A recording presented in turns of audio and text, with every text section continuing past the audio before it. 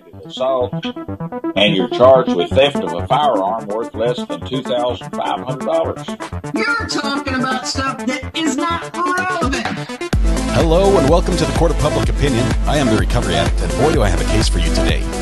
Why is the dog chewing on this guy? I think they have got the wrong guy there. Got the wrong guy, and the dog was biting him. He roughened him up quite a bit. There's a lawsuit. This is the next search on February 28, 2020, 7:44 p.m. How, does the FBI find people? The people's misspelled P-E-O-O-P-L-E. Did the defendant find out how the FBI finds people in this case? Oh, she found out.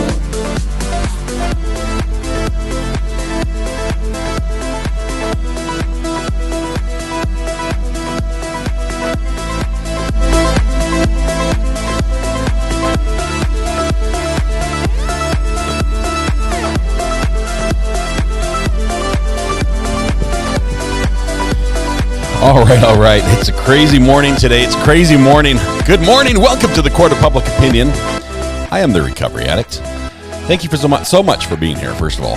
I've got a million things going on. We need to get set up for today. It's going to be a big day, and I'm going to tell you why here in just a little bit, but it's going to be a big day, and we've got our fingers crossed. We've got our fingers crossed that it's going to be the big day. We'll get to that in just a second. Let's see. We need to thank Britta Aller, first in chat this morning. Britta, congratulations on being first. Because you're first, you have the prize, penalty, and punishment of owning everything internet related for the rest of the day. You have to keep it running, and it's a big day. So it's a big weight on your shoulders. You can do this. It'll be great. Hey, Mrs. R.A., you're live. Let's see. I'll go here so you can. Okay. There we go. See ya. Love you. Bye. Hey, homeschool does not stop for anything. She needs a book, and she needs to get the book. And all the books are on that side of the camera. Thank you, Britta. Thank you very much. You are actually a repeat offender. I would say almost a habitual offender when it comes to being first in chat. So we're safe in your capable hands. Also, big shout out to Amber C. Welcome to the gallery, Amber. Thank you so much for becoming a member. You thought you could slide that in before we went live, but I caught it. And thank you very much. I appreciate you doing that. It's wonderful to have you here with us. Amongst us. This is going to be great. Okay, let me get a few things ready. Let me show you. Man, there was last night. We did not go live last night. We did not go live, and we thought it's quiet. It's quiet. And I started going to bed, and then last night it started getting busy. It got busy. Let's see what we have right now. If we need to switch this one right here. Okay, put this guy in the middle. There we go. Let's go right here. We have action. That's what we have. We have action this morning as everything is kicking off. We have a little bit of scanner traffic in the background. Nothing really exciting on the scanners yet this morning. As a matter of fact, the scanner is becoming less and less useful as this event goes on because they're moving to all tactical channels. All I can say is I think their concern is that he might have access to the same stuff that we have. So that would be an issue. Let's see. Debbie Wilson, 32nd wedding anniversary today. Thank you, Sharon, for that reminder. Debbie, congratulations. 32nd anniversary. That is just awesome. Kelbell, welcome to the gallery as well. Good to have you here. Happy Thursday. Happy Thursday, Kelbell. This is a great day to join us. You're one of us now. You can never leave. But why would you want to, honestly? So, yes, it explains the sudden quiet. Yesterday was the calm before the storm. The calm before the storm. And I want to go back and play a little bit of Nick's last... Let's see, his last live stream last night. But he also is going to be up early this morning. There was a lot of police activity. A little bit last night. There was a lot of air activity last night. I'll tell you. Let me actually bring a picture up if I can. I have to take this offline so I don't start showing family pictures and stuff on here. So let's go here for just a second, and then I'll pull the picture up so I can share it with you. Where are we? Okay. I think it's this guy. Okay. Nut Road and Westford Street. Nut Road and Westford Street. Two vehicles stop walking. Both have pulled into the Walgreens parking lot. The caller will be in a white Ford F-550.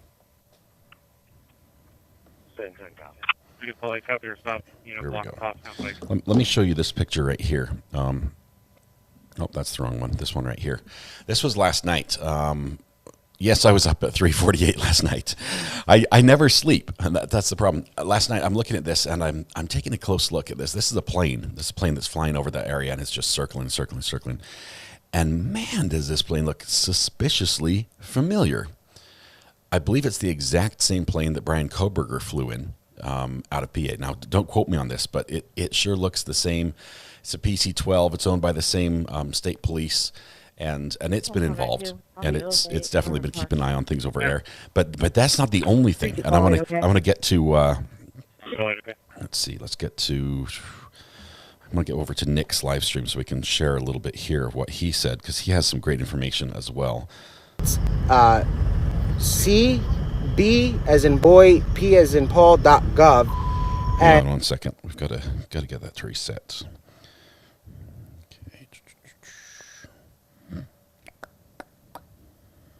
And the unit is for high risk. Need to rewind. There we go. Okay, we're gonna cut over to this now, so you can hear. This is last night. This is his last live stream last night, and he got some great information from one of his sources. We're gonna hear it straight from them. Then we're gonna dive into exactly what it is. So we're gonna head to the. Just make sure I don't show the person. We're gonna head first towards the prison. So I'll give it a second for some more people to come on so I can let you guys know what happened. There's really no update. So the main guys in the CERT and tactical teams and all of that, they're going home for the night. So he tells me that they are going to have a busy day tomorrow. I'm not sure what that means. Busy day. But they're going to have a busy day tomorrow is what they're telling me. He says that they had no luck today as far as any sort of a sighting or anything. There were no sightings. There was essentially nothing of value today. But he says they're going home and they're going to return tomorrow, the tactical teams, for a lot of work they have tomorrow. They have a lot of work is going to happen tomorrow. I'm not sure what that means, but that means that we're going to be here very early tomorrow. So we're going to try to get Nick. So after we do he has no sleep. The little tour, we'll check out the perimeter and whatnot, and then after that we're going to head out earlier than usual so we can be here early tomorrow and we can see what he means by a lot of work. Jordan, welcome. Thank you so much for becoming a member. Appreciate your support. So I'm told now, just so you guys know, I don't know what this means, so let me Google it. He's going to look up an acronym really quickly, and I'm going to bring up... I'm going to Google something before, because I don't know what this abbreviation stands for that he sent me. I'll let him Google, and as he does this, I'm going to bring up a little page where we can learn about this ourselves. 1 second, guys.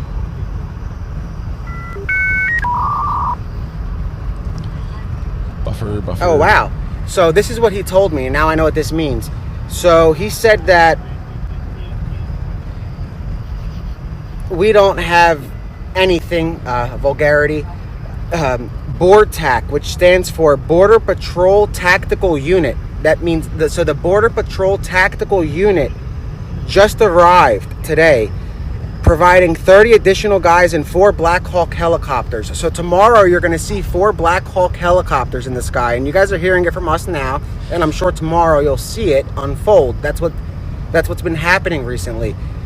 You guys have heard it from the stream, and then next thing you know, the next day it comes to fruition. So tomorrow we're going to see 4 Black Hawk helicopters, and the Border Patrol Tactical Unit has arrived with 30 men and women. 30 men and women from the Border Patrol Tactical Unit are like on the ground here SEALs. In Chester County. These guys, and they have 4 Black Hawks that they're going to be utilizing tomorrow. So that's why I had to step away and so we're gonna speak with him. We're going to look at that here in just a little minute. He saw that I was streaming, and he texted Hong and let him know he's coming by. So we're going to cut. That was from Nick's stream last night. We've got news that this Border Patrol tactical unit is here with 30 people, 4 Black Hawk helicopters, and these helicopters are not shells of helicopters. They're fully equipped for hunting people, and they're going to be up in the air. We don't see them yet. As far as that, we've got 2 feeds going. We've got ADS-B exchange as well as Flight Radar 24. which should be able to give us a better feed. I have to interrupt everything just a little bit here because I need to, let's go over here. You can see how many 30,000 emails I have that have not answered. I have to go over here because, wait, there's something else. Where was it? Here we go. Brienne, thank you. Brienne's been giving me some great information here. Breaking news. We've got the Border Patrol coming. Who else posted something? I think it's this one.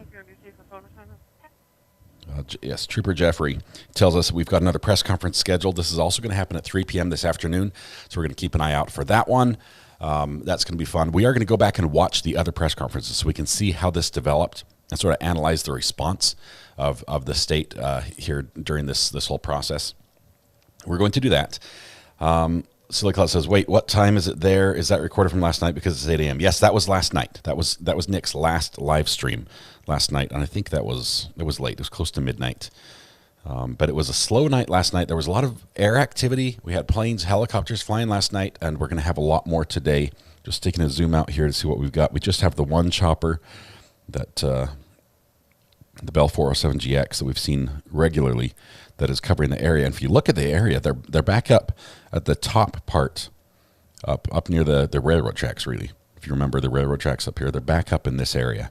They're looking very closely at that. Okay, let's see. Amber, welcome to the gallery. And I have to sing. We have to stop because we cannot proceed. If somebody has announced that it's our birthday today, I have to sing to them. It's tradition. It's what we do here.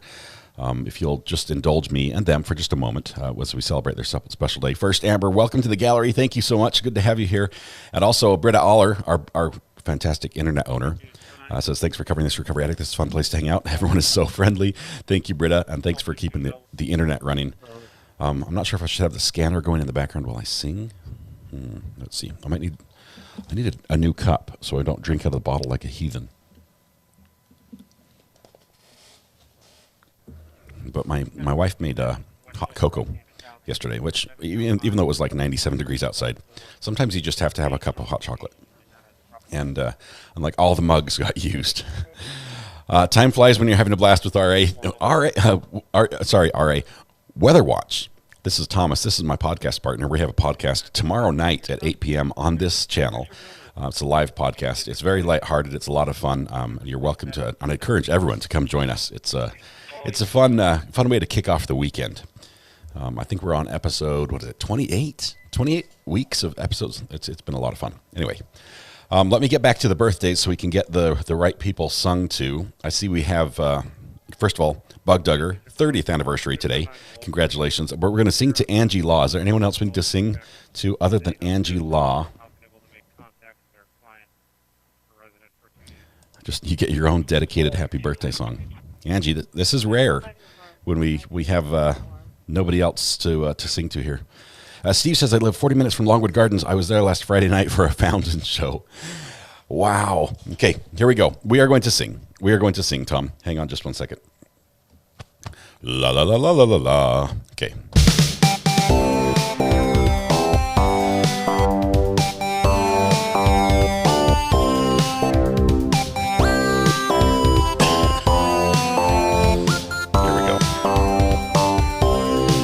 Happy birthday to you. Happy birthday to you.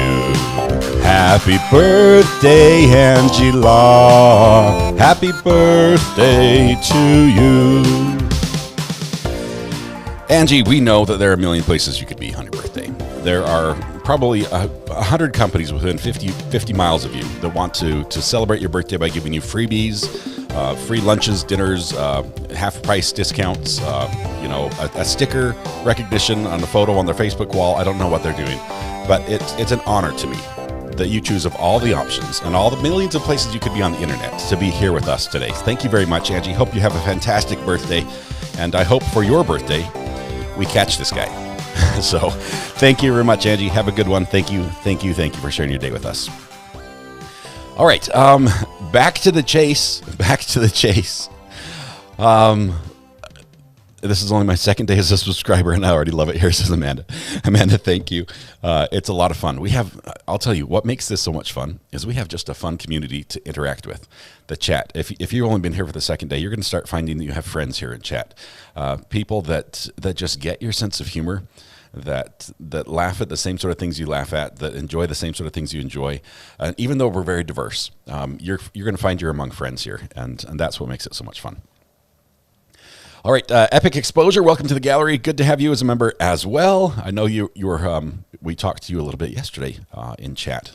Good to have you as a member with that blue courthouse by your name. I appreciate your support of the channel. Let's see.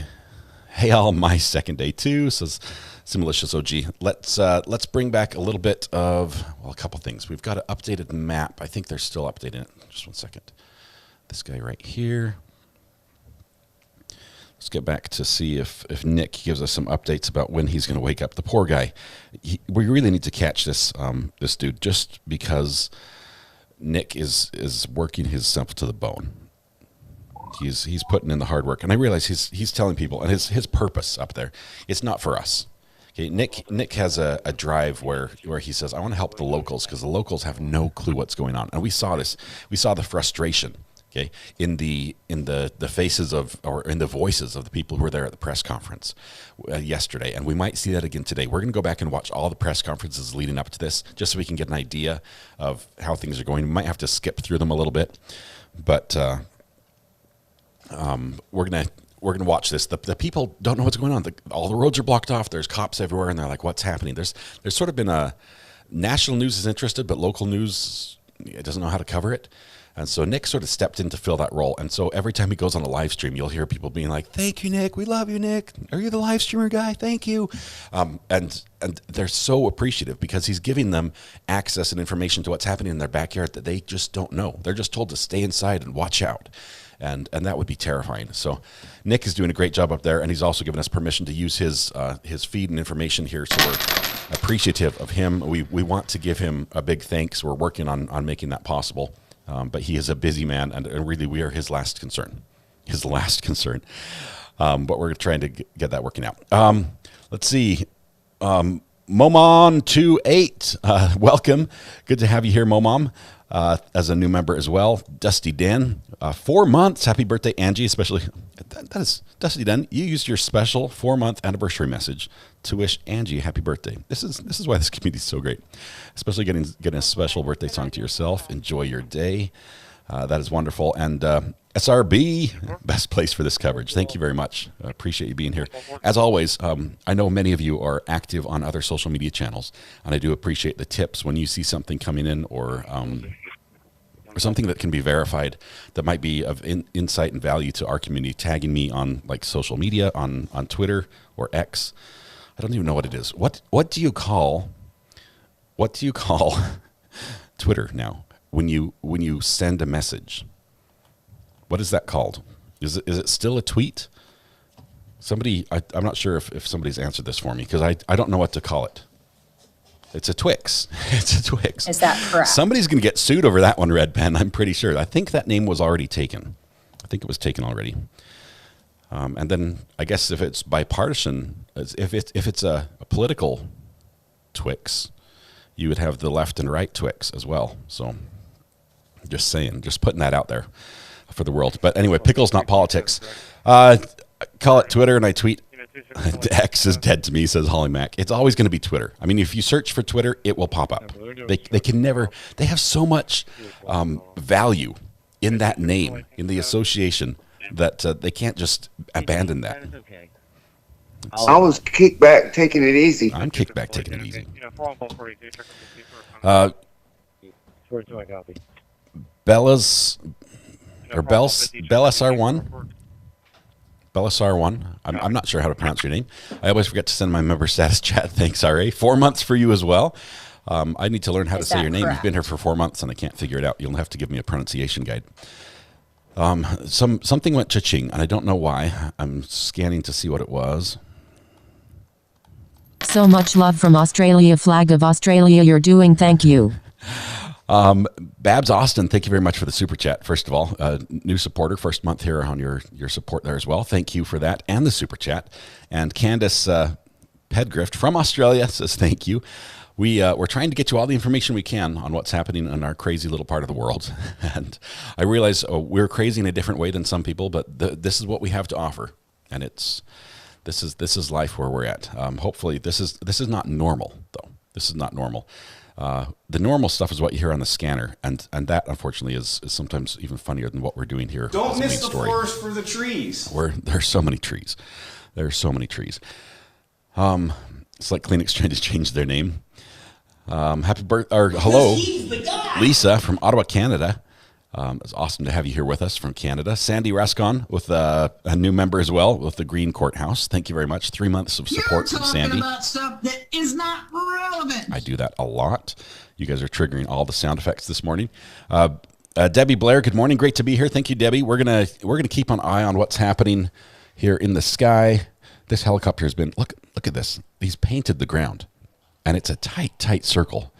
We have not seen this. That was terrible. This intensity of scanning in a small area for quite a while.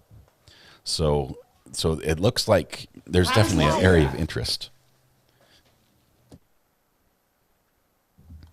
Okay, let me get caught up here. Is that correct? No dead horse go unbeaten.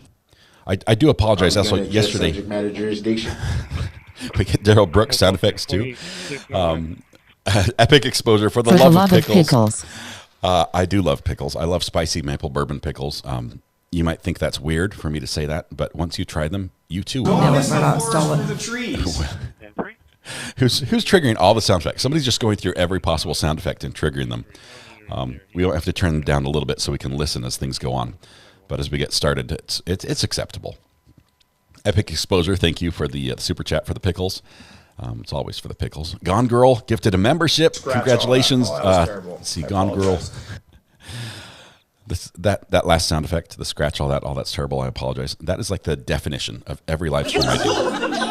It's like I mess something up every single time. Gone Girl gifted a membership. I'm trying to see. It went to Kristen Morona Cameron. Congratulations, Kristen, on receiving that membership. Thank you, Gone Girl. We here in Australia, flag of Australia, thank you, are doing amazing clapping hands, thank you. Susan Oliver, welcome to the gallery as well. New member. It easy. You guys are flooding in this morning. It's wonderful. I so appreciate the support. Candace Pedgrift, we here in Australia think you're doing amazing. Thank you. I appreciate that. About stuff that is not relevant. You guys are keeping me hopping. Subject matter Would you all be out with a resident at 329 in regards to a previous incident? Oh, that's probably not related. I don't consent to that name. Okay. SRB gifted one membership. Thank you very much. That one went to... Who did that one go to? Trying to get caught up here. Sorry. You guys are talking so quickly. Don't miss the trees.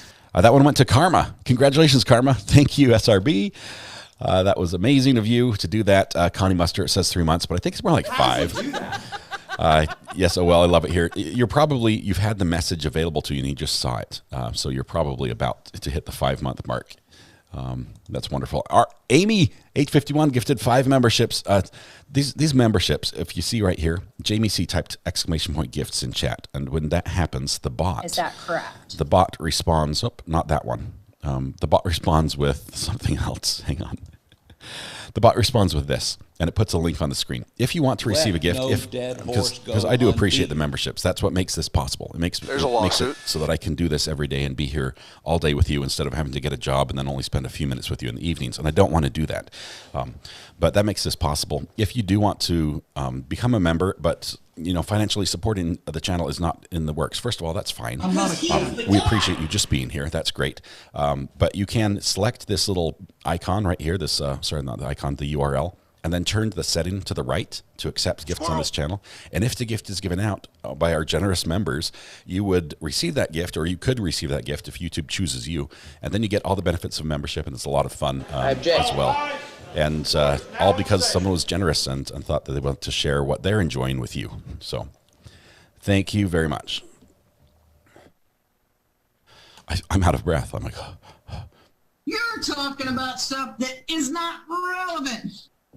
I think today will be the day. There's a couple things that are playing into that. The best hair on this side of the globe, disguised face with glasses, fake nose, and mustache, disguised face with glasses, fake nose, and mustache, disguised face with glasses, fake nose, and mustache, disguised face with glasses, fake nose, and mustache. Unique detail. Thank you very much. I appreciate your love of my what's left of my hair. I did get a haircut. It was part of my weight loss program. And and it was quite effective. Lost the goatee as well, although I did not shave this morning, so it might be coming back. Just a little bit of sandpaper going on. Behind you, on 19 with this. Karen Lee, thank you very much. I appreciate you being here. Thanks for sharing this with your friends. For people who are interested, we love to have new people here. Just know, for those that are new, we are a little bit different than some of the other places on the internet. And because of that, it's not like we have like strict rules where. Oh, it's a health thing. It's not that we're banning people and don't allow anyone to speak their mind. It's that we're friends. We take that as a premise that all of us get along and we want to be here. And because of that, we treat other people like we want them to be here. And that kindness, if we include that in all our messages, we don't call names. We try to keep it Pickles, not politics. So we keep all the political stuff that tends to divide us. We'll save that for another channel. We'll save that for another day. And basically just be kind, be nice, share your opinion. If you've got something, that's great. If you get a correction from somebody, don't take offense first. Probably because we're dealing with chat and not voice, they probably meant it in a kinder way than you might have read it. So just by that, you follow the simple rules to treat other people like you want to be treated, and this works really well. But it's wonderful here. This community is amazing that way.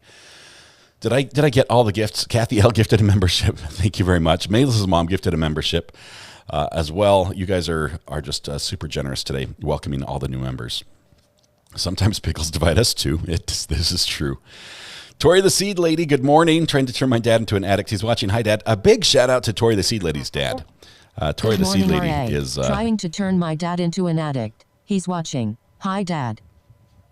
There you go, Dad. What more could you want? You've got a daughter who cares about you, who wants to share with you the best part of her life on the internet here. That's us.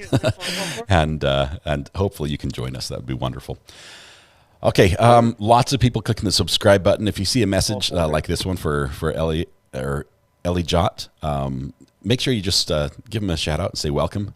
Let him know there's room for them here. Catch his breath, hands in a heart shake with light skin tone, thumbs up, hands raised in celebration, I love you, hand gesture with medium. Light skin tone, peace, hand sign with light skin tone, leg brain, grinning face with squinting eyes, grinning face with squinting eyes, grinning face with squinting eyes. That did help. That was we don't need too many of those, though. Thank you for the break. I'm caught up. I'm good. It looks like we have another helicopter who's moved into the area. Let's see if we can see who that is. It looks like our friends at Skyforce 10 from NBC, back over the area, getting more footage.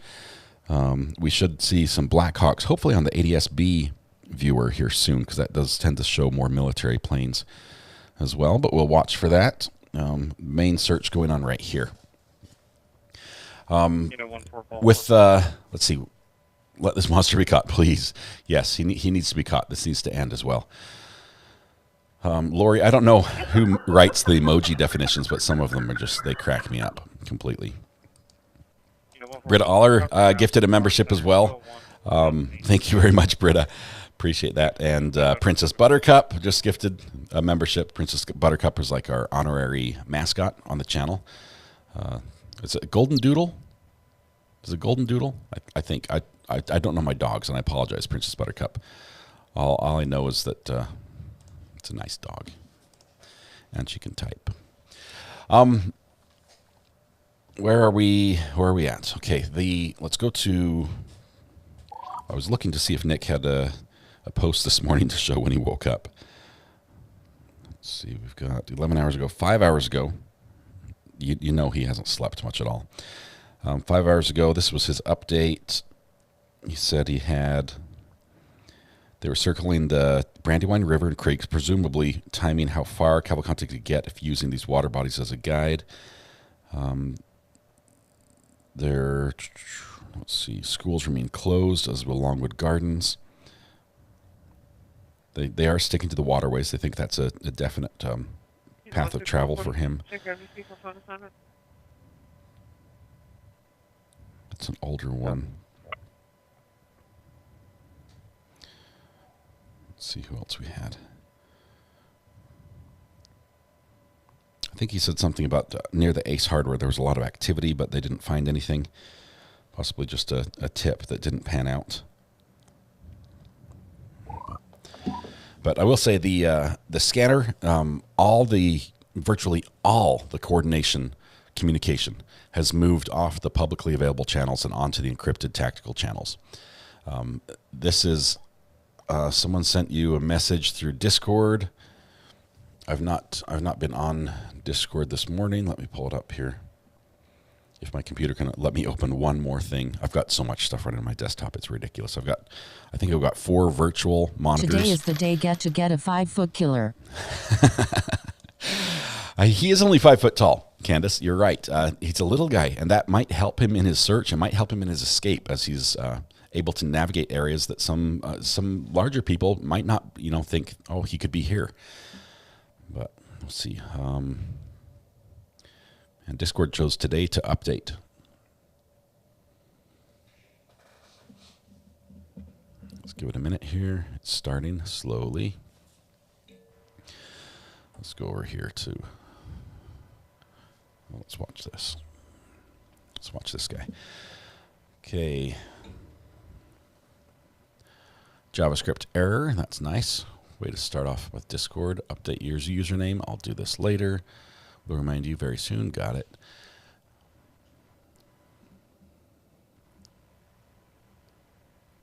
Okay.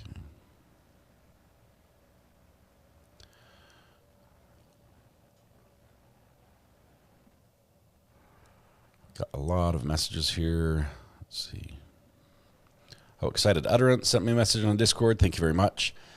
I got one from Polly Prissy Pants as well that I need to reply to.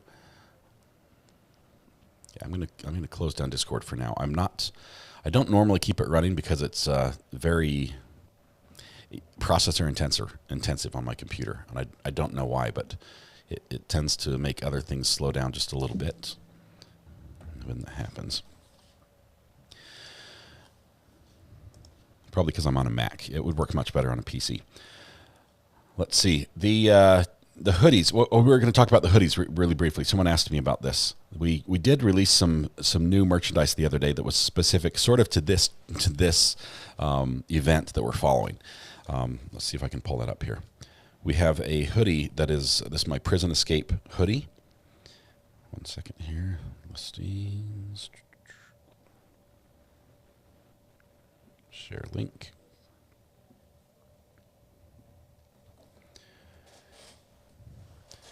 Okay, here we go. We've got the link right here. This is for our Prison Escape hoodie merchandise. This does go to help support the channel. I appreciate those who want to do this. I will just say that if you are looking for a Halloween costume this year, because it's September, October's just around the corner, this is a one-item solution to your Halloween confusion. You can just put this on, and it's a Prison Escape hoodie that lets them know that you're escaping from prison in this. It's available in 5 different colors. 2 shades of gray, white, black, and of course prison jumpsuit orange, which has been the hot color as far as what people are choosing. It should be back in stock. I've been emailing. We run this through Teespring. They're made to order, so they should not be out of stock, and I've been giving them a hard time saying, hey, it shouldn't be out of stock. I need you guys to keep this in stock because people are looking for it now. So it should be back up today. People are saying that it should be there. I realize there are a couple sizes that aren't available, and I've emailed them about that as well, so hopefully they get that fixed. Roller skating did not happen last night. They pushed it off for a week. It'll be next week, and I might not be going. 24.5K subs at Recovery Addict. Party at 25K party popper party face with a party horn. Hat and confetti party popper. Thank you very much, Kimar. It's been fun. We've had about 1,000 new subscribers here this week, which has been amazing. Orange is the new black, says Courtney Alero. Arleo, sorry. I will always say your name wrong. I want you to have the name Alero. If you're considering changing, it would be easier for me. Arleo, thank you, Courtney.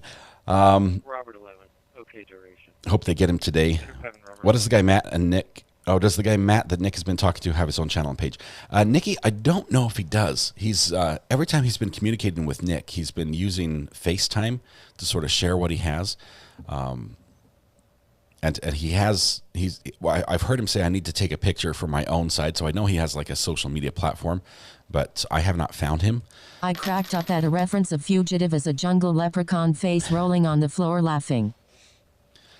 The fugitive as a jungle leprechaun. This is what we're dealing with, Holly Mack. We really are. It's but we've got the Border Patrol. The Border Patrol are very good at finding people, in theory, and they have very good equipment. They've got 30 of them with 4 helicopters. Let's see. We've got more. I just want to make sure there's more traffic in the air. Oh, that's just a jet airliner flying over the top of us. Let me swap these pictures around. I need one more iPad. Is that too much to ask? Because I have to be able to run this app on something that I'm not. Let's swap boxes 1 and 3. There we go. I need to run that app on something that's not on screen. Okay. Scott, yes, I am a golden doodle. I love baby chicks. I love chasing my cat. When someone says that dog don't hunt, that's just not true. I love my human, but she can be a pain in my hindquarters. I'm sorry. This message, the colors they select sometimes just don't work well with what we have on screen. Let's see if we go here. That's even worse. Right there. That'll show up. I'm a golden doodle. I love baby chicks. I love chasing my cat. When someone says that dog don't hunt, that's just not true. I love my human, but she can be a pain in my hindquarters. Buttercup is Rebecca's pet. Rebecca is one of our great supporters on the program. She also counts for her living. Rebecca counts mosquitoes. And it's an important job because it helps track where mosquitoes are living. And if you don't want to get bit, you need people like Rebecca that can help track, and that information can be used to control mosquitoes. So, Rebecca, don't quit your day job. We need you to help count the mosquitoes and make sure they're not taking over the country. But, Buttercup, thank you very much.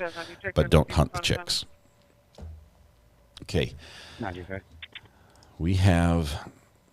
I'm sorry. The chat is going very quickly, and I never try to skip chat. There's never a purpose for doing that. It's just sometimes it goes so fast that my screen updates before I have chances to read everything, and that's happening right now. G'day, WA says watching from Perth, Western Australia, 9:30 p.m. here. Good morning. All this this slippery little sucker is going to be caught today. I think we're getting really, really close.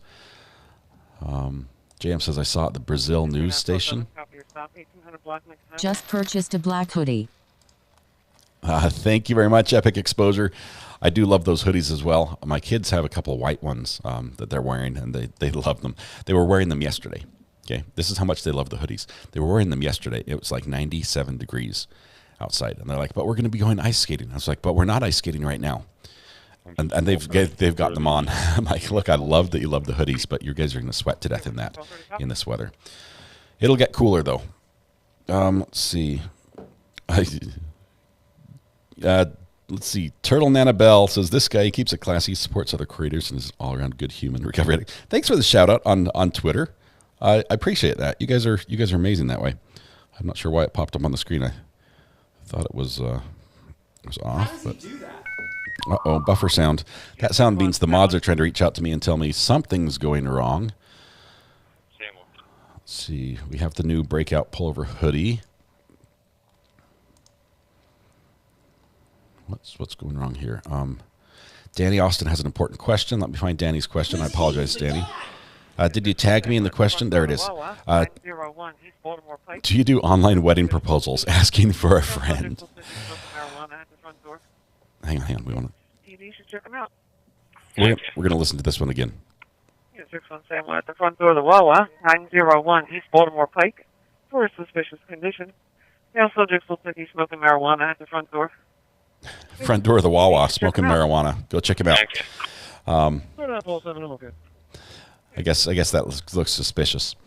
Danny, I've never done online wedding proposals. I didn't do an online wedding proposal for my wife, but I know I could be persuaded. You know, you're a good friend, and I happen to know that there might be somebody that I also know that you're interested in. So you could twist my arm.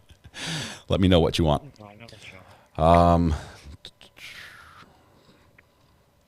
Sarah Shib gifted a membership. Thank you very much. That went to Life Lessons. Congratulations, Life Lessons, and thank you, Sarah Shib. You guys are amazing. You pop in. You're brand new subscribers to the channel. You can see that with the blue courthouse by your name. That's the first color, and we're just wonderfully happy that you're here. And then you turn around and gift someone else a membership as well, which just makes their day as well. And you guys are amazing. Maybe you could have put "I love hoodies and pickles." Maybe you could put "I love hoodies and pickles" on a hoodie. This is my pickle hoodie, and I sell it in green. All right, let's see if we can do a couple things. OG Sean White, welcome to the gallery. Good to have you here the other day as well, and now here as a member is even more special. Thank you. It wouldn't be the same without you guys here. Sean White, you're welcome. OG as well. He's smoking from a corn-cob pipe. Oh no! He possibly has a pocket knife in his front right pocket. Okay, let's listen to this one again. You can't make these calls up in Pennsylvania. Here we go. 6-1 Sam, the subject will be a white male in his 50s, thin build, has a bunch of necklaces on and a gray shirt, khaki cargo shorts, no shoes. Looks like he's smoking from a corn-cob pipe. And he possibly has a pocket knife in his front right pocket. Okay, so the dude smoking marijuana at the front door of the Wawa is a white male in his 50s, has a bunch of necklaces on. He's smoking from a corncob pipe. Okay, what a gangster. A corncob pipe. And he possibly has a pocket knife in his front pocket. So send in the troops. Send in the troops. We have a condition. 290 Devereaux Road. It's going to be the second floor classroom. For heart problems, 15-year-old male. Ooh. That's concerning. That's an elementary school classroom. Let's see. Jenny from the Burbs, welcome to the gallery. It looks like Green Courthouse by your name. That's at least 3 months of support. That's at least 3 months. Thank you. Mr. Mann, we have not heard of any confirmed sightings last night, but we did see a lot of activity. And I was showing some of the pictures. Let me jump to a different screen so I can clear that. Let's see. Let me pull up all the pictures from last night.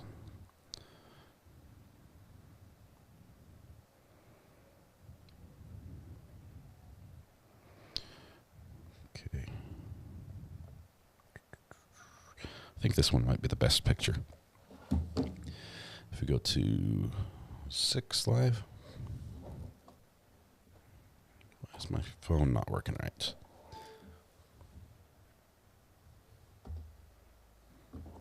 There we go.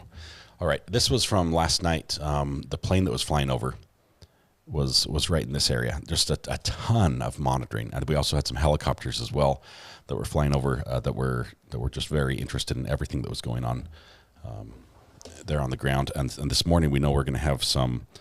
Let's see, this is Brian Koberger's the plane that took Brian Koberger to Idaho. We think it's the same plane. Sorry, I'm trying not to show all my family pictures every time I jump around on my phone. I need to have a better system for this. All right. Man, you guys are keeping me hopping. We're trying to get to the Facebook is what we're doing. On the Facebook, the face space. What are we going to call this?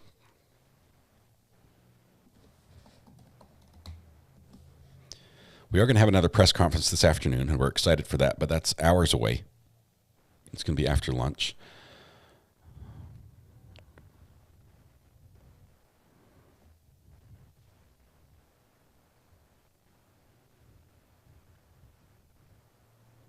Man. Sometimes this is like a squirrel moment. I apologize. I have these often. My brain works like this. There was my Facebook page just shared with me, reminded me a little event that occurred 7 years ago today, and I don't even know where it was, but I took this picture right there. That was where I was 7 years ago today. The views changed a little bit. I don't have anywhere near those types of mountains around me. Buffer sound again. I'm sorry, I'm falling so far behind. Love your setup, my son said. Red heart card suit. Jeannie from the Burbs, welcome to the gallery. Thank you very much. Tish as well, upgraded to jury. Tish, thank you. Tish is fantastic. One of our great mods, provider of the gavel, which is laser engraved with all my information on here. So everybody knows it's mine. But thank you very much, Tish. One of the good ones, as we say. Where's the buffer sound? Candace, thank you. Love your setup, my son said. It's almost a gamer setup. I say almost because my hardware is good for video, but not good for high frame rate computer games. But it's almost a gamer setup. It's more of a video switcher setup. Buffer, Holly Berry, uncle is 85 today. 85. That is fantastic. Where is that? I'm just looking for the original message. I see Holly Berry, but I don't see the original message. I'm sorry I missed that, but congratulations, 85 to the uncle. That's cool. I sent a DM in X. I think I found Matt. And they want to confirm first. I think I found Matt, but may want to conf first. Okay, let me take it off the live.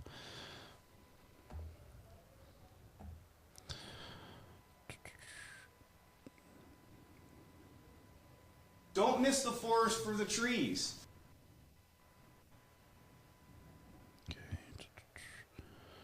617-104.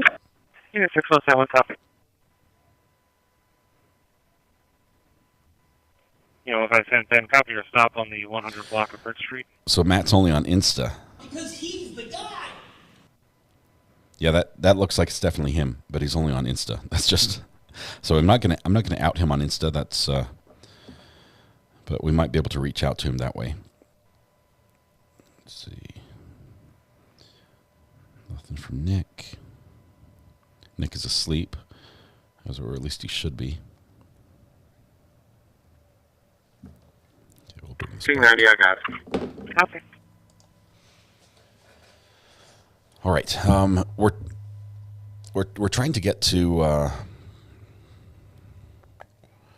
the press conference page because we want to watch the progression of the response. Chester County District Attorney had all the press conferences. How does he do that?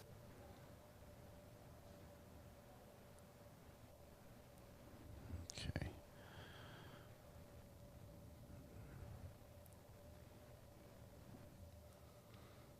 Yeah, I'm going to bring this up in the corner. We'll keep watching these press conferences. None of them are live, right? We're going to keep watching. Oh, is that the right one? Nope, that's the wrong one. That's some stuff I was doing last night. If I sent 10, okay.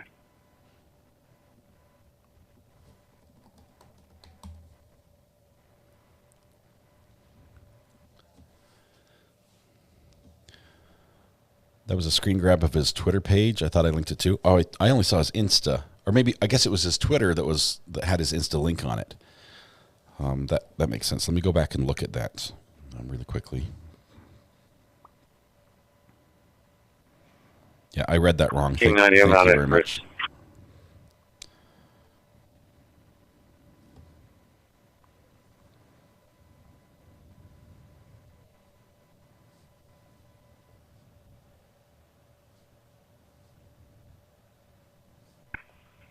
Unit 28, King 90, copy.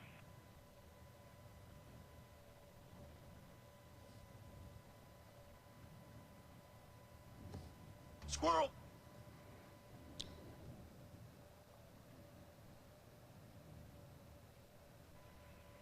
Unit 3841, check your MC for photo sign.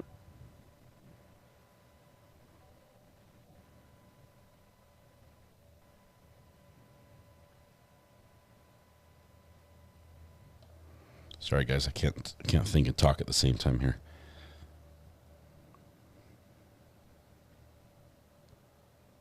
Okay, we've got him followed.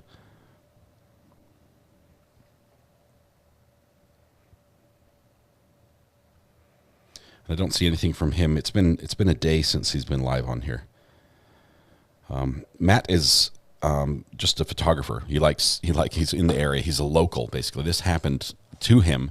He didn't Thank travel you, R.A. for to cover singing this. to me. I'm delivering mail and listening to you. Hope we catch the guy too. 79 call one.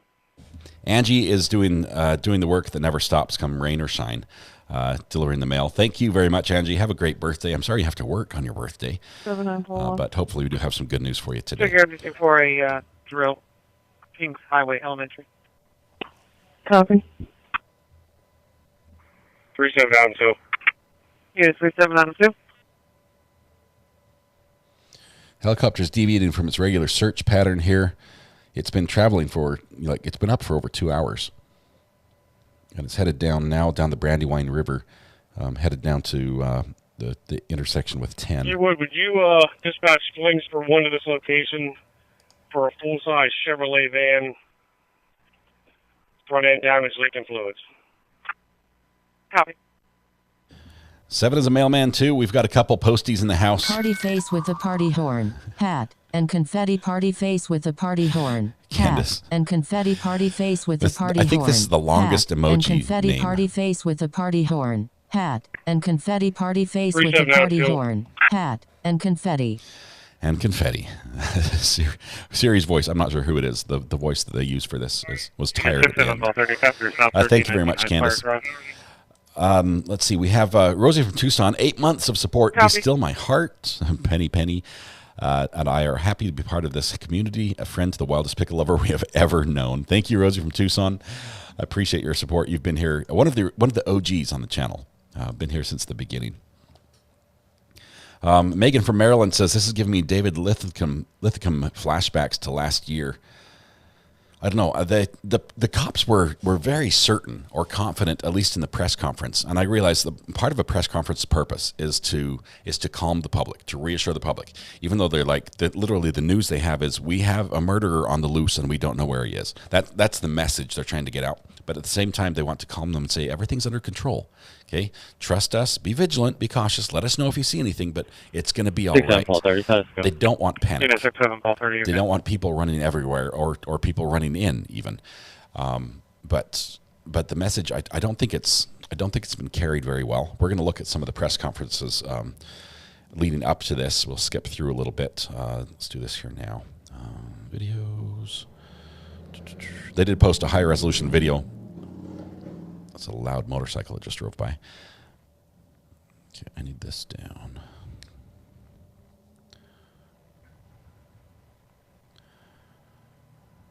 Okay, I need to... because of how the mod chat works, I have to mute notifications on it because it keeps popping up on screen. I don't want it to pop up when we're... I don't want it to show different things while we're doing that. Okay, so let's back up a little bit. Yesterday's Pennsylvania State Police press conference was probably the spiciest I've seen, but we want to back up to the early ones, even before we started watching this. And they go back to, let's see, is this it? Here we go. This is the first one. Let's bring this up on a little screen over here.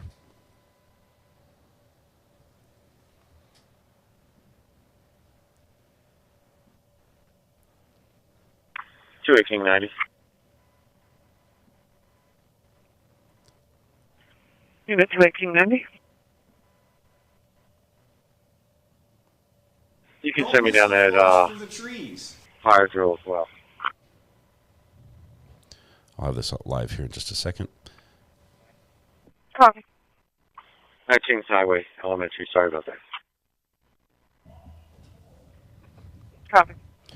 Okay, so we're on the Chester County District Attorney page. We're going to put this in a little box up in the corner, or I guess if I swap windows, we can put it in the corner. 7941. I'm en route to that drill. You can disregard. There we go. Copy. I'll still heading over there. All right, we're going to play first this video on full screen, at least in the full screen in this little window. This is the escape that happened, and And the footage of our suspect there walking into the little alley on the shadow on the left side of the screen, looks around, looks in the door, backs up into the corner, leans forward, hands on the front, feet on the back, and he spider walks up the wall.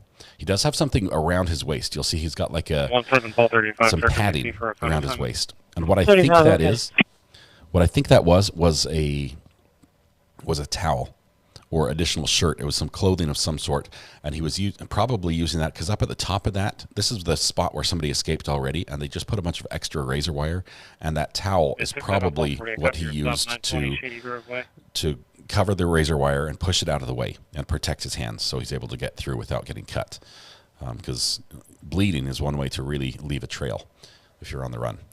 So that's the first video that we're seeing there. Let's close that one down a little bit. And let's see.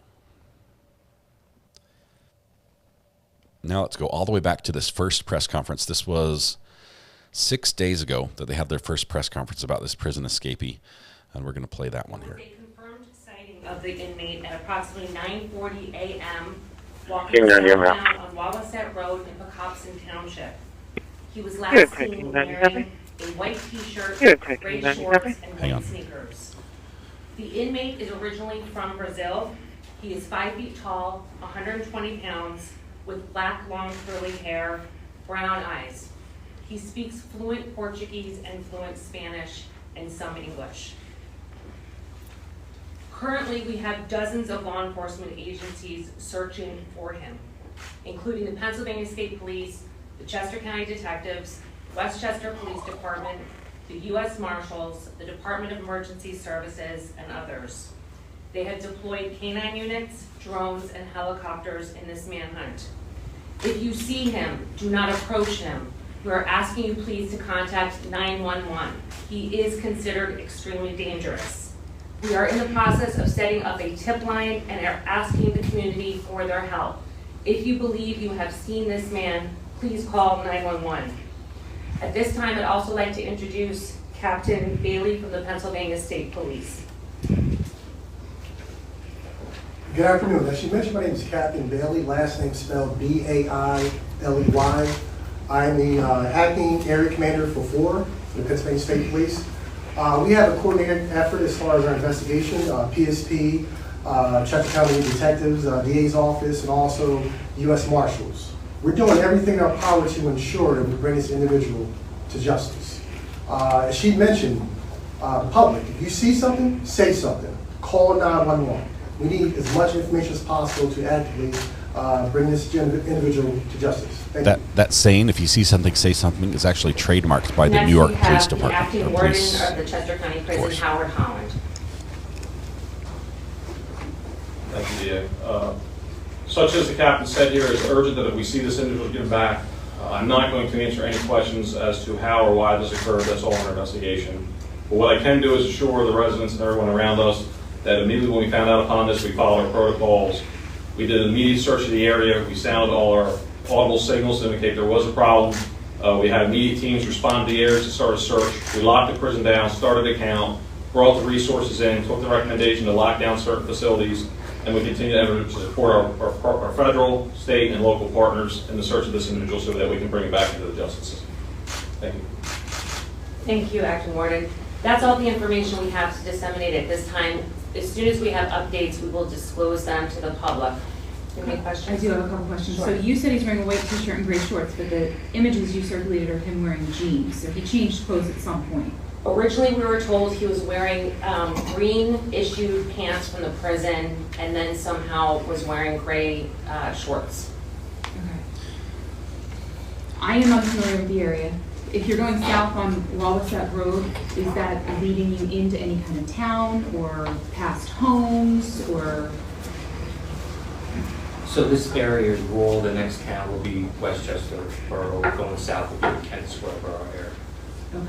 So then what should residents, I mean, obviously if they see something, say something. Exactly what the district attorney and the captain said. If you see him, call 911. Do not approach him. He's extremely dangerous. He's a convicted murderer. Are homes under lockdown, or are people being told to shelter in place in certain areas? So what we did is following the prison protocol for escape, we did a reverse 911 to the entire area. that we set up for the post. All the residents are notified. There's a lawnmower mowing the lawn Messages to anybody who's helping him. next to the press conference. So he will be caught, and we will be prosecuted. And just to follow up on that, he has family in the Phoenixville area who we've been in touch with. Okay, family in Phoenixville. I think he does communicate with them that they will let us know as soon as possible. Without the victims, without others that are involved in this case. So the victim's family has been notified, the children have been notified, and they are safe this time. Can you go ahead and start back? We just got here, so we'd like to Start all over? circle back for us, if you could. Yes.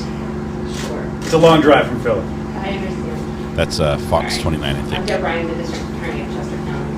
At approximately 8:50 a.m., Danilo Cavalcante, do you know that?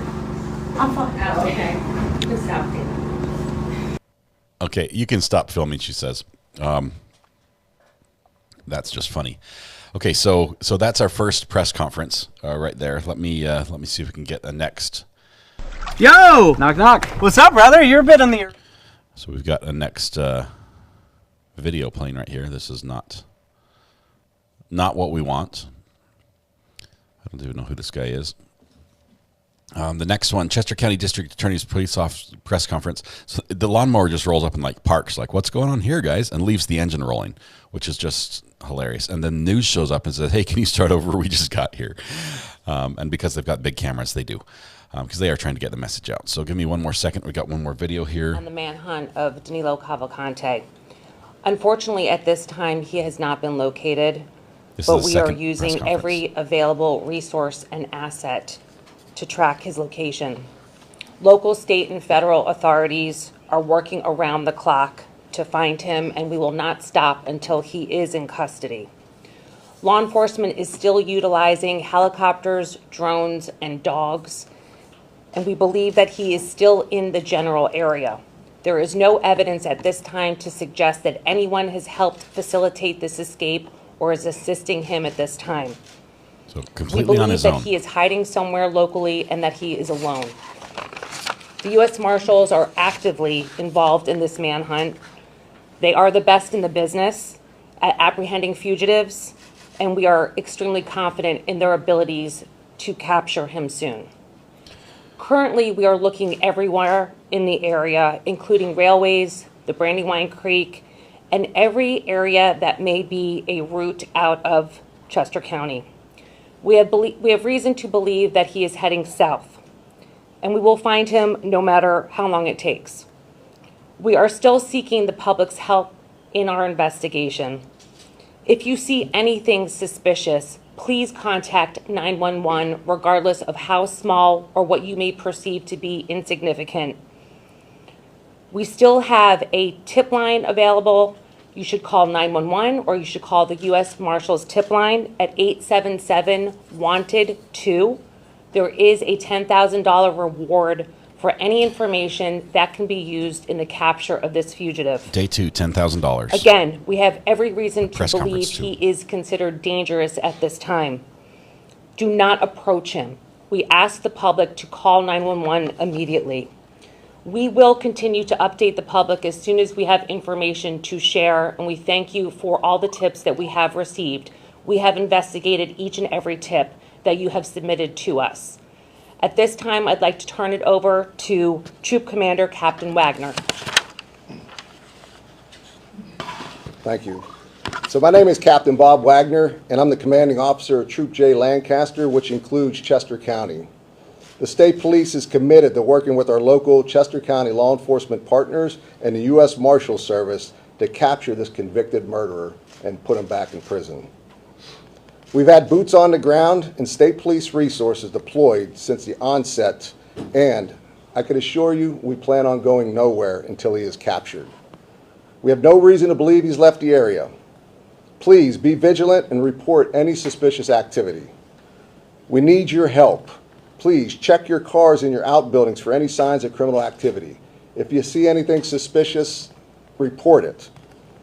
We ask that you also check your home video cameras. If you see any footage on there that's suspicious, please report it to us. I want to reiterate, this man is very dangerous. If you see him, don't approach him and call 911. Thank you. Thank you, Captain. Next, I'd ask to call to the podium Rob Clark, who is the supervisor of the Fugitive Task Force for the U.S. Marshals. Good afternoon, everyone. My name is Robert Clark. I supervise the Fugitive Task Force out of Philadelphia. And yesterday, late afternoon, we were asked to assist in the apprehension of Mr. Cavalcante. I can tell you that an escape warrant was issued for him. Our Fugitive Task Force adopted that warrant, and we're here supporting the Chester County CID as well as the state police. Like Captain Wagner said, we're in this for the long haul. We have no reason to believe Mr. Cavalcante's left the area. However, if he does, the U.S. Marshal Service has a long arm to touch anyone in this country or its territories, and we plan to do so. We will stop at nothing until we bring him back into custody and support our state and local partners. I also reiterate what Captain Wagner said about being vigilant about checking your property, check your neighbor's property. It's Labor Day weekend coming up. People are going out of town. If you have neighbors that are out of town, make sure their property is secure, make sure they're not missing anything, vehicles, modes of transportation, bicycles, anything that could assist our fugitive of getting out of the area. We have nothing to believe, nothing that says he's gone, so we're going to assume that he's in the area. We're going to keep the Marshal Service assets here, the state police assets, and all our local assets here as well. In addition, the DA said we have a $10,000 reward. That's $5,000 offered from the county and $5,000 from the U.S. Marshals. We'd encourage people to call 911 for immediate response to tips, as well as the 877 Wanted 2 hotline and the usmarshals.gov website to register a tip. They've been adding about $5,000 a day to the reward. We're happy to take some questions at this time. Okay, so there's some questions. Let's turn that off and get the next feed here. I just want to show you the helicopter's taken off to about 2,000 feet. It's dropping back down again. It lifted up pretty high and then came back down. I'm not sure why. He's been down a lot lower. It's going up to the north now, but we'll keep an eye on that. Let's get the next one. That was press conference number 3. Let's see. We have an update underway 4 days ago. This is just a video, so we're just gonna show this video right here. This is just a video that shows him walking through the background. That was it. You can see him right up here, walking through. He's got a backpack. He's carrying a bag. He's obviously wearing different clothing than what he was wearing before, as he's going right along the tree line and moving that way. Next video.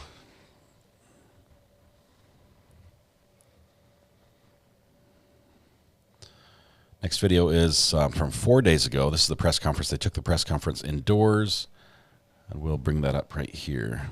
Convict Danelo Cavalcante is still active with local, state, and federal authorities, focusing on the area in Pickles Township in Chester County.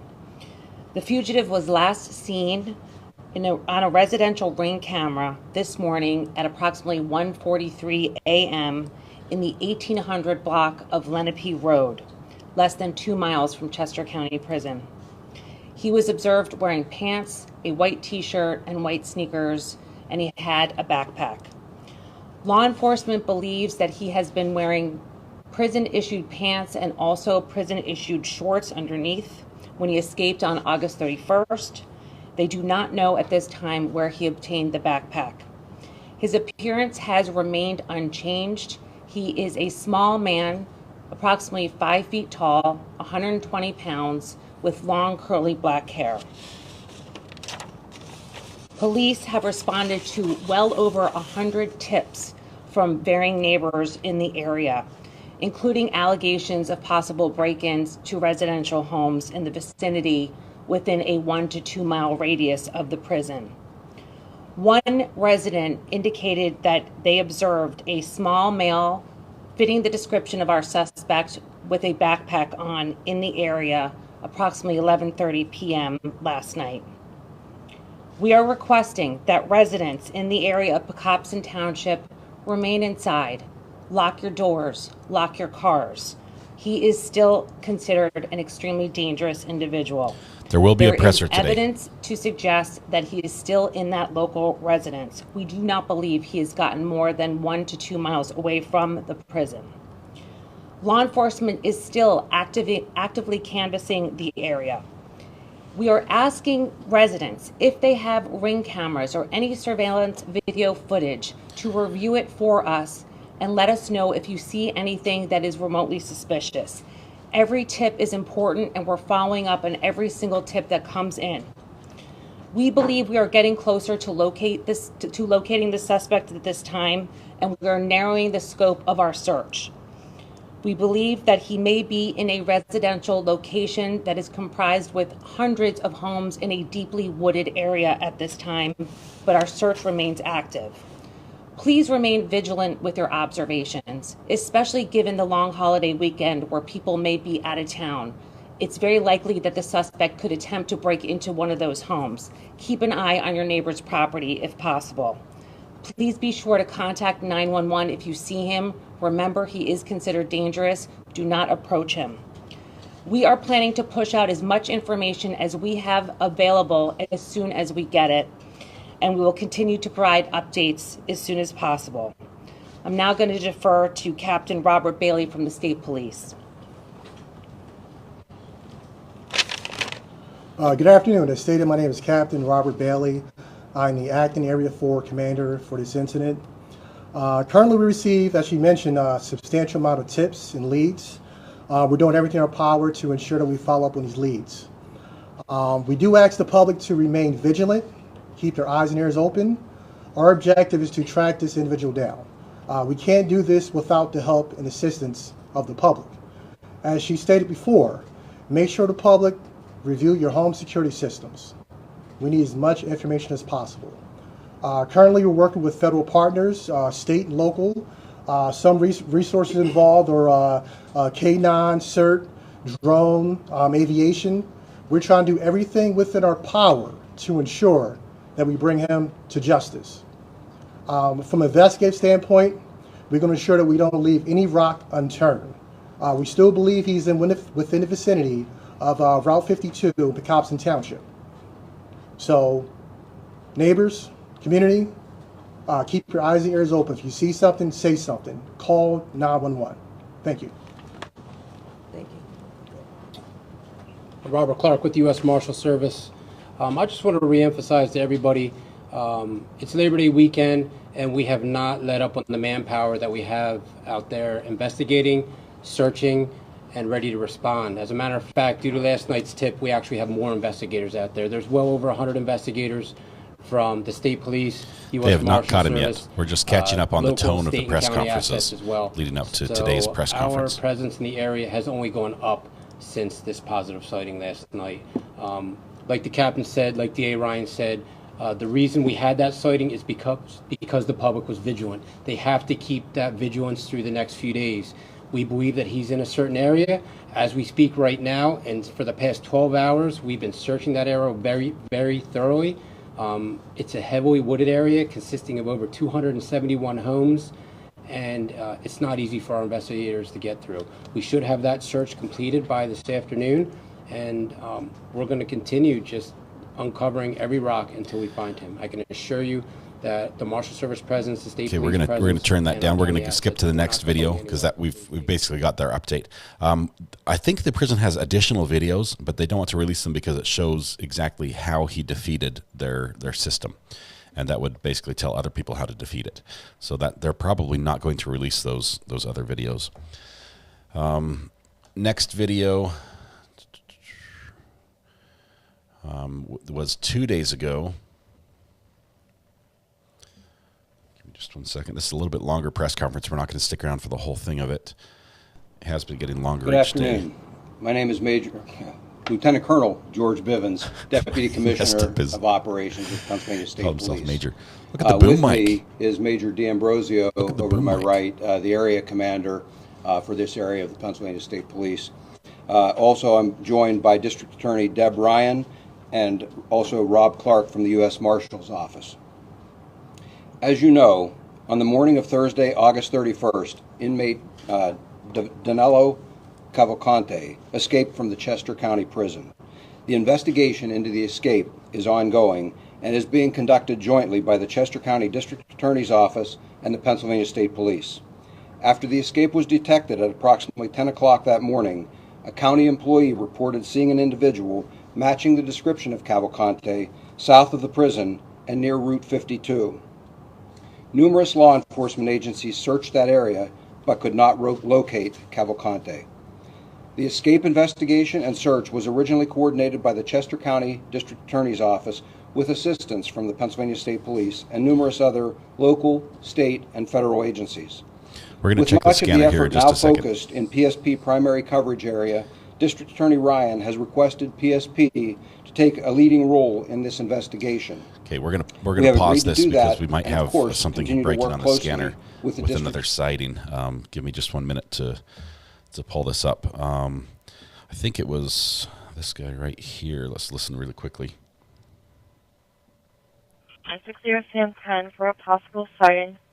8847 Gatlinport Pike, 8847 Gatlinport Pike. 3-minute time delay. Callers reporting a Hispanic male in his 30s, about 5'2", short hair, tan glasses, dark colored t-shirt, and possible black and orange shirts, wearing a backpack in the area. No weapons seen, no intox. Subject was not seen on foot, crossing Route 41. Okay, so that's interesting. The press conferencers, CC, sorry, I am live. I'm down here. I'm live. The cameras we're watching as far as these helicopters that are behind me, these are live. We're tracking what's going on there. As a matter of fact, the helicopter is taken off to go refuel. It's landing right at Brandywine International Airport. It's been circling all morning over the search area. We're tracking. We think we're going to have some Blackhawks. 4 Blackhawks from the Border Patrol should be involved here soon. So we should see some action here today. The press conferences in the window above me, we're catching up with the previous press conferences just to follow the tone of the message that was brought out. And they didn't do a good job calming the public initially. They're just like, you guys, there's a murder on the loose. Look out, type thing. And then the lawnmower guy came and messed up the audio. But let me pause this for a minute and see if we can update and listen to scanner traffic for just a minute and catch up from what we heard before. Let's see. So we'll listen to this, and this was at 10:07. So we're looking at 12 minutes ago. This call came in, and it had a 3-minute delay, meaning the person saw it 3 minutes before they called in, and so we're listening to that after this little message from our sponsor, Kaylin Allen. A Blackhawk flew over my apartment building this morning. It was crazy. Okay, so we're going to go back and listen to. Yeah, 32 Tom 83, sir. 32 Tom 83. We're going to listen to. Hang on 1 second. 10:07. We're going to catch up on all the audio we were watching, starting with the call that says they had a suspicious sighting.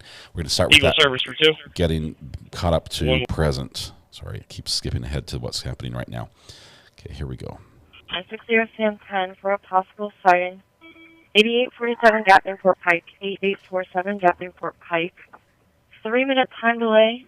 Callers reporting a Hispanic male in his 30s, about 5'2", short hair, tan glasses, dark colored t-shirt, and possible black and orange shirts, wearing a backpack in the area. No weapons seen, no intox. Subject was not seen on foot, crossing Route 41. Okay. You know, if I send a copy your stop, 213 Franklin Avenue. 2503. Yeah, 2503. I got strong pulse. It's going to be a respiratory arrest. You can have EMS bring up a suction, please. Okay. District Attorney's Office as we move forward. We continue to bring more technology. I'll be at a 15104 for court. 14320 FA Marshall Square Park. 143. 60 Tom 84. I'm in the area. Yeah, this is Tom 84, okay? Unit 1174, receive your stop, Green Street in Pennsylvania. 1174, please. Unit 1174, okay. Unit 60 Tom 84, status?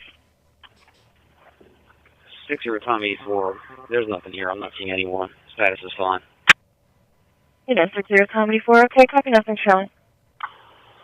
143, I'm back in the car. Parked in 92. Yes, sir. Unit 33, Polly Team, copy your stop, unit block B, Glen Avenue. 2-8 units. I have a trespassing complaint pending at the Wagontown Country Daycare, 469 West Kings Highway. Callers reporting a camper van staying in the parking lot without permission. Unit 32, call 9. King 90, I copy. Unit 32, call 9. Call 4, what do you have? Unit 32, call 4. Little Conestoga Road and Park Road. Little Conestoga Road and Park Road. Accident with entrapment. 2 vehicles, a Ford F-350 has someone trapped inside. The passenger doors are smashed, and the driver's side door is against shrubbery. Call 4, A shrubbery? Unit 32, call 4. Caller corrected. The entrapped person is going to be inside a blue Toyota Prius. Call 4, back. 33, call 18, I'm okay.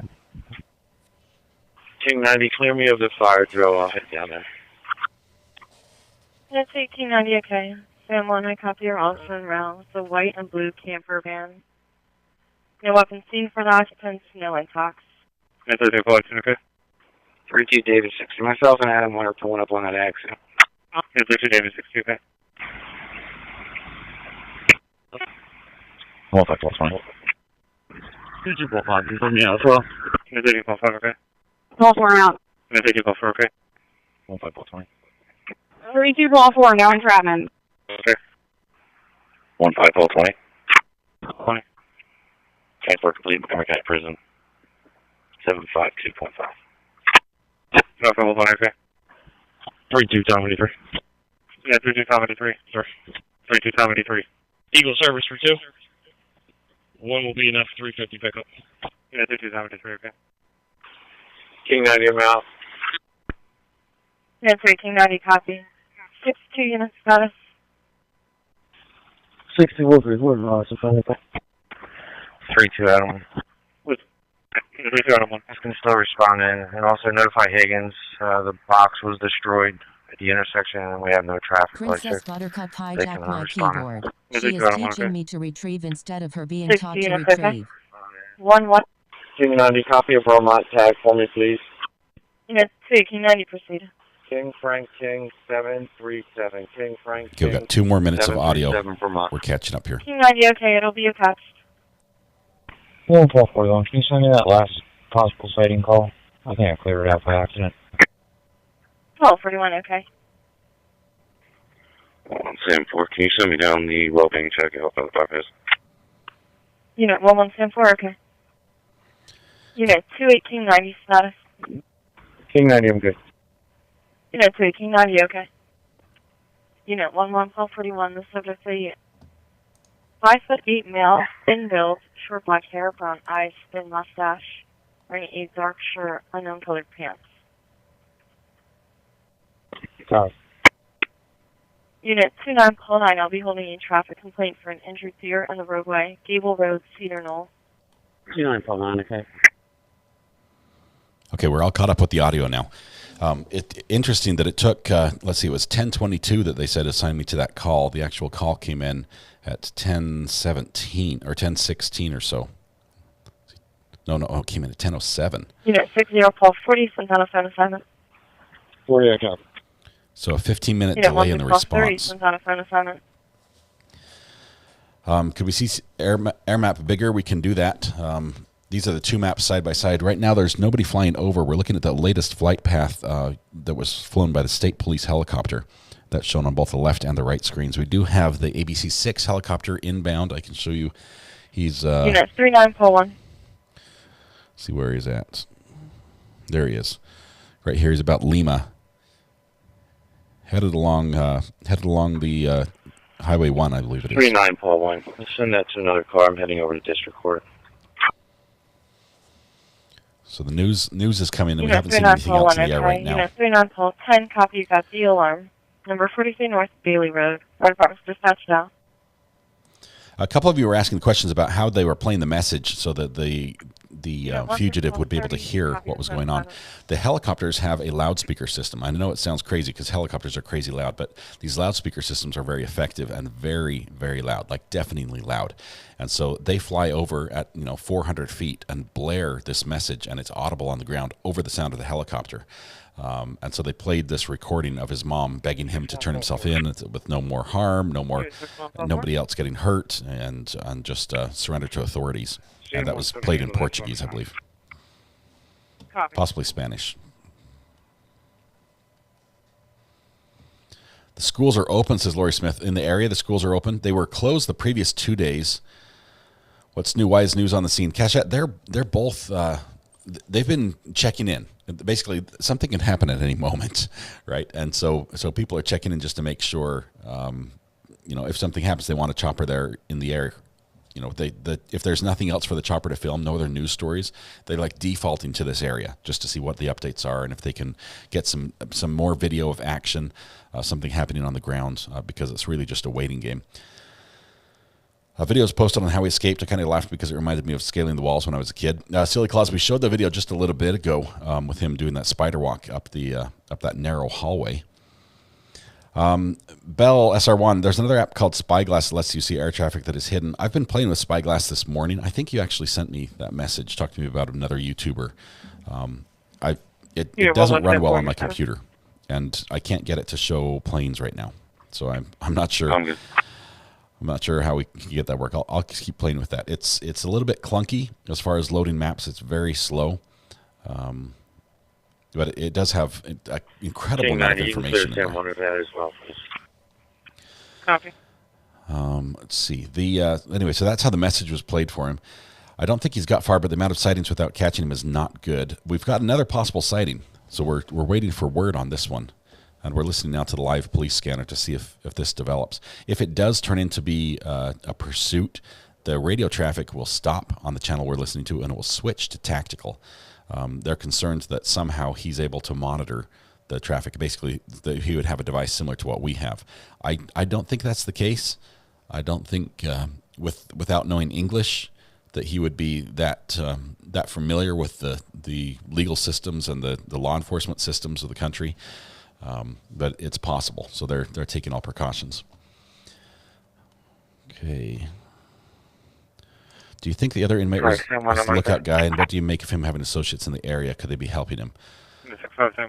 Holly, the second question is a tougher one. The first one, no, we don't think it was a lookout guy. We think that dude was just playing a game of basketball, and we caught him at the corner of the court, and he was playing basketball. I think there's probably other camera angles that the prison has that would corroborate that story and show that he was involved in basketball and not doing anything else.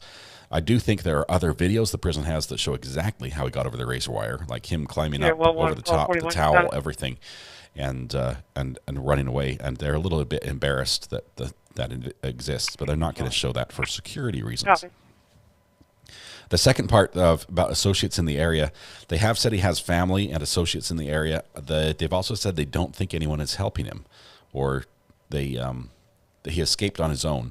He might be getting help now, but I think they've probably got their eyes on all his associates. They're keeping a close eye on them. So if they slide down into the area, they'll be watching closely. I can clear the map and refresh as soon as another bird comes in. Looks like we've got... Let's see, news chopper right here. Let's do this. I'll clear this map. This is our ABC6. It's going to fly around to get a couple videos just to orient everybody on the map. What we're looking at right here is the prison he escaped from, and he mostly went south and east, and he's wandered around this area. Down here at the bottom of the screen where we see Hampton, that white line that goes across, that's the State Road 1 or Highway 1. He's mostly above that, but I think he could be as far as right down here to Hillendale Road as the furthest south border. That was yesterday's outline. The search patterns, the plane was flying last night. For the first time, the search pattern actually crossed the border into Delaware. We haven't seen that because Delaware is right down here, this big, long, arcing curve that goes across the screen. That's the border with Delaware, and it barely crossed over underneath Chad's Ford. So news choppers right there. We're going to keep the other video on the right for ads B. Don't see any other... I don't see any other planes or helicopters that might be related to this in the area. So we'll zoom in on this guy and see what happens. There we go. All right. The last possible sighting on Gap Newport Pike would be about a 3 to 4 minute walk from where he was last seen on Creek Road. 3 to 4 mile walk or a minute walk, Kristen? Any sightings overnight? It was really quiet from what we've heard, unless they have a sighting they've just kept under their belt. Not sure. We'll find out more on the press conference this afternoon. We were listening to the press conference and then we just got sidetracked just a tiny bit. Okay, let me swap these around again.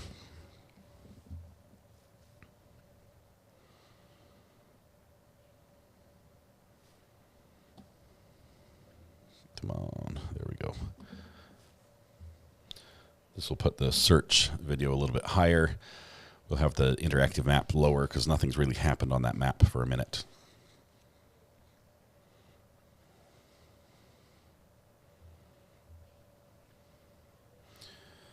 Okay, so the helicopter's flying down by the Longwood Gardens, which he was sighted at 2 locations near Longwood Gardens a couple days ago. These were confirmed sightings. I think one of them might have even been a trail camera. That's been like the southwest corner of the search area has been that. They're flying down there. Keep the whole search area. Units, when you're available, holding a wall being checked at the Valley View Apartments. 35, you can clear my zone and that's all. Did they get close last night? They did a big push in around the Ace Hardware, the railroad yard. And Nick covered a lot of that in his video last night. There was a lot of action, a lot of activity, but they didn't turn anything up. Valley View Apartments, So 608 West we don't Newport know Road, if they got Apartment close or not. 326. The caller's requesting check on his daughter. He's not in Brazil. Received concerning text messages yesterday, and now he's unable to reach her. Daughter's a Kayla Clark. Amanda, the towel, we can see the towel around his waist when he makes the climb, the spider walk climb in the jail. I think that's where it was. It was either a towel or a shirt or a hoodie, some white clothing that was wrapped around his waist or tucked under his shirt.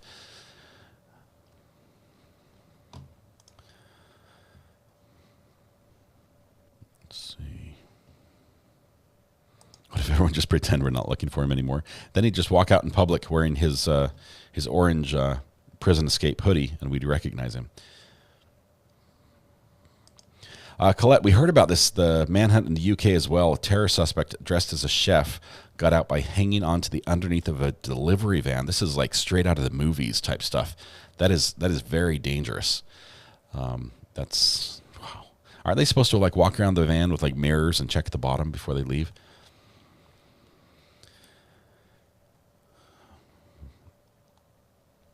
He is Brazilian. He's Brazilian.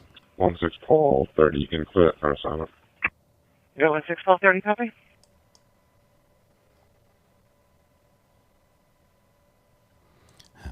Dodie says your friend in Maryland is carrying a gun while she feeds her horses in the barn. I understand your friend's nervous. At 80 years old, she's being very cautious, and hope that guy doesn't walk onto her property or else he might get blasted.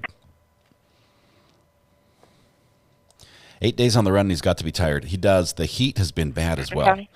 Had it been cooler, he might be able to move a little bit more, but they think the heat might be holding him down.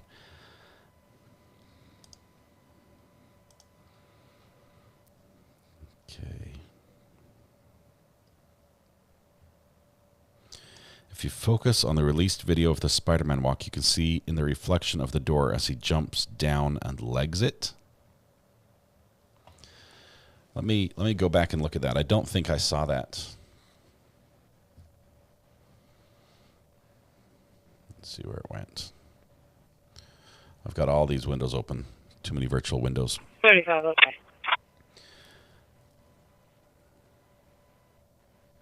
17 David 25. I'll be out with her.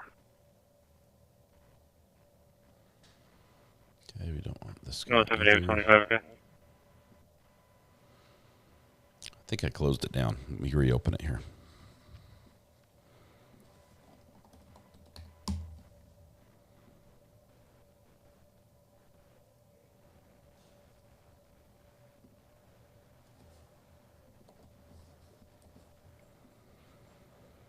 We're going to pull up that escape video, the high resolution version, and put it full screen for you. Just 1 minute here.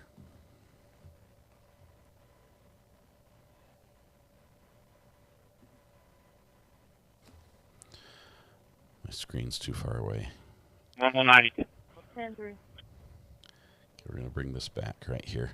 We're going to go full screen. 17 David 25. And we're looking in this reflection right over here to see if there's something 17 David visible. 25. It looks like she drives a... I don't think there could be anything in the reflection because he's got a brick Fire wall. apartment's going to 11 West Chestnut, 3rd floor, apartment C Charlie 4 for the alarm. Apparently someone went to the apartment. I think that's somebody else walking by. Smoke, but no one's answering the door. I see what you're talking about, but understand he's going to be up here in the roof dealing with razor wire. It looks like she drives a... Yeah, thank you.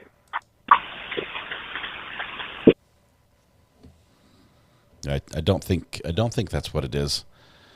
Let's see. Let's go back here.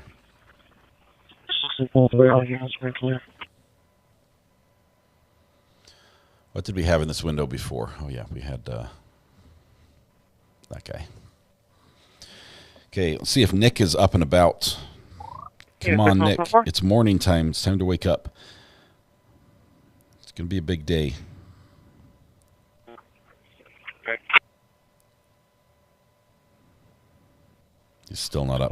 We'll keep an eye on him. Let's answer some more of your questions here while we listen to the scanner.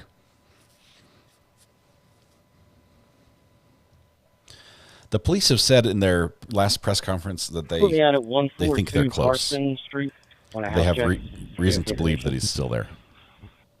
You know, 196, okay.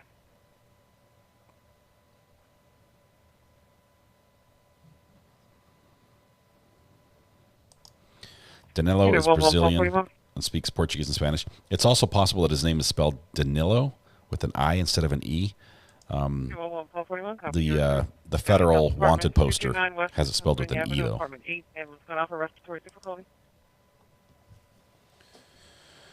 New helicopter ink blot in the works. We might have a new plane coming in. Let's check this one out. Nope, that looks like just a student pilot or somebody flying into the area. Not related. Here's our news helicopter flying over Longwood Gardens. Getting some footage of that. Anybody else coming in? 6, clearly okay. As well as 19. Yeah. This is probably a student pilot.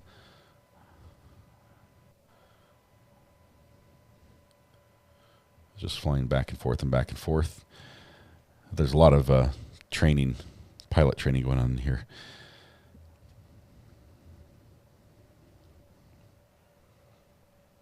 I don't see anybody else. I don't see any Blackhawks in the air either, but we'll keep an eye on that. So,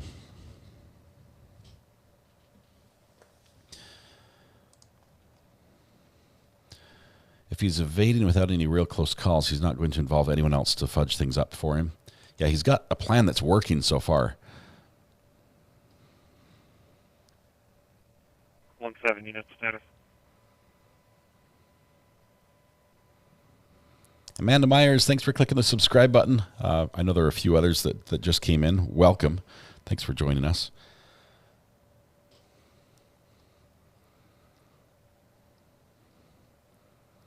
Will be another heated press conference. If they come in with no more information, and honestly, I think this is what's going to be different about today's press conference. They're going to be, if they have no new information. 129 French Creek Drive. Minutes from dispatch out for a seizure. 1-7 units. That's a seizure. That's not related. If they have no information, no new information, they're going to be touting the fact that now we've got the Border Patrol in, we have all these new resources. You're going to see 4 Black Hawks in the air. We've got 30 more people on the ground that are trained in this type of search. They're going to be talking about that. If they have more information, which I hope they have at least something to give us, a trail camera video, a sighting, evidence they found that they can trace back to him. 15710, check MDC for a phone assignment. They should share some of that today just to calm the public. They need to show they're making progress. Bug Dugger just gifted 5 memberships. Thank you very much, Bug Dugger. I'm going to be putting a deer down at this location. 15710, next for correction. 15196 negative, it's road 10 sector. Okay. Yeah, 67 Paul 30, copy your stop 376 Falcon Lane. Mid 33 Paul 18 status. Copy. 33 Paul 18, okay. Unit 33 Paul 18, okay. They're just checking on the status of officers to make sure everyone's okay at the calls they're at. Is the guy really smart? He's possibly pretty smart. They have told in the press conference as well that he's spent time in nature. Not that he's like a survivalist, but he's not new to being out in nature and just living out there. So that's a possibility. But he's also driven. I mean, if he gets one shot at this, and if he gets caught, he's spending the rest of his life in a U.S. prison. It's not going to be good for him. So he's very driven to do things. So that might push him to do things that might be difficult or challenging for other people. See, like going down through a sewer system. A lot of other people would be like, "Oh, no, I draw the line at that. Just cuff me, take me away. I don't want to do that." But his alternative is cuffs and a little cell block for the rest of his life. Ricky Watson, my friend, our cowboy friend, gifted 5 Recovery Addict memberships as well. Thank you very much. Congratulations to all the recipients there. We have 10 new members here. Thank you very much for the generous gifters. It's raining memberships. Let's see. Do you think he will unalive himself before they catch him? I don't think so, Amanda, because we don't have any evidence that he has any weapons. The homes that he's broken into are have not reported any missing firearms. There's a possibility he has a knife, but a lot of people even I don't know. I would say no. We won't get into the specifics of that. CNN just reported a former U.S. Marshal said he lived in the trees while on the run in Brazil. He did go in the forest, but he wasn't like a Bear Grylls. Okay, we're not dealing with Bear Grylls. We're not even dealing with a mini Chuck Norris.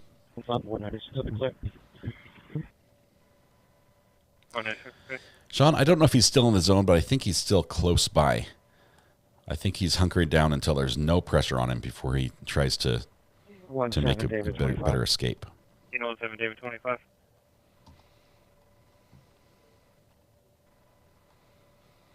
Christina Bell says, I think he's out of the area. Ambulance to our location just for an evaluation, please. I think he's out of the area. Wherever he is, I hope he gets caught.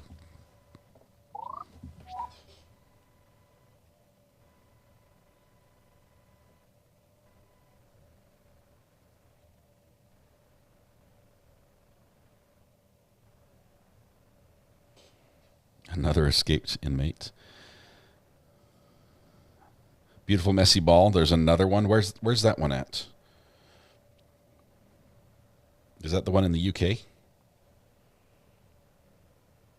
No, it wouldn't be. Wouldn't have Secret Service assisting.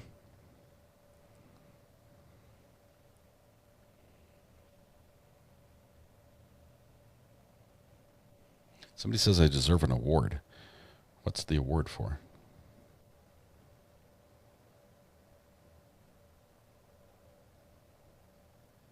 Oh, kind words from many people. I do not need that award. I do not need that award. Brandy deserves it, but not me. But she's the one giving the award. All right, checking the feed here. What we've got. Longwood Gardens has an update from yesterday. Just an optimistic post.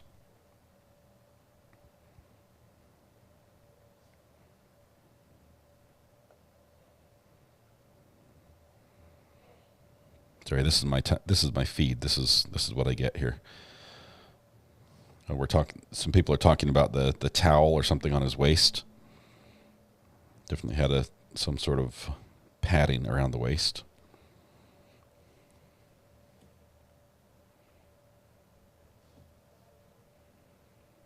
I think Nick's gonna be your best shot as soon as he gets up. Let's check the helicopters, see if we've got anything else new. Oh, we've got another chopper in the air. It looks like this one is the state chopper. It flew in from refueling. This is the one that flew around this morning. It might be landing. It looks like it is. It's probably landing in this field right here, so it's probably down. So it's staging and ready to go for its next flight. News choppers flying around, probably looking at footage of those choppers on the ground.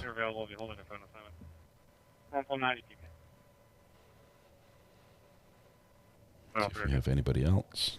Oh, you can clear me and send it down. Oh, okay.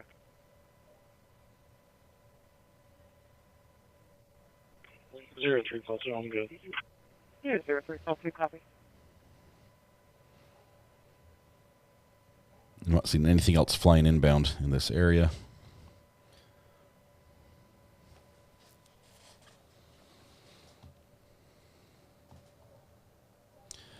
I think they have had a sighting since Tuesday. Well, Tuesday might be the last confirmed, but I think they've got evidence that he's there, like maybe his footprints or something like that, even though they haven't seen him in person. Yeah, desperation definitely impacts your willpower. He'd be going to another prison. He won't go to the same prison. Yeah, they won't put him in there and say, now try to get out. 1515 Road. Second floor from B Bravo 208.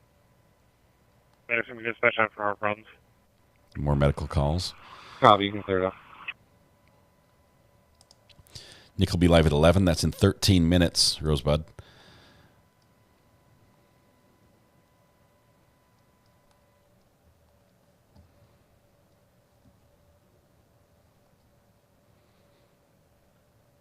It's the worst hide and seek ever. The worst, Christine, was Sarah Boone. Sarah Boone is the worst game of hide and seek because she zipped her boyfriend in a suitcase. If you guys aren't familiar with the Sarah Boone case out of Florida, this is several years ago, 3-4 years ago now this happened. She's still in jail awaiting trial. There's a hearing tomorrow. There's a hearing tomorrow in this, and it should be scheduling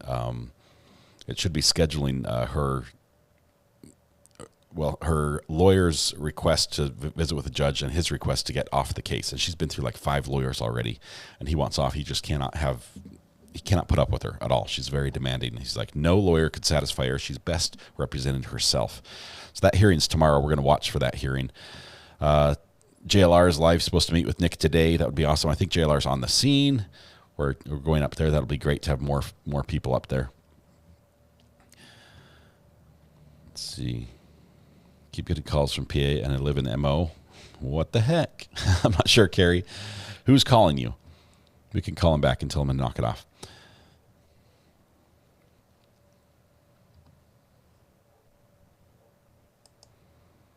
If you can read this, please return to the PA doc.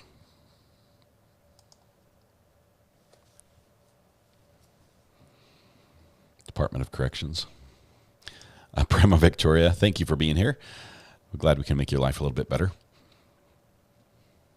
More boots on the ground. We do have more boots on the ground. Specifically, we've got these U.S.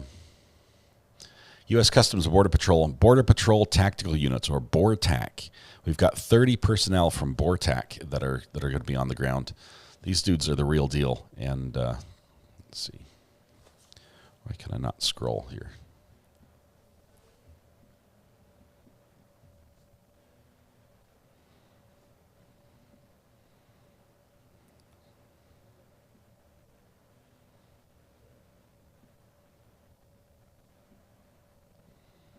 It's stuck. I don't know why I can't scroll. 014210-8. 14410. Let's do actual size. So BORTAC, let me read you a little bit of this. BORTAC's selection and training course was designed to mirror aspects of the U.S. Special Operations Forces selection courses. The grueling BSTC, which may last over a month, begins with physical testing involving push-ups. Oh, somebody's panting in the radio here. Push-ups, sit-ups, pull-ups, a 1.5-mile run, and pistol qualifications. Candidates who pass the initial testing must then complete a timed 6-mile ruck march with a weighted pack. Additional testing performed for swimming, treading water, and drown proofing. 25 Freedom Boulevard. After completing the entire testing phase, candidates undergo weeks of intense training in small unit tactics, operational planning, advanced weapon skills, defensive tactics, and air mobile operations. I think that's what we're going to use them for. Before graduating and putting the BORTAC wings on their uniforms, candidates must demonstrate the ability to function in a team environment under the stress and sleep deprivation conditions. Is that correct? Graduates will then be returned to their respective sectors and work alongside other operators while learning advanced techniques in weapons and tactics.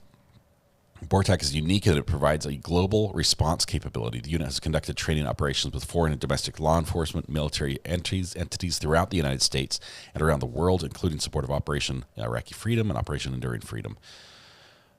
Unit was first created, I'm reading this backwards, sorry. The unit was first created in 1984 to serve a civil disturbance function in response to rioting at legacy immigration and naturalization service detention facilities, quickly evolved and acquired additional skills sets in high-risk warrant service, intelligence, reconnaissance, and surveillance, foreign law enforcement, border patrol, capacity building, air mobile operations, maritime operations, and precision marks and /man/observer. So they got the skills. We've got 30 of them.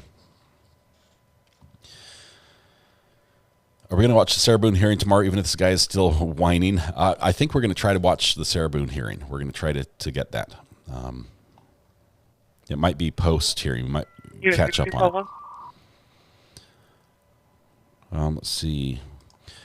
Samantha Terry, we have a local resident willing to call in. Not sure if you're opening the phone for specific callers.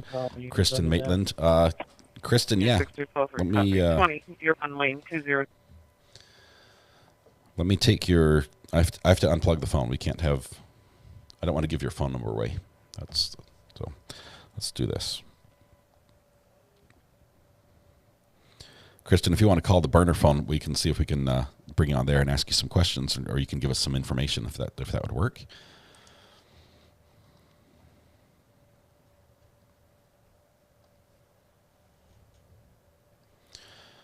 My face was over the bottom left picture. Hi, Mama. That's because I'm one of the elite. I'm one of the elite forces, I guess. I'm not. Hey, look, we have a new helicopter coming in. This is another news chopper right here, swinging around. This is Skyforce 10, just took off and is coming in as well. So we have 2 news choppers in the area, CBS and Skyforce 10. 60 units when you're clear. I'm holding a suspicious condition, 576 Rosedale Road, possible sighting of the fugitive. Oh, here we go. 5 a.m. this morning. 5 a.m. What? 6241. I copy.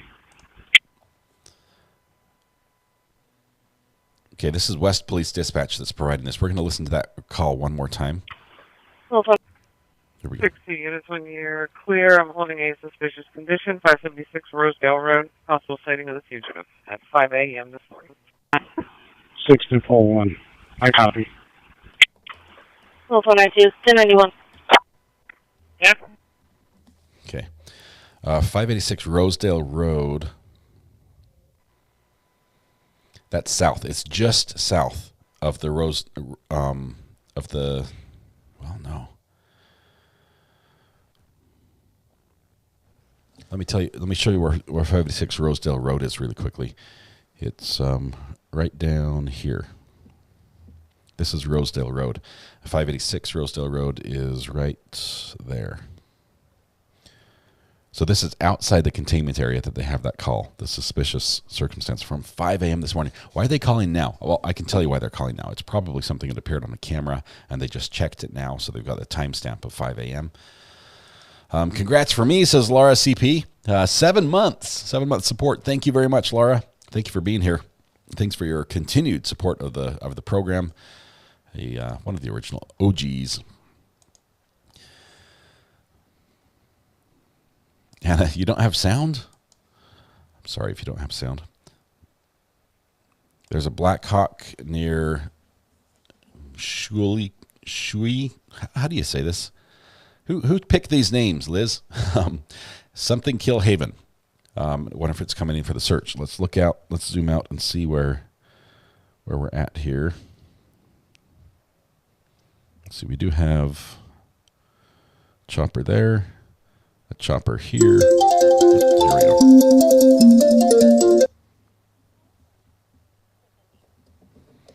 Hang on, we're having trouble getting the audio in. Just 1 second. Okay, hold on just 1 second while I get your audio in, all right? Okay, is it Kristen? Yes. Hey, Kristen, this is Recovery Addict. How are you doing? I guess I'm hanging in there. So tell me a little bit, if without giving your exact address, where do you live? So I am directly next to Longwood Gardens. I am on the opposite side that he was spotted. So if you were at 52 and 926 intersection, and you're driving up towards 926 and Schoolhouse Lane, okay. I am in the neighborhood. So 926 is in my backyard. So if I was to walk through my trees, I would be on 926. 926 and 52 intersection is less than a mile from my house. So when he was at Water Glen, he was super close. Man. And then I guess when he was spotted at Longwood, he was starting to go away from my house. Man, that is crazy. What is it like for you in this area with all this happening? I mean, you're hearing the helicopters, you're seeing them fly overhead. Are you getting in? Are you in the 911 reverse area, or? Yeah, yes, I am. Yes, I am. So I got the phone call on Thursday, which would have been last Thursday, around like 11:30, and I was actually out in my backyard. We have like a gym in my garage. I was actually working out when I got the phone call. So that really freaked me out because Wawasset Road, where he was spotted at like 8:50 that morning, was within a 2-mile radius of my house. Man. So obviously I got my dog and just kind of kept him like, within the gym with me so I could finish, the workout. But since that time, the kids, we got the phone call that the kids' school was on lockdown. And just kind of from like last Thursday all the way until this week, it's just been crazy. I actually grew up near a prison, Delaware County prison.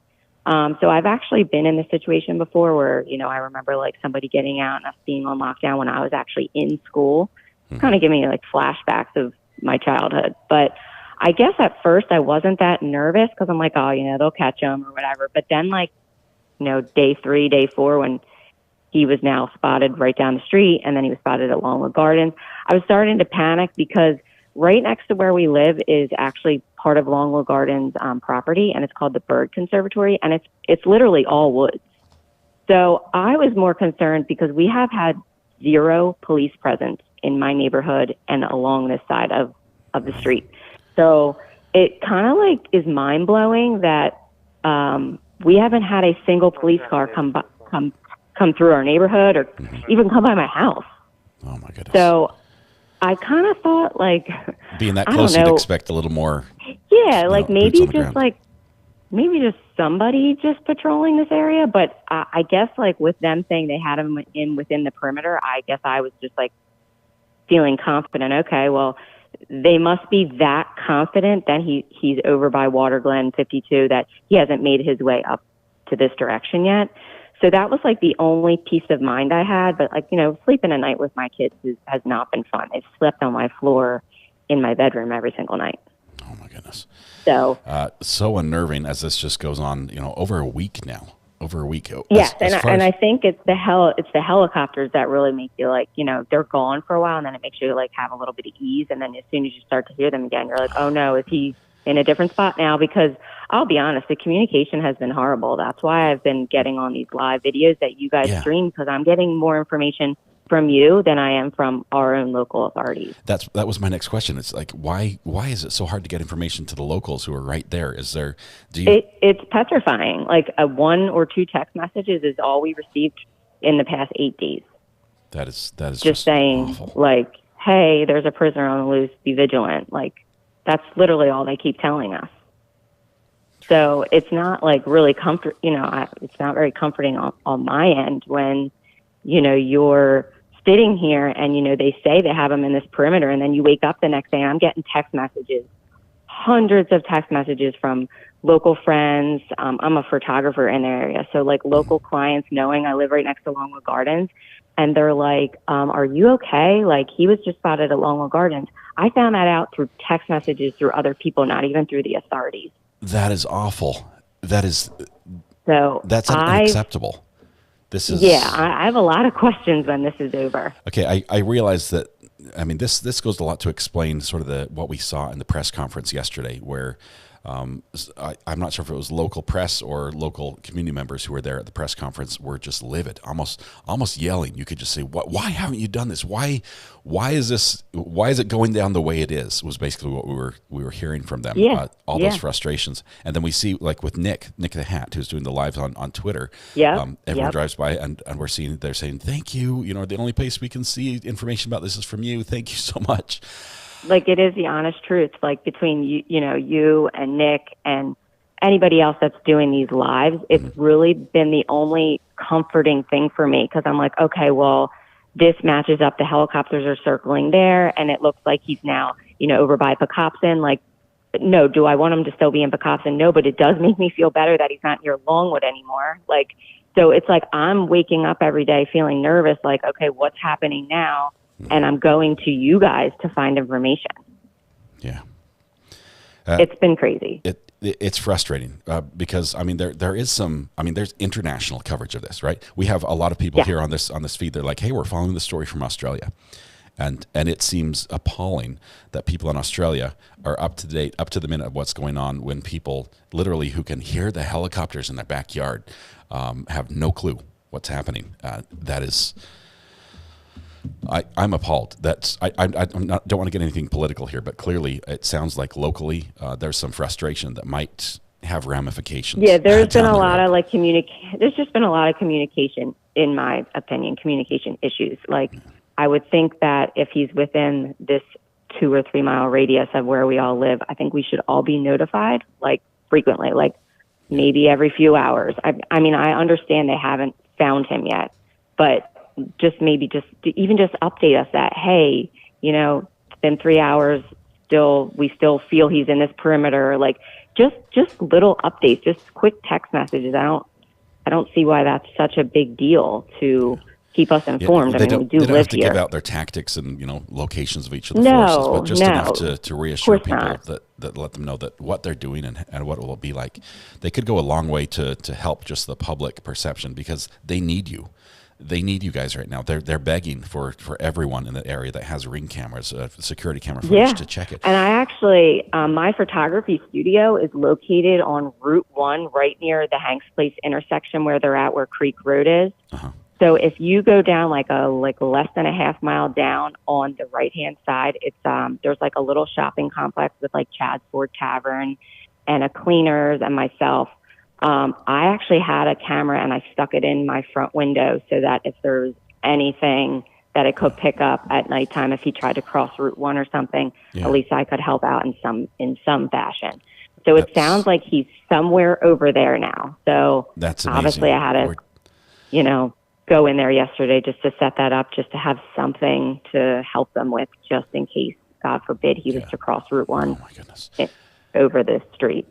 We're looking at this on the screen right now. We've got an interactive map that has all the different sightings that have occurred, and over the time, the days of where they're located. And this is I could share this with you if you wanted. It's a Google map that just people are contributing and sharing the information, because the info we're getting is from the scanner, so we get that and plug that in. I say we, it's not me personally. The police, of all these sightings, only one of them has been a law enforcement officer. All the other sightings have been residents. So it seems that this relationship they want a lot of communication from you, but not returning any at the same time. I think they could do a lot to fix that. Wow, I don't want to trade places with you. At the same time, please be safe. Please be safe up there, Kirsten. Oh, yeah, absolutely. I mean, the doors have been locked 24/7. The kids actually are at school today. I wasn't sure how I felt about that, but I thought, you know what, them being there in a secure building with, law enforcement is probably them safer than being here, honestly. Yeah. So we let them go to school today. I will say that there's not any indication that he's looking to target people, but he's looking for, Yeah, yep, exactly. It's not like a terrorist situation. He looks like he's trying to get away, which does help. He's probably going to stay as far from people as he possibly can unless he gets desperate and has to make a move. But that's what we're worried about. It only takes one person that's not paying attention, presents opportunity, and then we could have another list of victims on this guy's rap sheet. Man, Kristen, stay safe. Please keep this number. If anything happens, if you need an update, if there's anything I can do to help you with that, if you want me to chase something down, we can try to do that. We have some amazing document hounds. We have some amazing people both on all the social medias that are feeding us information as well. So if there's something that comes up that we can help you with, let me know.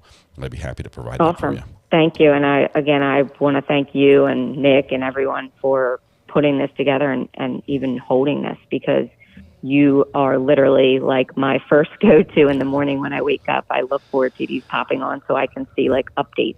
Yeah, we've got more people in the area. There's another great guy that does a similar thing to what I do, different style. JLR Investigates, that's on YouTube as well. That's going to be in the area. He's going to be meeting with Nick, so they'll probably have two voices up there, probably sort of in a similar area as they sort of run together today. But hopefully we can get you guys the information you need, between all of us. So thank you, Awesome. Kristen. Thank you so much. And thank you, everyone. I see all your really kind comments wishing me safe. So thank you so much. And let's hope he gets caught. Today's the day, hopefully. Thank you. Today is the day. All right. Let's pray. Yep. We'll see you, Kristen. Thank you so much for calling. Thank you. Bye-bye. Bye-bye. Okay.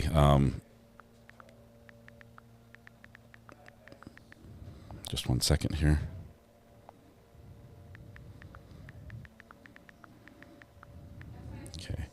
I think we've made contact with Matt. We're just checking. Matt was on with Nick's live stream. Oh, look, he's here. We have a special guest. I'm sorry. Hang on just 1 second.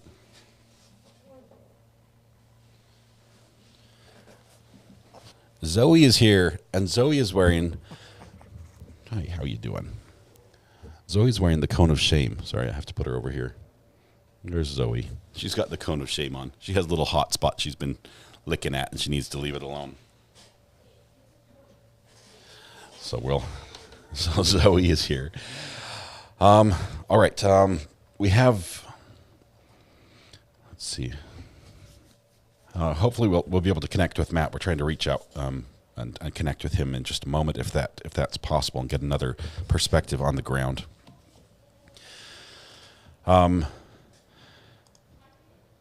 I'm not saying that JLR and I are the same, but let's see. I think this might be him just right now. Call from Mary. We've got Mary on the phone. Mary, this is Recovery Addict. Thank you for calling. Where are you located? Hi. Can you hear me on the TV? Because I muted mine. Yes, we can hear you. You're Okay. live on the air right now. Oh, I'm so shook up right now. Yeah, I was watching The Law and Crime. And of course, I had you. I've got 3 phones here. So I had you on You're one multitasking. phone. Are you? Yeah. Are you in the Pennsylvania area?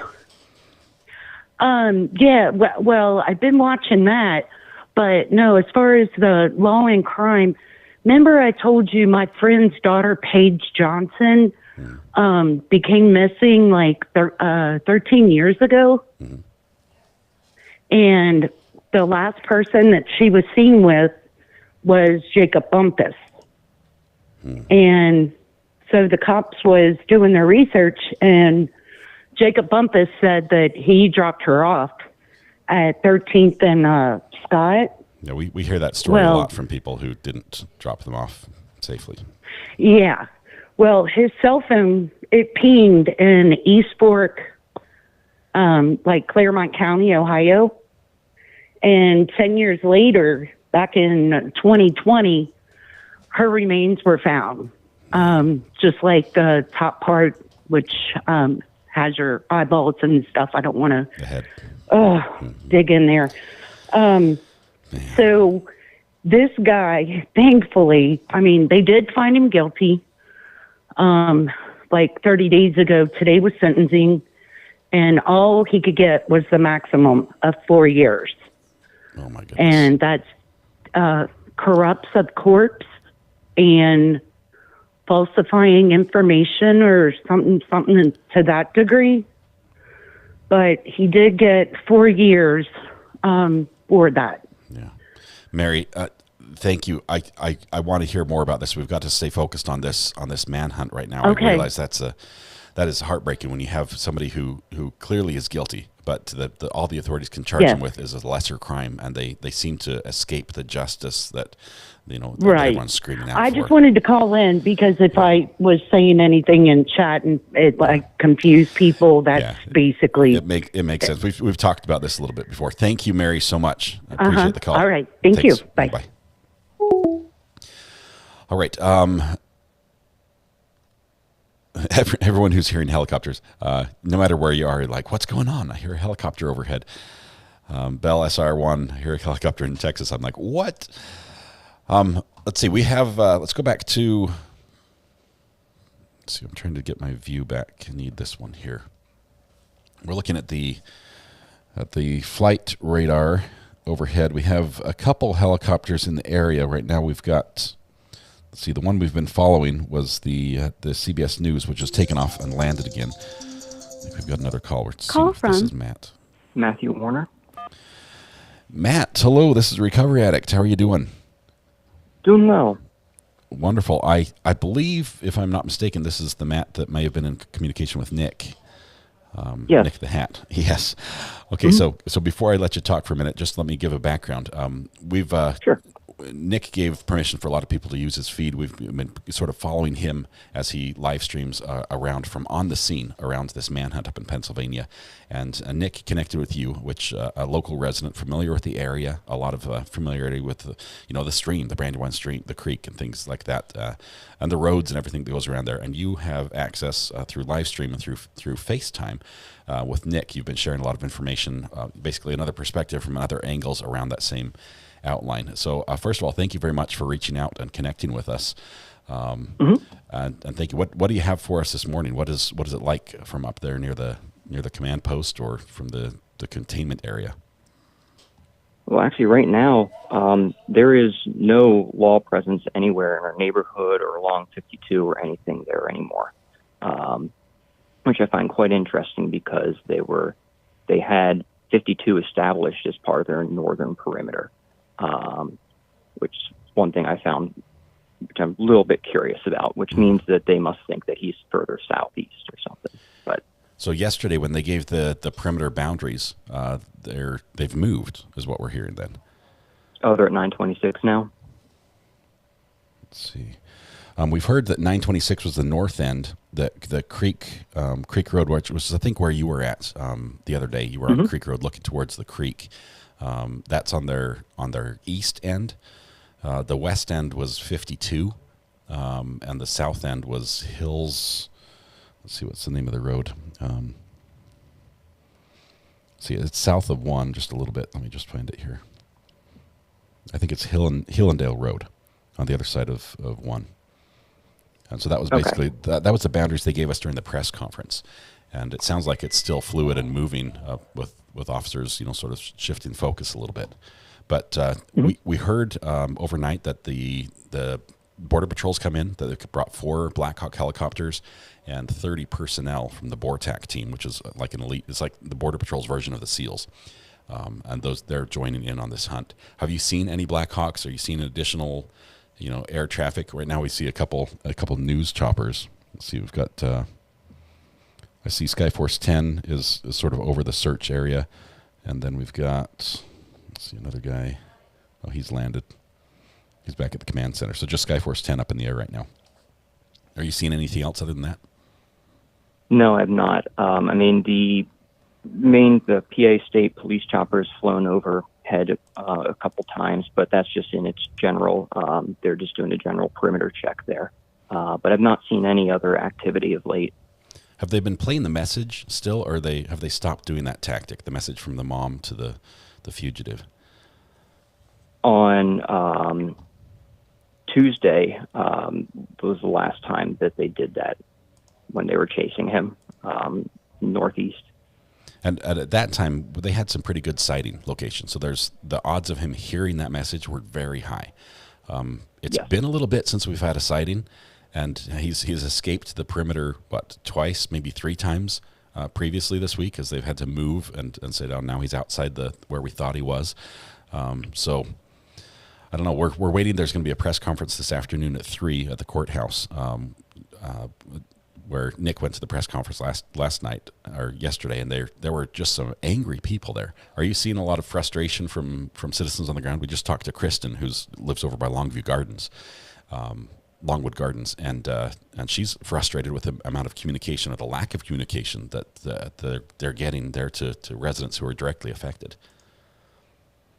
I would say, yeah, there has been a lot of frustration. Most people in our neighborhood at this point are just exhausted after what was probably the craziest weekend in all of our lives.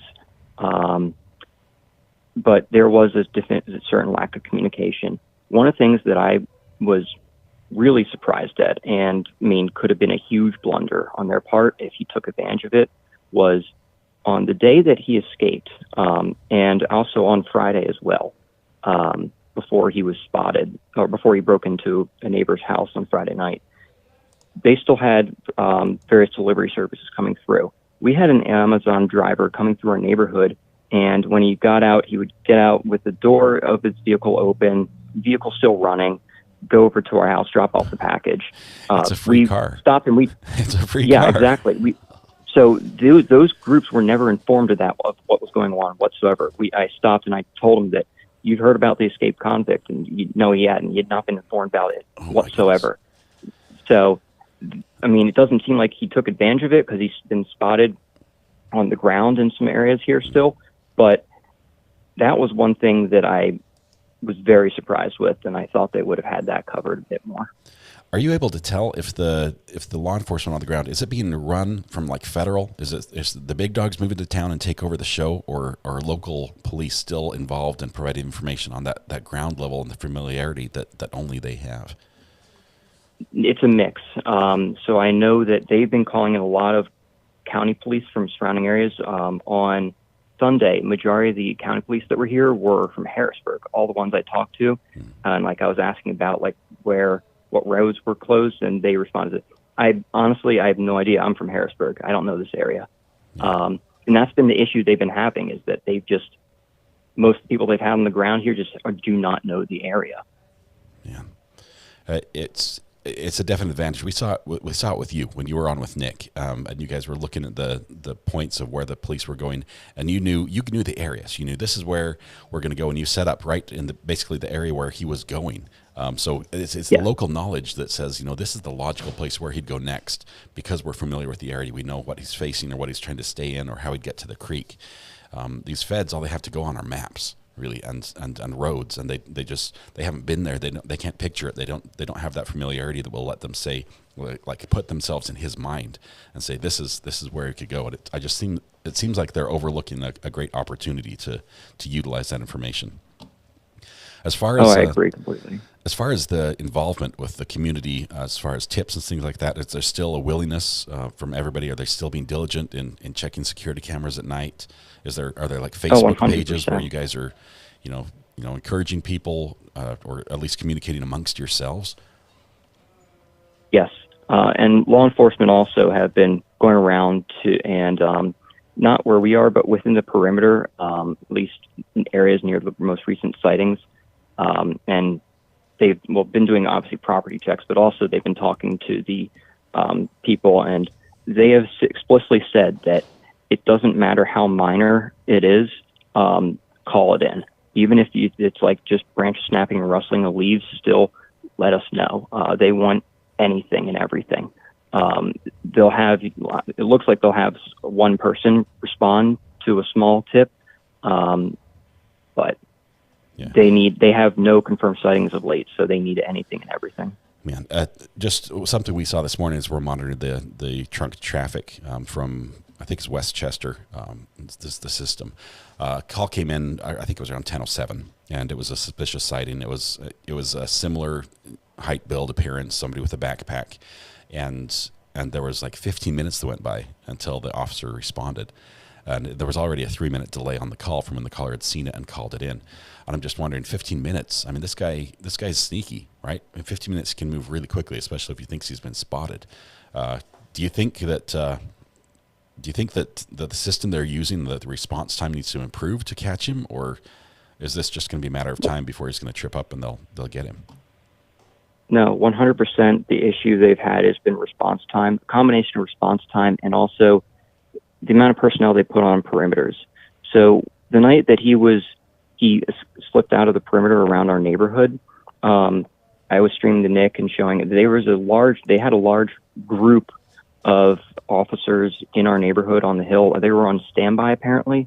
I'd driven past the outer perimeter along 52 earlier, and what they had is they had cop cars set up so that like they could see each other, but they were still spaced very far apart, enough that there was clear areas where he could just slip by super easily, and he did.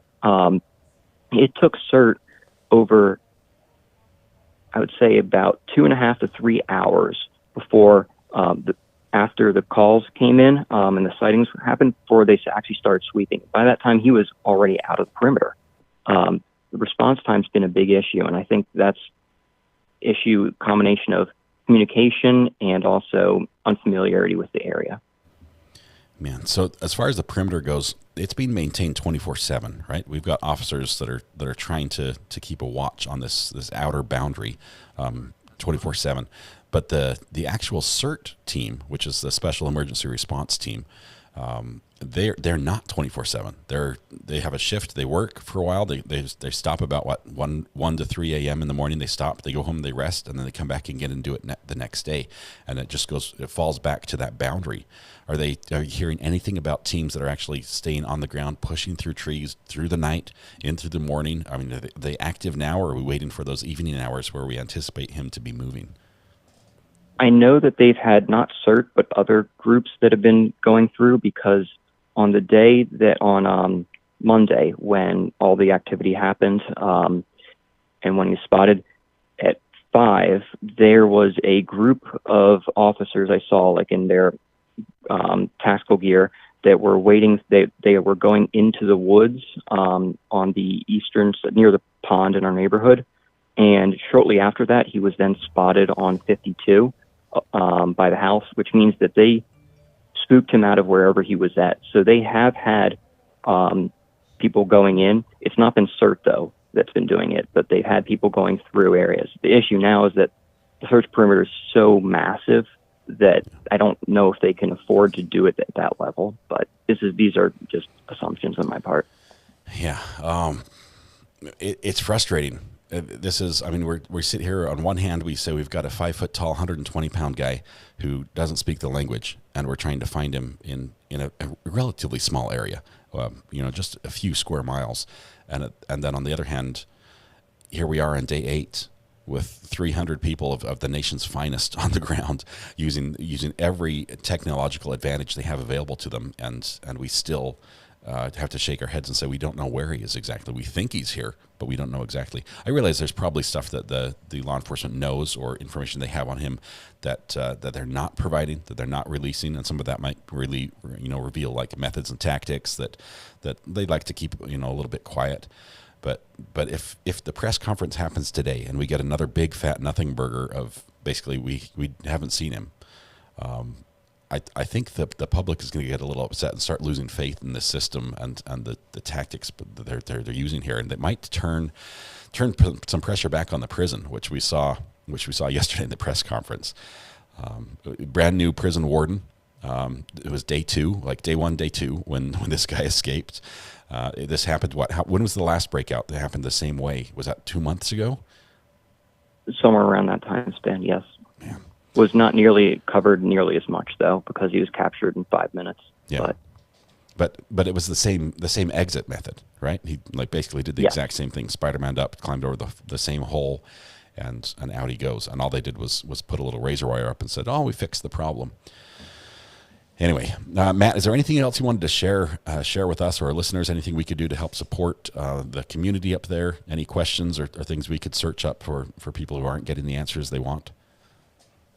The only thing I would say is that something that I did, it didn't turn anything up, but if people already have safety cameras, first thing I would do is get a security camera. You can get a cellular hunting camera, game camera for $50 at like Dick's Sporting Goods. If you're in the perimeter area, ordering via Amazon might not be the best idea because you might not be able to get shipments. But you can pick one up for $50 and put it on a tree by a stream or something like that.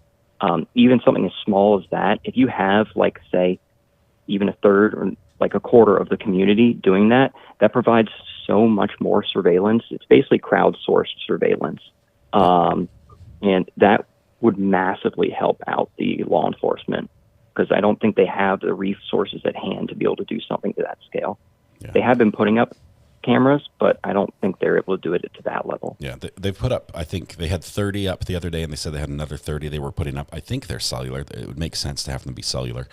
But cellular is the best because it give you notification if you see something, so you don't have to. It'll take a picture and transmit it before someone can smash the camera. And, even if they do attack it and ruin the device, the picture's already gone to the cloud and it's be able to be utilized. Matt, do you have any plans yourself as far as watching this and observing from the front lines? Are you going to continue doing that, or is your schedule sort of call you to do other things?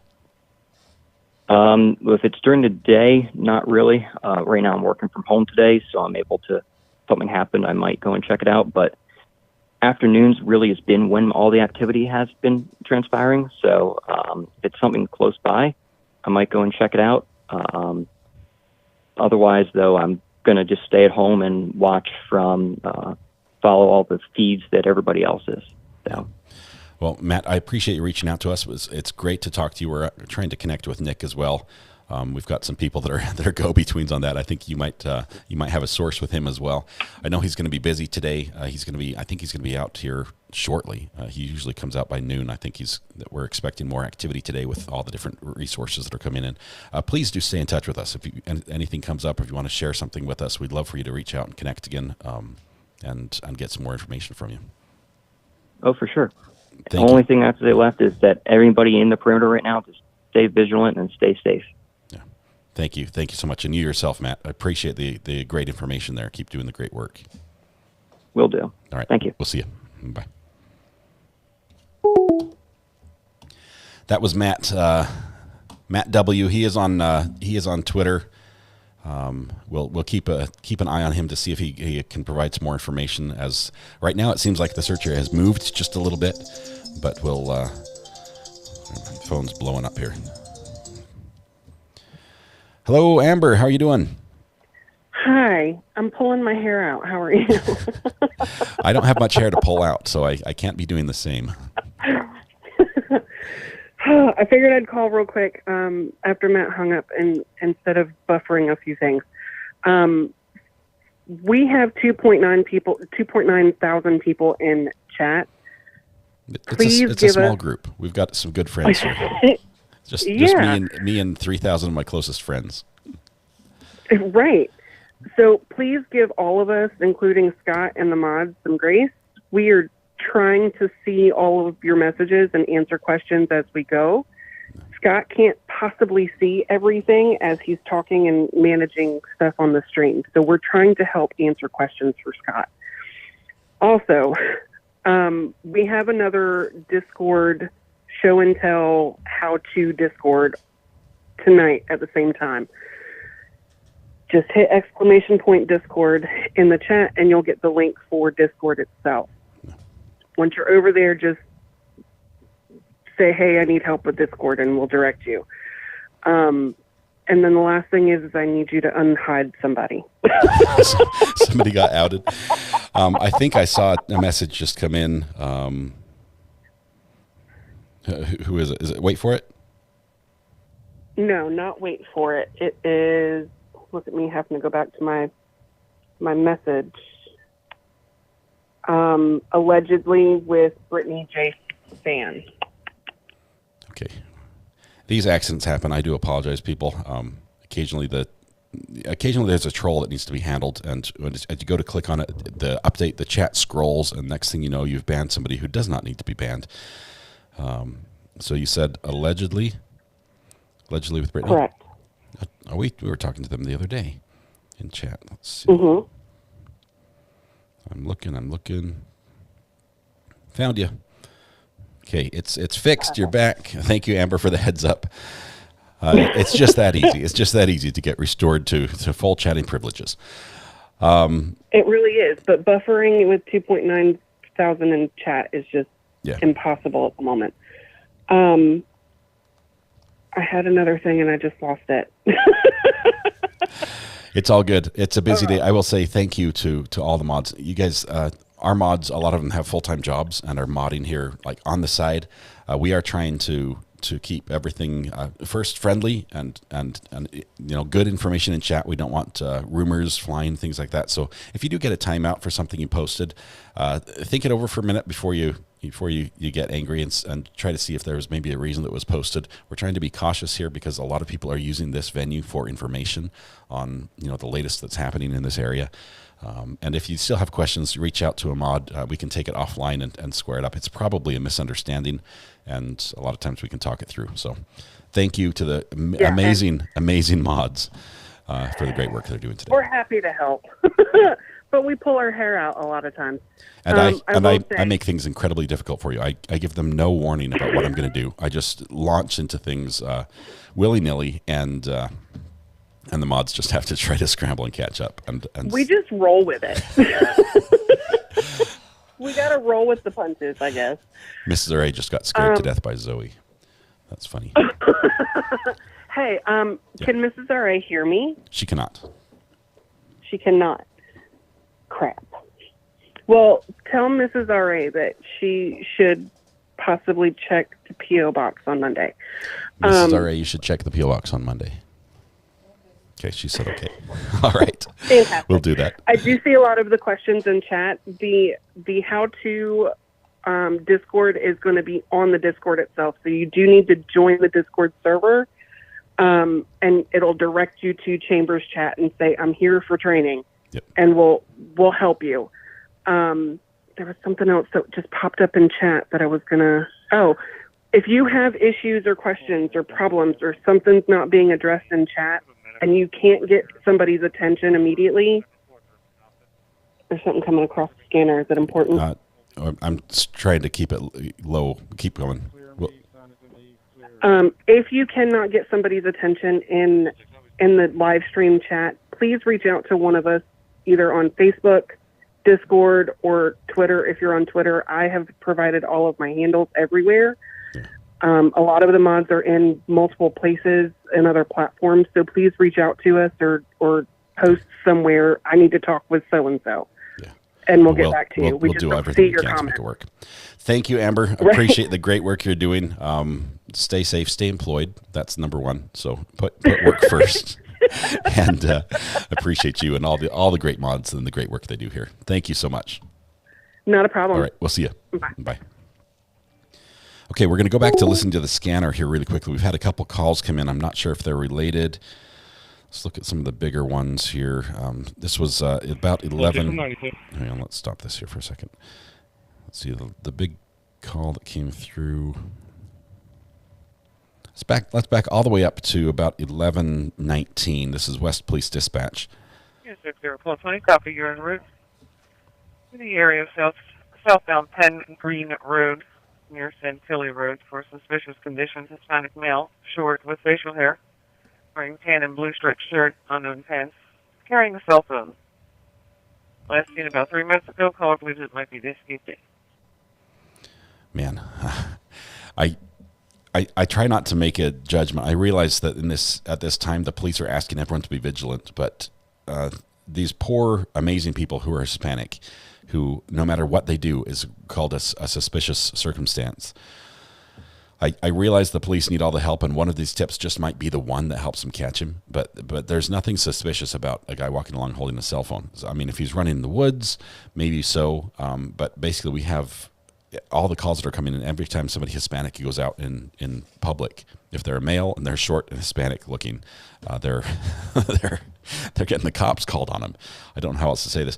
Ritz, thank you very much. Look at that yellow courthouse by your name. Thank you so much for that. We appreciate that continued support of the channel. We're going to continue listening to some of these messages. We get caught up. We're still about. Oh, hang on. All 18. I need to scroll back to where we were. That was 11:20. Okay, let's pick it up here. 190. Can you check New Street, south of Dean, for a small build, black male, gray shirt, blue jeans, and a gray bag? Caller states he was walking in the middle of the road, and when she came upon him, he just stared her down. Then he appeared to walk over towards vehicles on New Street, as if he was checking what would be inside of them. Yeah, this is not the suspicious behavior we're looking for. Copy. Yeah, 33, Paul 5. 10-4. Paul 6, I copy. What was the area again? New Street and Cross Street? He'd be south of Dean on New, heading towards the campus. 3377, I copy your route. Hammock Inn Suites, 700 West Sheepland Avenue, in the lobby for an assault. There's a female actor attempting to physically fight an employee. She's currently walking toward the Red Robin. Her boyfriend also threatened to shoot employees. Female actor did successfully hit someone. They're now walking towards the Domino's. They have a baby with them. Oh. Wait anyone further. Copy. No words, guys. I have no words. We'll be stepping out from the backyard. Unit 16-30. Copy. No back there. So Nick is up. He's awake. He's tweeting right now. Touching his waistband area. Or believes he possibly had weapons on him and he's possibly intoxicated on marijuana. Paul 6, I'm in the area. Paul 6, he's walking south. On New, just cross Sharpless. I'll keep an eye on him, see what he's doing. 10-4, south on New at Sharpless. 33, Paul 18. They give a description for them. 6-1, Paul 4. Pico will be on location. I'll be clear. 6-1, Paul 4, copy.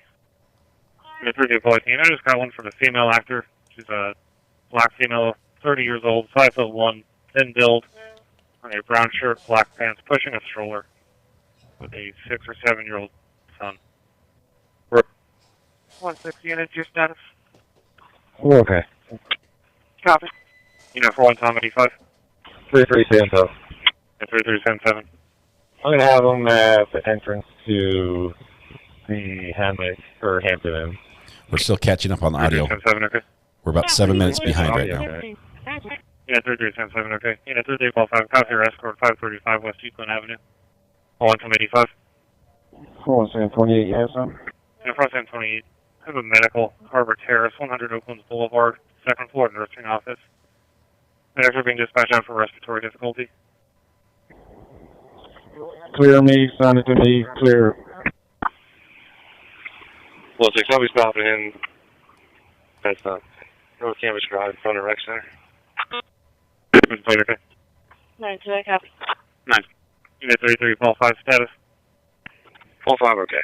Unit 33, Paul 5, okay. Paul 6 from 92. Paul 6, time for 90. Paul 620, that's my number.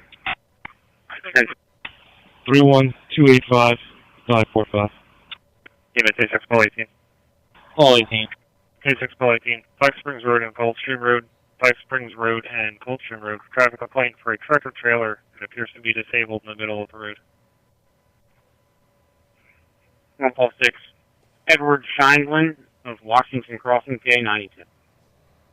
Alright, I'm at that 7 right now. I'll get to it. Yeah, 26 Paul 18, okay. Transport. I'll give you the old line again. 31285 345. Unit 26 Paul 18. Yeah, 26 Paul 18. I don't know who that was responding to the last call, but I will be en route to Pike Springs Road and We're going to get to Nick's updates in just a second. We're catching up on the police scanner. Had a couple more suspected sightings. Yeah, phone call 50. Nothing confirmed. Alright, tell that with them. Nice. Can you change it to a medical? 4-1 units will be clear. Patient has been transported to CCH. You know, phone call 50, okay? Call 6. Tofodoko Freeman of Collingdale. 90. Call 6. The radios are really active right now. We're 91. He's 92. He just has an interest in vehicles, but nothing seems suspicious. Yeah. okay. So that one's not suspicious. That was the male that stared the lady down. Same one. 20371 South Broad Street and East South. Top. 192. Alright, 210. Check the 100 block West Gay in the area of Saloon 151 for a black Honda minivan with a canine inside. Caller didn't believe the vehicle was running and the dog appeared to be barking. Ooh. 10-4. Don't do that. Don't leave your dogs in a hot car. Okay, we're caught up on the audio. We're going to turn that down for a minute because we're going to read a couple of the updates from Nick as he's awake and on Twitter giving some updates. The latest update that he's pinned just comes in 13 minutes ago with a little bit of updates. So let me read you a little from that. He says, Day 8 update. The search for Danelo Cavalcante continues and the tension is palpable. This morning, a cargo train was halted along Route 1, according to residents. Police helicopters circled above as law enforcement conducted a thorough search of the train, causing significant delays in the area. I'll be headed down shortly to gather more information and provide updates.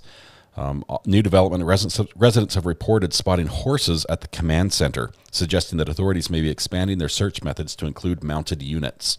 Given the challenging terrain and dense wooded areas, this could be a strategic move to cover more ground efficiently. Also, according to a second law enforcement source, the Border Patrol Tactical Unit, this is BORTAC, has brought state-of-the-art technology to assist local and state authorities in the manhunt for Cavalcante. BORTAC is an elite tactical unit within the United States Border Patrol, trained for high-risk operations requiring specialized skills and tactics. So that confirms what we heard from Nick first yesterday. I think Nick broke that news. And there are pictures. Let me see if I can show you. Let's go right here. There are pictures that are being tweeted out in Pennsylvania of law enforcement trailers. That is a law enforcement trailer with horses. So they're definitely bringing cavalry. They even have the wheelbarrow. They're taking care of business on all ends. And it looks like there might even be. Look at that helicopter. No, that's a bird. There's a bird up in the air. I thought that was a helicopter. But that's the updates from Nick. It's good to have him on the ground giving us the latest and greatest through Twitter. I would highly, highly recommend that you follow him on Twitter.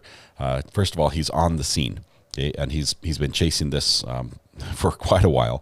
He has contacts within the law enforcement community as well as a great rapport with the community, the residents, and he's in a lot of ways a go-between between the two. He's asking the questions the residents want to know at the press conferences. He's talking to the police. He's providing the information that he can with the public and giving them a little bit of reassurance or at least some knowledge as to what's going on.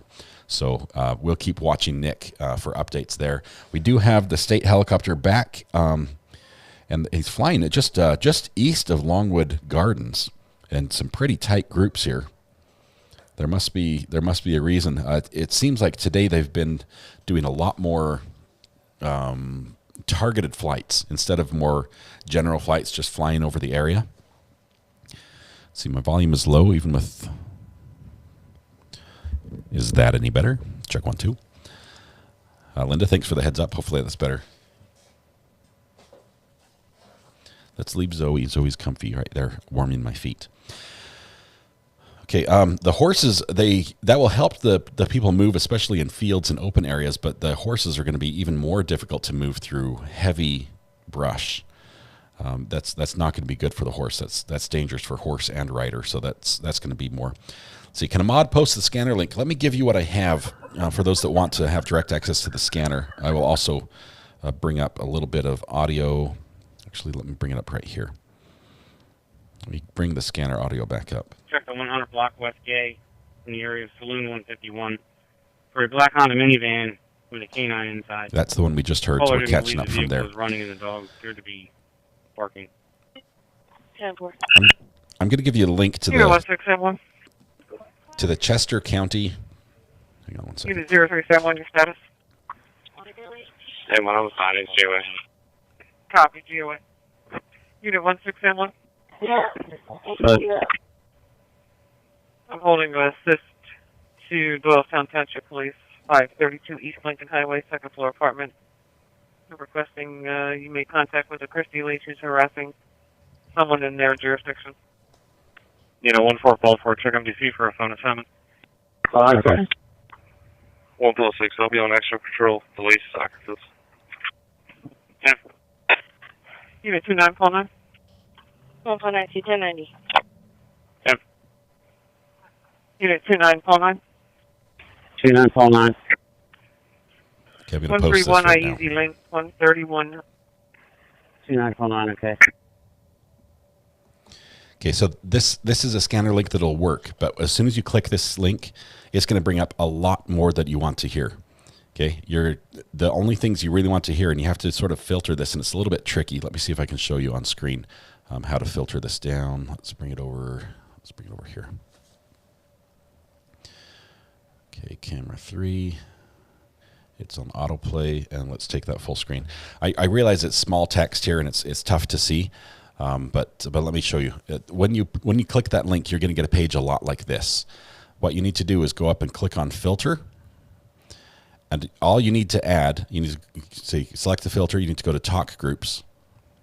I've already selected them, but you need to add from the drop-down box. You need to check Westchester PD, Central PD, Central Police Group, West Police Group, West Police Group, Dispatch, County Dispatch, and then all these patches I have not had any transmissions on. We're not getting anything there. So just those top ones, Westchester PD, the Central Police, Unit and West 32 Police check Dispatch. MDC for repo information. I'll be right back. Hang on just one second here. 149 1028. Hang on. Hey, good morning, Ivan. Are you there? Hey, what's up, buddy? Well, I'm just, hang on, let me see if I can pause Hotel this. Delta George 3772. See if we have a phone number. Okay, let me Hotel Delta George. Let me pause this so I can bring it off screen. Yeah. I'll be quick. I just wanted to Yeah. check in. I appreciate you taking my call. I know you're neck deep in it all. I just wanted to, throw a couple 2 cents into the pot and stir it. I think just because we haven't seen him is not an indicator that he's succeeding. We shouldn't confuse that. Yeah. We shouldn't let the unknown allow our imagination to create scenarios that are more fantastical than what we know, right? And so I think that's what often happens. The more time that goes on without knowing, the more we want to create what we don't know, right? I think that's natural. So, check MDC for phone. Sorry. We're getting no, it's all good. I just wanted to throw that out there because I think, the tendency is, everybody wants to make it as crazy as can be, right? Because it already is. Yeah, it is pretty crazy. Right. And so that's why we start seeing things in the night. We start hearing things that aren't there. We start, you know what I mean? Like that's a natural sort of, I think it's a natural phenomenon just with the human condition, in my opinion. But I think the more time that goes by, I think it validates one of two ideas, that he's either long gone or he's very hurt or worse. Those are my two guesses. The more time that we have without a confirmed sighting tells me he's hurt, laid down somewhere, or worse, or he's long gone. I don't know how it means anything else, just logically speaking. What do you think? I think he's still on the move. I think if he was hurt, they'd be catching up to him. I really do. I think he would not be able to stay hidden. But I'm just sorry, I'm a little discombobulated as I try to get everything set up on the screen. I think we're going to have some action. We've got some additional resources that might be better than what we've had to this point. And a Black Hawk overhead is going to sound a little bit different than a police helicopter. This might flush him out. He might get a little nervous. He might make a mistake. But like when we were talking with Matt about response times, if I hear a Black Hawk helicopter, guess what I'm doing? Nothing. Absolutely nothing. Like I'm hiding in whatever cave I'm in or rock I'm under or whatever. Like you said, that's going to sound significantly different than anything else they've brought. So I don't know. Let's just say this. I would pay good money to hear some of the cockamamie ideas that have floated around, the research room. There's one guy who was just like, burn down the forest. The whiteboard in the command center is like, well, we could do that. Next, the guy who's like, have we tried napalm? There's a lot of options they're not going to do. Realize this is all private property. I don't know. Do we have any Agent Orange on hand? Is there any of that left from the 70s? Do we have any of that? There are ways we could get him, but we would like to keep this area to still be inhabitable after it's done. And obviously, the UN is going to occupy Pennsylvania before this is all. Yeah, it's going to be fun. It's going to be exciting. I think something's going to happen. I can't wait for the update today at the press conference to see if they'll give us a little more information. Boy, those press conferences are starting to look bleak. I mean, at first you had, half a dozen or more of the entourage, pins on their chest looking proud, but boy, that number is starting to dwindle. At the end of this, it might just be that lady up there screaming as they pull the hook. Man. But once they catch them, they're going to have half the department up there at that podium. That's how it's going to work. It's going to be a lot of, you're going to have people spraining their shoulders as they pat themselves on the back, and just a long line of people lining up to congratulate themselves. And that's how it always happens. I just want the Mission Impossible banner when they supposedly, when they call it Saddam. That's what I want. Ivan, you're breaking up. You're breaking up. I'm hearing pickles, not politics. That's all I hear. Thank you. We'll catch you later. See you. Bye. Bye. We love Ivan here. He gives us some great insight, especially when we want to know, what's it like being on the inside. Ivan's got a unique perspective there. Let me see if we can go back and see if Nick has any more updates here. I think he's probably traveling to the area here. I don't see anything later than that. Let's see. Going back to the main screen. Let me update this page for you. See if there's any more sightings. The sighting they had this morning, nothing's been confirmed from this morning. So I think the last confirmed sighting was, it's right here. Let's see if I can click it on and off. Yeah, that's still it's right between 926 and Meeting House Road. There on the Creek Drive. That's where Matt was when he was on the phone. Well, he was a little south of that, but that's where he was at. So that's the last confirmed sighting. We'll keep that up here with the latest and greatest map.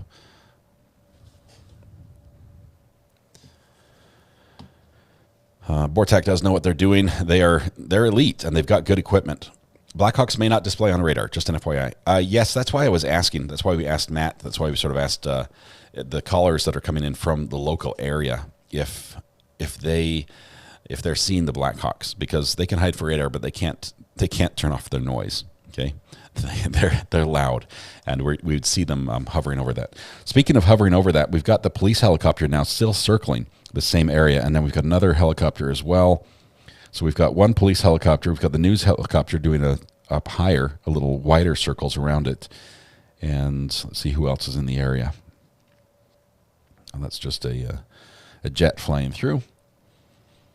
It looks like an American Airlines jet going from Philly to Nashville. So he's just happens to be way overhead. Looks like he's about 12,000 feet up.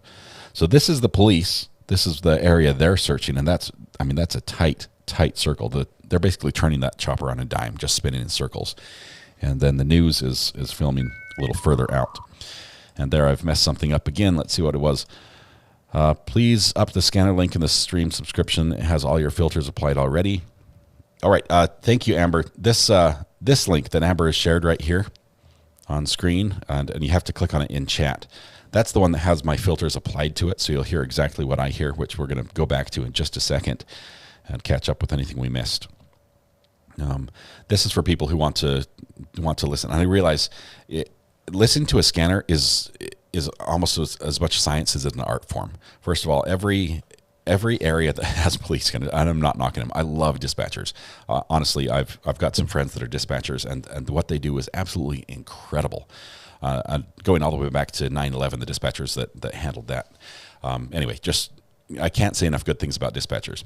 But there's a unique way that dispatchers talk, and they talk fast, and they communicate very effectively, and it almost is like a second language you have to learn. The more time you spend listening, the better you can understand. We have that here. We have dispatchers that are communicating very quickly bits of information that they need to not clutter the airwaves with other stuff, but still being efficient. So I'll try to pick out the bits because I do have a trained scanner ear. I listen to police scanners quite a bit, probably more than I should. And I'll try to pick out the bits for you that I can hear that are pertinent, and we'll go from there. Speaking of which, let's go ahead and listen in. 1192. The subject is in Cody, however, no phone number. This is 218 Reed in Darlington Ridge. Do not pull, so okay. Copy. 10-4. What was the name attached to the vehicle? William Vincent, 454. 10-4. Can you check an Emma Vincent? ENNA. There's paperwork for that name inside the vehicle. These are unrelated messages. Yeah. Also have an EMS call, Carlino's for a heart problem. 10-4. I'm gonna have to stick with this dog. The van is off and there's no water or anything inside the vehicle. 0172, copy, Carlino's. 172. They're going to break that window. Subject is a juvenile, and there's no information for phone and Cody. 32 cars, you can clear out the repo. Careful. We're catching up to the dispatch description, Mackie. 172 to base. You say that it comes back to Darlington Ridge. Yes, 39 copy. Reed Way in Darlington Ridge. 10-4. Can you send 4-2 out there to knock up? 42 copy. 218 Reed Way, Vincent residence. Here's 6020. Copy, you're en route, Landenberg store. 100 Landenberg Road for suspicious condition. Possible sighting of the prisoner. Walk past the store, possibly towards Sawmill Road. Hispanic male, long sleeve, white and blue striped shirt. 9-2. I spoke to the caller. He's been here at least 20 minutes. The dog is panting, seems to be in a little bit of distress. Copy. 571, I copied the report. Unit 571, copy acknowledgement of the well-being check. 432 Homestead Drive. 432 Homestead Drive. Caller's father's wife hasn't been heard from in roughly a week. 196. 196. Unit 596. We're still about 5 minutes behind, 6 minutes behind. All Best Apartments, 444 Bridge Street, apartment number 1. Minutes are being dispatched out for heart problems. You can clear it out, please. Okay. 0172, 10-9 to the rear of Carlino's. Unit 271, when you're clear, I'm holding a phone assignment for you specific. Wait, okay. Unit 6571, the subject is a Deanne Sherman. She's known to have been doing drugs this past week, possibly intoxicated on heroin. She has dementia. 571, I copy. I'll be on location, and my cells will be okay. 6571, okay? 0172, 1020S. 10-3. Jeffrey Loser, LOSER, 1965-0604. Beautiful. An I unfortunate have another name. EMS call now at St. Agnes Church, inside the church, for a call with trouble breathing. 3-2, you can send it to me. 9-2. I'm going to try and force entry into this vehicle. Dog's painting even more. It's in distress. They're going to break the window. She's One going to attempt 10-2. that. Let's call West End, see if they'll do a courtesy for us. Correct. A West End, affirmative on the courtesy. 6243, check your NBC for information. 571.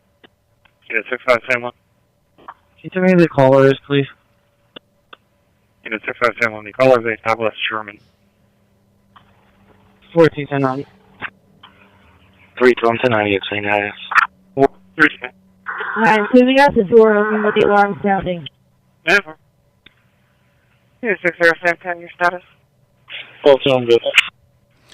So doors open, alarm sounding, dog is out. Unit 6010, your status.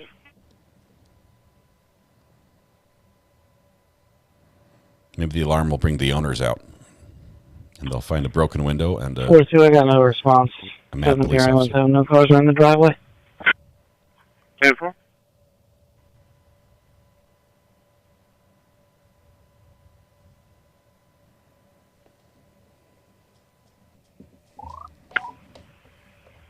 Unit 60 scan 10. 60 scan 10, your status.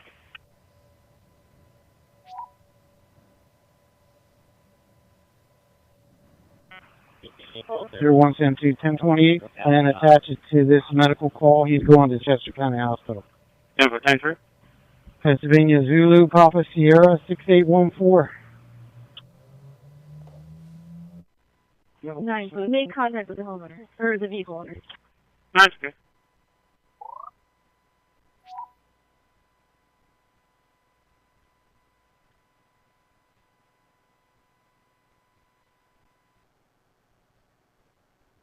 Okay, still nothing. We're caught up on the audio. It sounds like this blue striped shirt was the latest possible sighting that we've had. Let's see if we can go back to Nick. Nick is, I believe, traveling to the area right now, so hopefully we'll get an update from him as soon as he's on the ground there. Presser is at 3 o'clock. We've got 3 hours until the press conference, which honestly, they need more than what they offered yesterday. What they offered yesterday was like, we're still searching. Still send us tips. We have nothing. They need more than that. They need to, even if it's just giving a little more information about what they're doing or what they've done in the past. I think they can do that without giving away the special tactics that they're using, like on the ground. Can you post the scanner link? I need to save that scanner link somewhere. Just 1 second.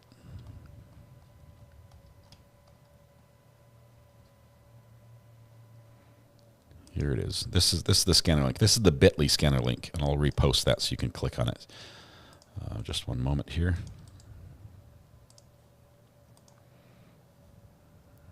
Okay. There we go. This is the scanner link that will get you to the current feed that I'm listening to. I'm listening to the Chester County Emergency Services trunked radio system. I know it's a little technical, but the trunked radio system uses one system, because not every agency needs to use all the frequencies, all the airwaves, all the time. They're not like holding the button down, talking 24/7.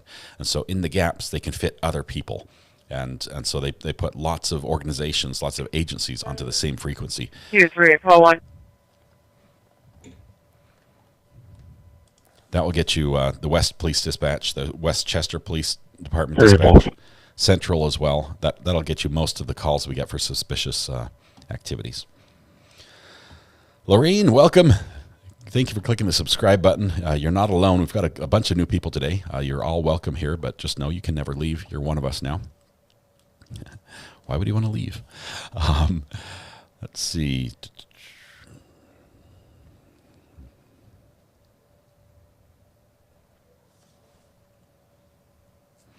As far as the vacant homes, the police have been very good about searching buildings and making sure everything's secured. They've been doing that for the past couple nights. They took that audio off the scanner and put it on the tactical, I believe. So we're not listening to that, but I think they're still making sure that the buildings are secure. They did not cancel school. The kids are in school today. We got that from Kristen, one of the callers who lives right next to the garden center. Actually, she lives probably less than a mile. She can hear this helicopter, let's put it that way. She lives right up here, west of the garden center. 143-291, it was a refusal. I'll send you his name.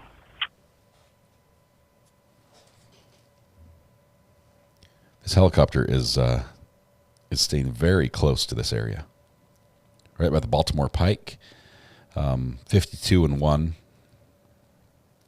This is the bottom left-hand corner of what they said was their search area, their containment area the other day. Let's look at the rest of it, see if we have any other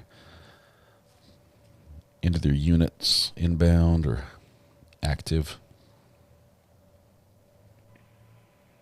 Unit 7941. We just have the two helicopters. One is our favorite little news channel, Skyforce 10. He's been back and forth this entire time over the week. And then our police chopper is keeping a tight pattern right here, just east of Longwood Gardens.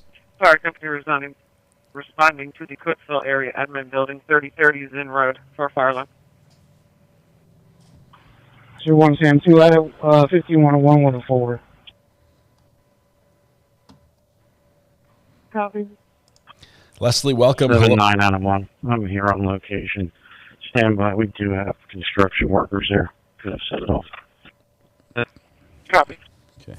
Welcome. Good to have you connecting from Canada. We have quite a few viewers from Canada.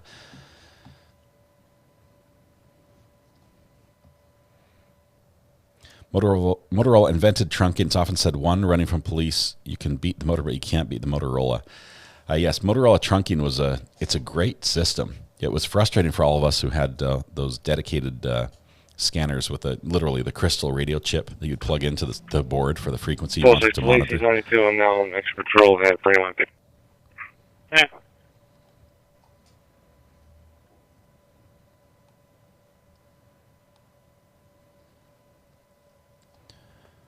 Okay. Yes, we got all the Hotel California references. Nick's only on Twitter. He's not on YouTube. Here, 39 Paul 10, check your embassy for a report. Last update from Nick was 29 minutes ago, and he says he's trying to get to the area. I don't know how far his travel time is. Unit 25 Paul 3, receive your stop at 401 and Rachel Drive.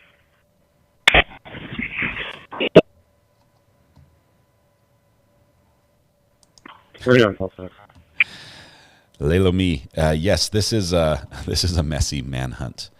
Mostly it's financially messy. The amount of money they've thrown at this is crazy. And, looking back in hindsight, I wonder if they're going to do the analysis and the cost analysis and say, okay, this is what we spent. What could we have done with this money to do better on this search? And it's not a fair question to ask because all the decisions are made in real time. And then in hindsight, you're trying to second guess everything. Lots of Canadas in chat. Megan, welcome. Megan Suley from Alberta. Let's see, the Lori Smith from Twitter. PA State Police helicopter currently circling over the area where Cavalcante was spotted on trail cams Monday near the bridge on 52 that leads to Route 1. And that's what we're watching right here. That helicopter circling the area. And the reason why it looks like the helicopter is veering back and forth like a drunken sailor is because 79 out of 1. The transponder that it's using, it's like a ping. And every time it pings, it gives out its location.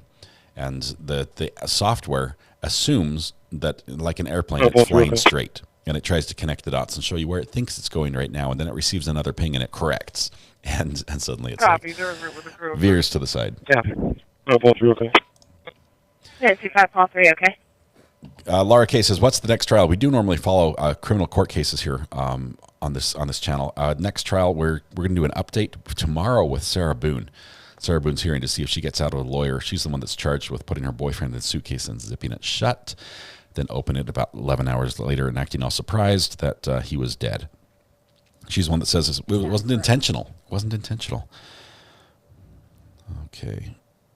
Let's see, we've got some pics coming in on the burner. Just 1 second. I'm not a camel. I have to make sure I don't accidentally show phone numbers on here. 16790. Unit 16790. You can clear out the call for 532. Copy. Hold 192. Okay, I'm gonna just use one of these pictures here. Let's see if we can pull it up. 192. Sent you a message. I spoke to a Stephanie Vincent. She was advised of the complaint and that I was going to reach out to the SPCA, so she will be hearing from them. There's a lawsuit. Okay, that's the dog owner.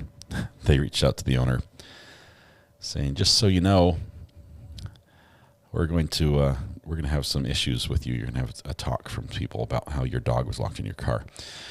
And now that I believe she broke the window and got the dog out. That's the latest status. Okay. We're going to show one picture. This is local on the ground. I wish I could give credit for who took this picture. It was just sent on the burner phone, and I don't believe it came with a name. I'd have to recheck that. Let's see right here. Let's go with media 2. No, let's go with media 1. This is what it looks like on the ground as far as terrain is concerned, with how rough it is, and it's rugged. This is actually a better picture. Hang on.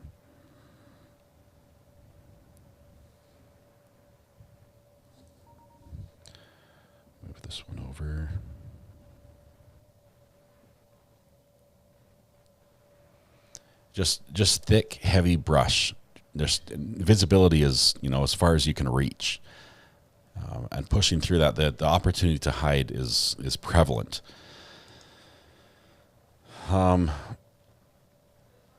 Maybe put the bit.ly in the description at the top. 300 block Chambers Road. That's a good idea, Leah. You have to assume he's within the perimeter for now, although he may not be.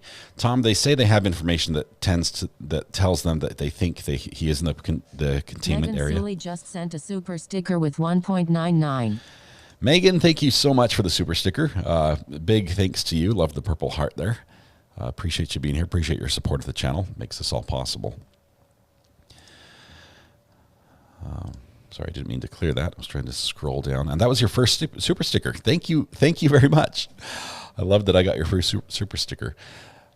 Okay, scanners on. Let me go back to... Oh, not this one.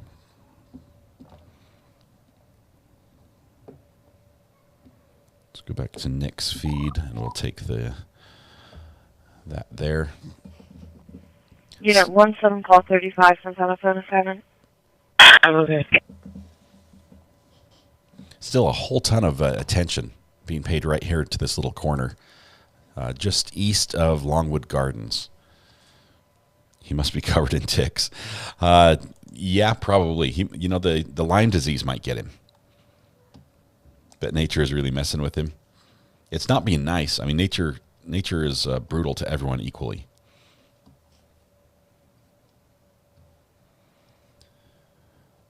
Okay. Scratch all that. Oh, that was terrible. I apologize. Matthew Harris says, no video for me today. I sent my editor on vacation. First week without a video in a year or so. Well, there goes all the algorithm, credit you had built up, Matthew. No, just kidding. You're going to do great. Matthew's one of our favorite lawyers on the channel. Also a good mod, a good friend. He has his own YouTube channel, and on that channel he provides... Tommy, for my status is fine. He provides 6-7 Robert 11. A law quiz 260 Tommy, every day. copy. And you're once you start taking it, you'll Unit get hooked on 67 it. Robert 11 proceed. And the rumor is if you if you take the law quiz every day for a year afterwards, You can clear me from my current call. you'll be ready to pass the bar exam. Robert 11, That's the okay. rumor. I'm not sure if it's any truth to that, but good to have you here, Matthew. Thank you so much. Nalagic 526 just sent a super sticker with 0.99. The Epic Gypsy says, hello, Recovery Addict in chat. PA local here. Manhunt is less than 10 miles from where I am right now. Any questions about the local area? I'll try to answer them for you all. Thanks for the stream. I think the one thing that we don't really get, Epic Gypsy, that we probably should have is an idea of the terrain. And let me see if I can show some of that. 0172 Is that correct? Linda Hill, from a wee amount of people to now, congrats on the continued growth. Thank you, Linda. Thanks for your long-time support of the program. And let's see, Nola Chick came in with the super chat and the popcorn, just here for the show. Apparently, everyone pass the popcorn around. There's enough. Let's see what we've got. Lyme's disease is horrible. It really is. Okay. Is there poison ivy or poison oak? These are good questions for locals. Let me show you. Let me see if I can switch over to... 1230. Let's do Google Earth, because I can do 3D. Yeah. Clear off this perimeter. That was the old perimeter. We're now right here in this area. This is our search area. And we're going to tip down and just try to take a look at the terrain. Drop a pin in it and fly around there. Come on. Unit 1230 in front of Richard's Winter Race, 332 East Lincoln Highway, 332 East Lincoln Highway for well-being check. Black female in a black Chevy sedan, unknown tag, appears to be nodding in and out, hanging halfway out of the vehicle window. And I can't get this to want to fly around this area, but okay. So you can look. We don't have like major hills, but we do have some terrain and valleys, which makes visibility a little bit different. We've got a little hill over on the backside that they're searching a nice flat farm field. I copy. You can see the roadway here, the intersection that they're sort of focusing just east or north of. We've got a school right over here, elementary school, not far away, less than a mile away. I'd say about a quarter mile from the search area. Kick back, taking it easy. 4757. 4-1. 141. Also have a pond in this area too. Coming up. We know that water has been one of his preferred methods of travel. Not sure if he would be in the pond or not. The search area doesn't have any streams. Little water on the backside, but no streams other than that. 3377, copy acknowledgement. We're receiving 2 calls, one from an employee at the Hamilton Suites, another from the female health party from your earlier harassment complaint. First calling in, requesting you return.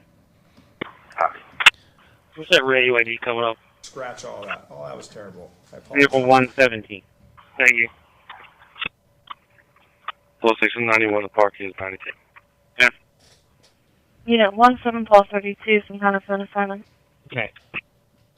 47 Paul 7, ambulance being dispatched East Fallowfield Elementary School, 2254, Strasburg Road, to the nurse's office for seizures, 30-year-old female. Unit 3377. Unit 17, Paul 32, some kind of phone assignment. Okay. All right. This is the latest we have here. Still nothing from Nick. Oh, wait. We do have something 8 minutes ago. I've got a few updates. Let me read those in order. Okay. 9 minutes ago. Let's start there. Do you have a photo of him? I can put a photo up in just a minute if that's all right. I do have one. It's from his wanted poster. We're going to turn down the scanner just for a minute while we listen to Nick's updates. He says, increased police activity is being reported in the area of Lenape Road, Baltimore Pike, and Webb Barn Lane. Helicopters circling overhead and golf carts are being used on the ground, indicating a concentrated effort in this area. Law enforcement agents are also seen. Don't miss the forest for the trees. Right. Law enforcement agents are also seen combing the tree line, headed down in the next hour. So this is, we've got, he said, Webb Barn Lane. This is Webb Farmhouse. So I believe that is Webb Barn Lane. That's the intersection we're talking about. And these trees and the tree line might be the area of interest. Right where we have this little ravine down the backside. It's a pretty good steep little drop off there into that little hollow. So this is where the helicopter is focusing. If we jump back over to the helicopter, it looks like this. They're all over that area. Okay, so that's update number 1. He continues. It says police are staged every few hundred yards along Hillendale, which forms the southern perimeter on the map. Officers are sitting in their cars, seemingly in a state of readiness. This could signal a tightening of the search net in an ongoing manhunt. I think that's all here. Then let's see. We're hearing that the helicopters were up all night in this area.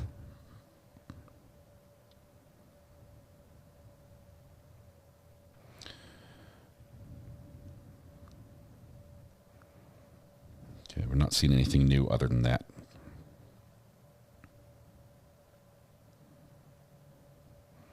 Of course, we've got all sorts of new fun things happening with the hurricane.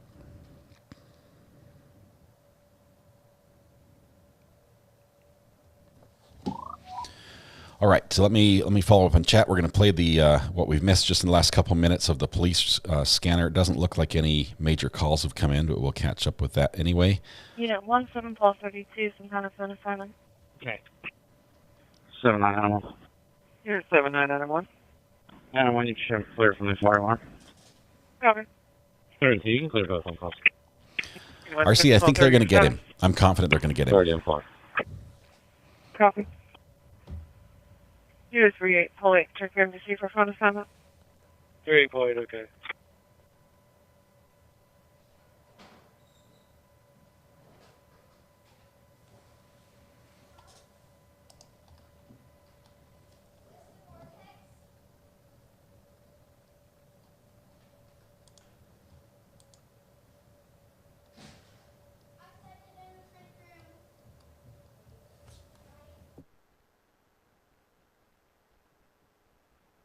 Has anyone interviewed the local friends of fugitive?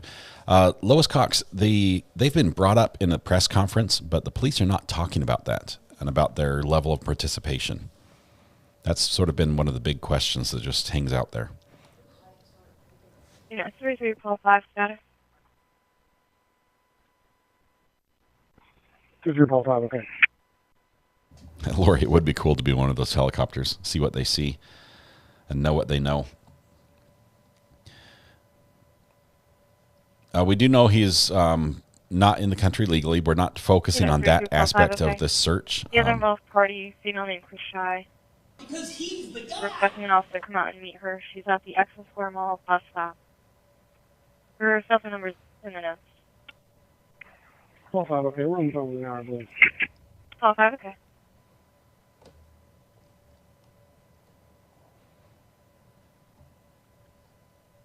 You're talking about stuff that is not relevant. I do that often. These are all sound effects that you guys are triggering, by the way. I'm not clicking these buttons. That was triggered by Stephen Blevins saying not relevant.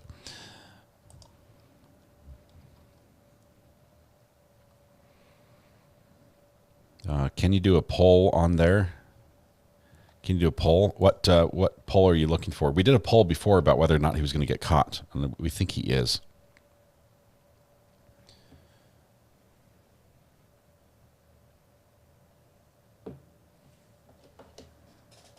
Is that correct?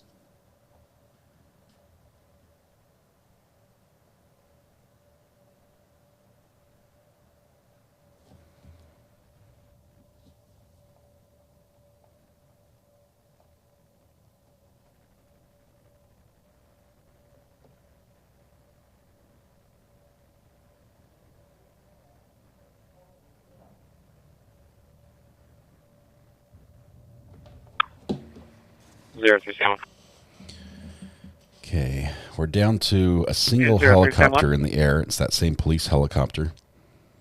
With as much attention they're paying this area from the air, I expect that when this chopper does have to land, which might be probably in the next hour or so, that another chopper will immediately come take its place. They will have continued air coverage over this area. 15 Paul 20. 15 Paul 20.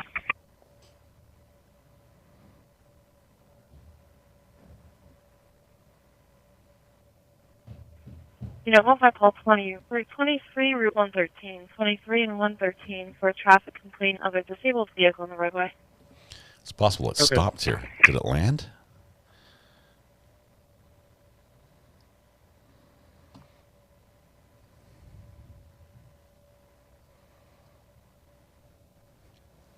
Kathy Rose, welcome. Thanks for joining us. Looks like he's trying to make the field a solid yellow blob. Yeah, he's painting with his track. I think the helicopter may have landed. We do have a small clearing. That's a brush area, so I don't think it's there. It would probably be over here. Response 111 Culbertson Run. Or over here. I don't think this area would be conducive for a helicopter landing. That's probably some thick brush.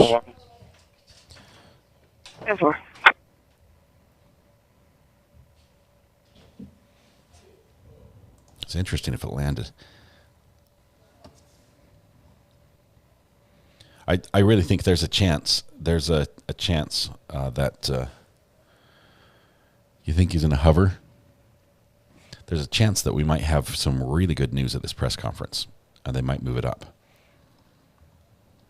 It appears to be stationary, possible on the ground based on the altitude. It's always been fairly low. The altitude last report was 565 feet for barometric altitude. We've seen it as low as 400, so I know train-wise it can go lower. Unit 67 Paul 40. Paul 40.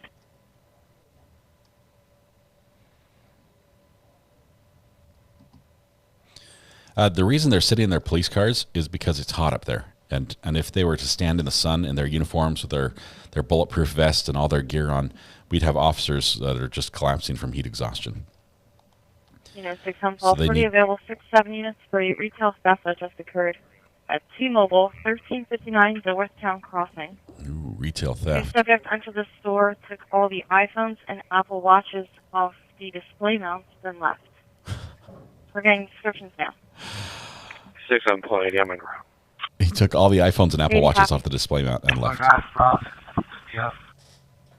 Well, guess what? Guess what's trackable? All the iPhones and Apple Watches are trackable.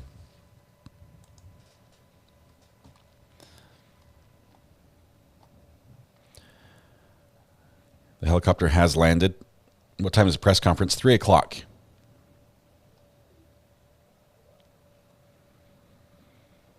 Be more, no official word yet. We know the helicopter's been buzzing this area and just landed there, right there at this intersection. This is right next to the Longwood Gardens. Morel at 524.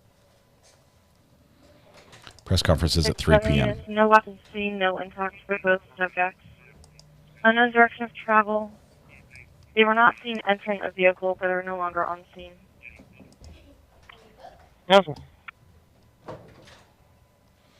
Couldn't they have parasols? Gordon, the standard police issue parasol. Yeah, I'm sure all the officers are going to carry one. Everybody, it's the latest craze. Let's see. Jay Reno says, I watched the video last night. The helicopters do a hover low. The grass is like 3 to 4 feet tall.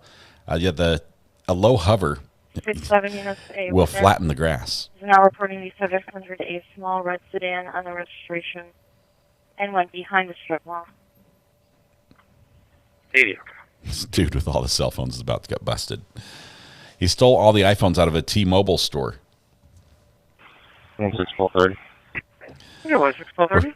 Two different chases going on right now. Also happen to be in Westchester, but the iPhone guy probably has nothing to do with our escaped prison Provide convict. a map, courtesy transport, adult male, from 569 Olive Street back to Richie's Water. Copy 569 Olive Street. Courtesy transport. Somebody needs a ride. The police are going to give him a ride. They called it in. That's not an arrested person. It's just courtesy. They're just helping somebody out. Might have a broken down vehicle, something like that. They're not saying they got him, but the behavior we're seeing from the air traffic definitely shows that they're very interested in this area and probably have a good reason to. All the communication that's happening is on a tactical channel, which is not publicly available. It's most likely encrypted, which means only law enforcement and authorized personnel can listen in on that channel. They might have dogs with the scent.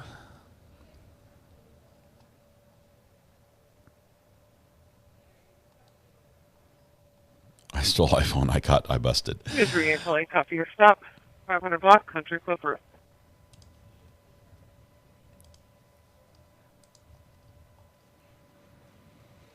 Not sure if it's true, but some are saying TV says they got him in that area. We're hearing rumors. I know there's some other streamers up that are have some information. I can't verify it's true. We're trying to verify it independently. Copy, still checking. Both subjects are black male, in their 30s, 5'10", skinny build, wearing black hats, black face masks, white shirts, and black pants.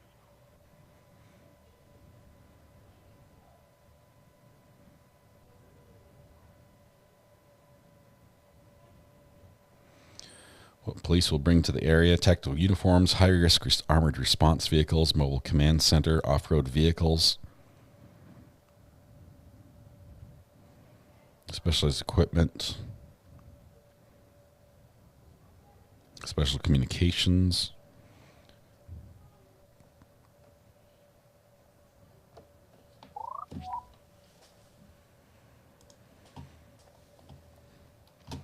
There are lots of rumors right now. We've got to wait for something a little more official. I will say it looks like there's doing a push. We've seen this many times before. Many times before. We've seen a push like this where law enforcement has focused on a specific area. You may even have ground units that rush to the area. Transport complete, and I'll be clear. Basically, every available unit are rushing to an area. They put men on the ground. They put dogs on the ground. They squeeze, comb the area, and then it pans out and they clear. So I'm not raising my hopes too high, but this could be it. This could be it. BORTAC arrival. We have not seen BORTAC in the air, and we're watching ADS as well as flight radar. We have seen other military helicopters. Now the helicopter's back in the air. It's flying again. So it's lifted off. We have seen other military helicopters on the scanner, so we know that some do carry transponders that we can see. But all we know is that the residents on the ground have told us that they have not seen the Blackhawks in the air yet.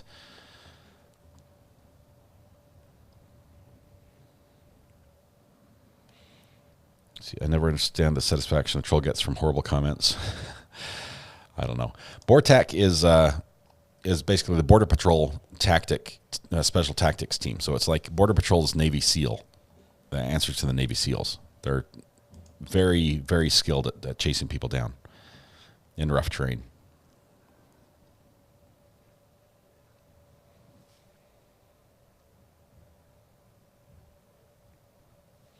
Got some planes close together. Let me zoom out a little bit and see if we've got any more activity coming in.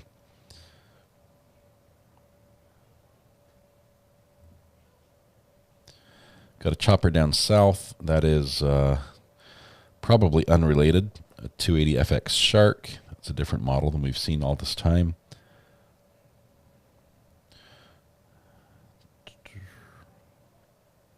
What's this? That's an airplane.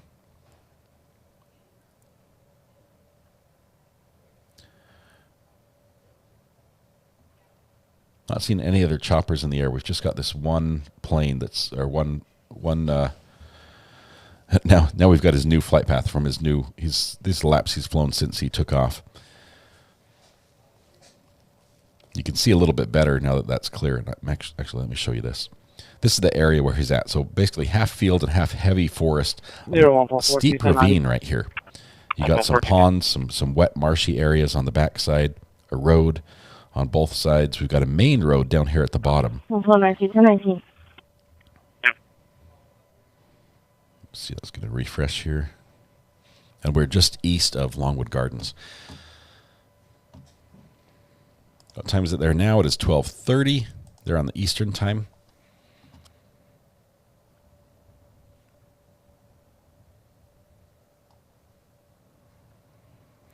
Ivan's protesting his local Chamber of Commerce is doing a ribbon cutting, even though they're not finished on the road. It's, hey, they scheduled the tent. They rented the tent for the ribbon cutting, and now they have to proceed, even though the work's not done. Canines are active. They have dogs there searching. That would mean there's a good indication they might have a scent, and a scent is good. If they can stay on this, they've got pressure. It's a tight area. It's very, very small. So there's a good chance that this might check out to be something better. Maybe give it some good leads here. I forgot, what is the orange helicopter? The orange helicopter is the state police chopper. This is a Pennsylvania State Police chopper, and it's been participating in the search all week. We've had a couple of them that have been helping out. Kristen was on the phone with us. She says, don't come back towards Longwood. Kristen's on the other side of Longwood. I won't give her exact address, but basically the chopper is right here, Longwood is right here, and Kristen is right over here. And she's saying, stay on this other side. Kristen called us earlier and spoke to us on the phone, gave us some great information. Thank you, Kristen, for that. Please stay safe. Nick lives about an hour away, so he's probably getting close to arriving on the scene. 34 call 2. I'll be holding an EM.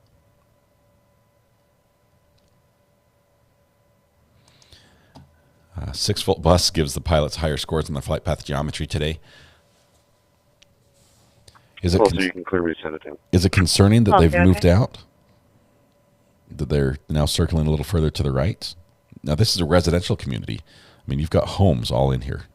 Look at this. You've got an entire neighborhood surrounded by open fields. So he'd pretty much, unless he made it through like this garden, he'd pretty much have to go through an open area to get to these homes.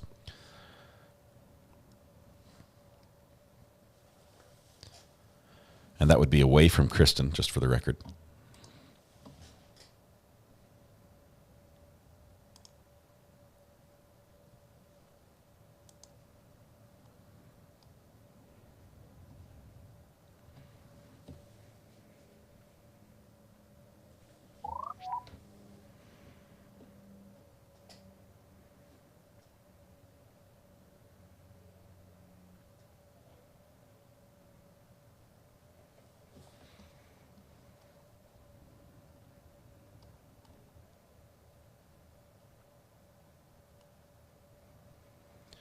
Let's see. The Epic Gypsy says I'm in Newton Town Square. I'm keeping an eye on Twitter right now to see if there's any new information. 01442. I'll be 91. I sent you a message.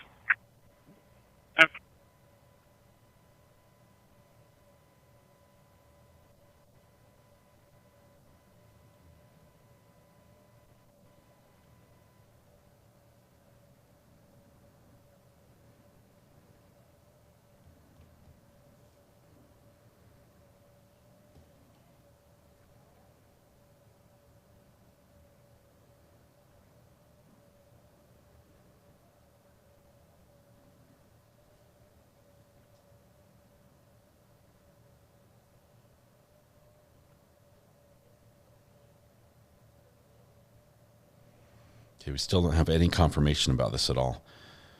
We just know that basically what's happening is there's some activity that people are able to observe, and they're guessing at what's happening there. And as all the activity has, it does involve dogs and troops on the ground and helicopters overhead. So, Liz G, no updates. And by the way, it wasn't your name I was making fun of. I think in one of your earlier texts you had like a street name or something that I could not pronounce, and that was it. The only updates we have is that we're expecting the Border Patrol tactic units, the BORTAC, to show up with Black Hawk helicopters. So if you're in the area, expect more noise. Black Hawks are louder helicopters than these other ones. They're distinctive. Let's put it that way. You will know if it's a Black Hawk. You'll be able to tell them apart. Whereas right now, if it's a police helicopter or a news helicopter, unless you see the wrap on the outside of the helicopter, it might be hard to tell the difference. You will definitely know if it's a Black Hawk helicopter hovering overhead. So they have sent 4 of those, or those 4 of them are en route. I'm not sure which, for the Border Patrol. We'll see if those start showing up on the map here today. Still have a press conference coming up at 3. 146. I can't pull up the other streamers you're mentioning. I apologize. That would get me a quick ban. Fire department's going to 215 West Chestnut for the alarm.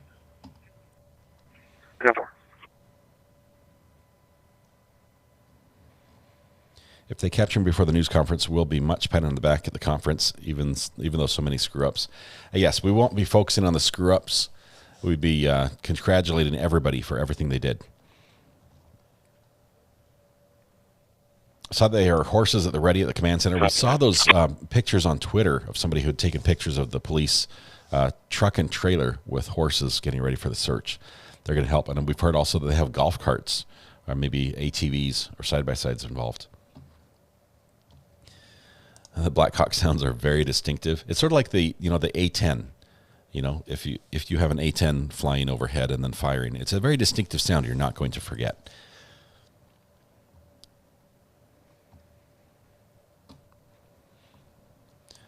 Sneaky Shar, no word on if they've got him yet. We still see a lot of activity in the area. We've got a helicopter flying. Let's see, he's actually just left the area. He might be going back to land. Let's see. They stage right here in this field. See this little weird-shaped field with the 2 arms? The helicopter's flying back over that way. He's probably going to land. Let's see if anybody else is flying in, because there's been a ton of activity here. This helicopter's been flying around this little property for hours and hours. I have it. So he's going to go back and probably refuel and maybe even change pilots, because they've been doing this all night long.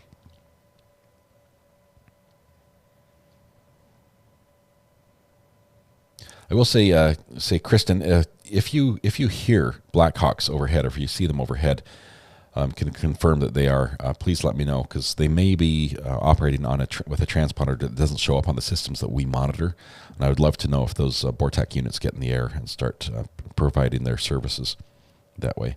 Let's see, new inbound helicopter over here. Skyforce 10 is going to be coming back. It looks like he went over and refueled in Philly. Where did he land? Is there an airport in there somewhere? Possibly a building. Might have been the news building. Picked up a new reporter or something. But he's going to be coming back as this one is leaving. So we'll keep an eye out for him.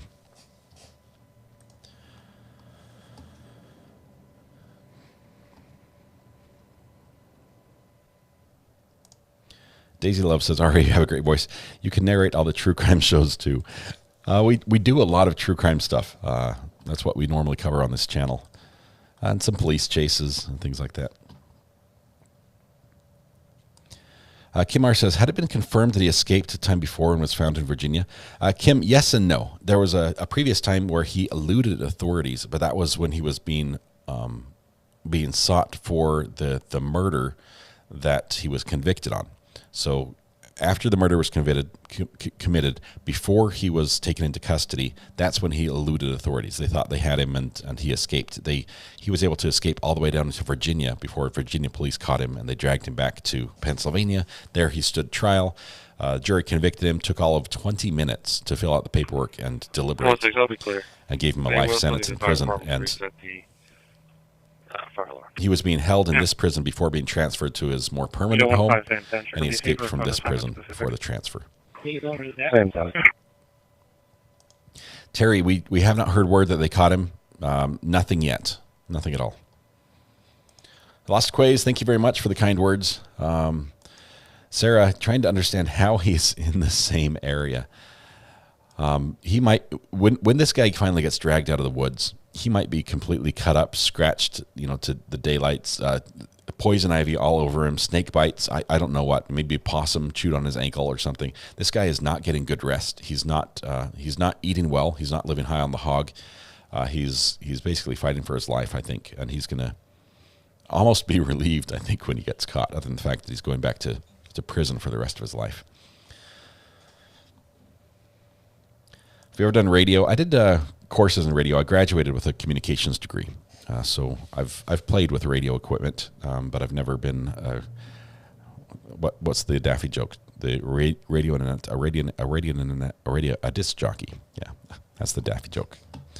I've never been a radio announcer.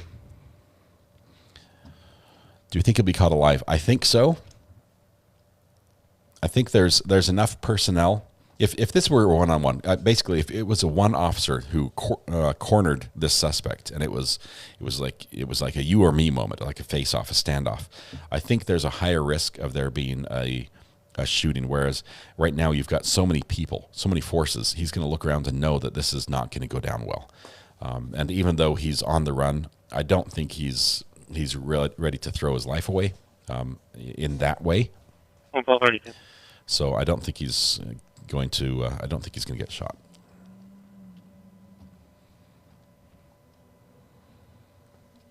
Please check the burner, says Ryan Snapple. I do apologize. I do have the burner 15196, be clear. 15196, okay. Turned down. 32104. 13210-3. Can you check 50 South Walnut for a delivery truck parked making a delivery causing a traffic issue? See. 15196, be clear. 15196, okay. Oh, is this 3210-4. It's Matt. Matt says check the burner. Thank you very much. Hang on just one second. Let me see if I can play this. First, let me change this so your phone number does not show up, Matt. Just one second.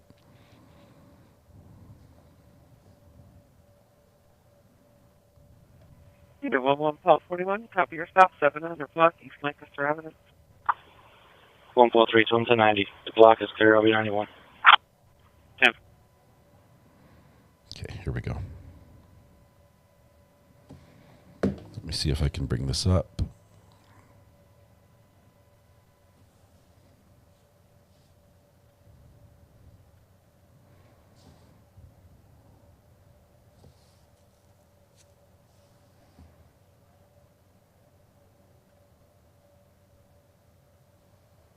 It's not letting me bring the camera up for some reason. Matt provided a little video of the helicopter doing a very low hover in that field, sort of blowing the grass around to see what was underneath. Ryan Apple Snapple, let me see if I got anything from you.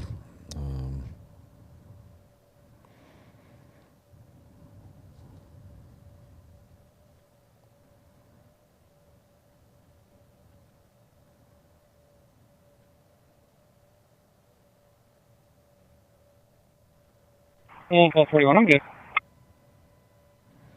I see a Facebook account that I want to follow a little bit. This is a local community Facebook page, so let me jump on that. really quickly. Let's see if they'll let me Okay, on. 3947, can you call in for scope? Call 7, okay.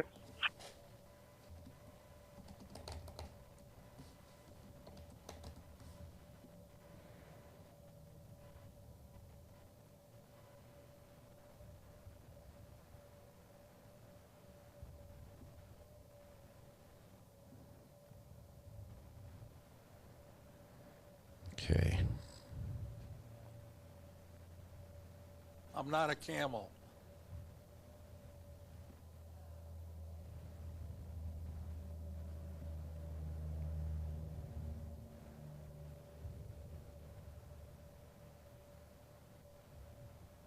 Checking the rules.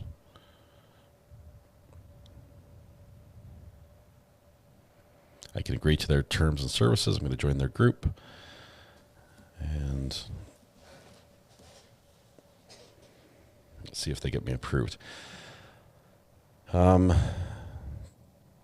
just gives me access to some of the questions that people are asking. Let's see, what else? Was there something else on the burner that I missed that I needed to share with anybody?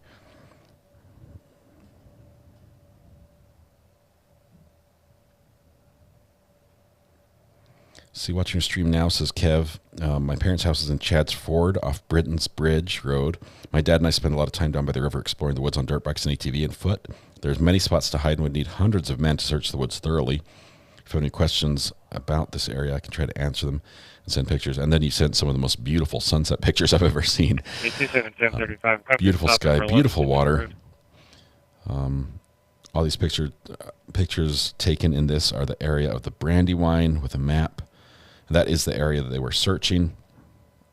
Kev, thank you very much. You also gave me some information about the, let's see. Oh, package arrived, says Ryan. Okay, thank you, Ryan. I got the message. It's we'll have to make a quick trip to the post office. What did I miss here while we're looking at this? As far as the choppers go, we should have the other news chopper is inbound right now. Here he is.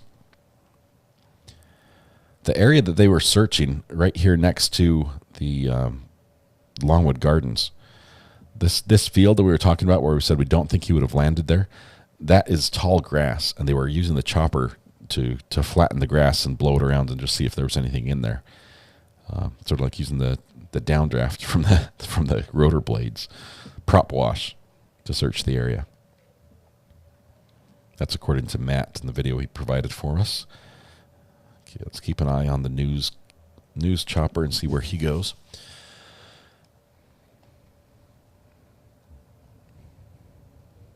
Terry Damon says, my grown officer son just came for lunch and said, oh, geez, Mom, what are you watching? I tell him. He rolled his eyes. I threw him out. I'm busy. That's awesome, Terry.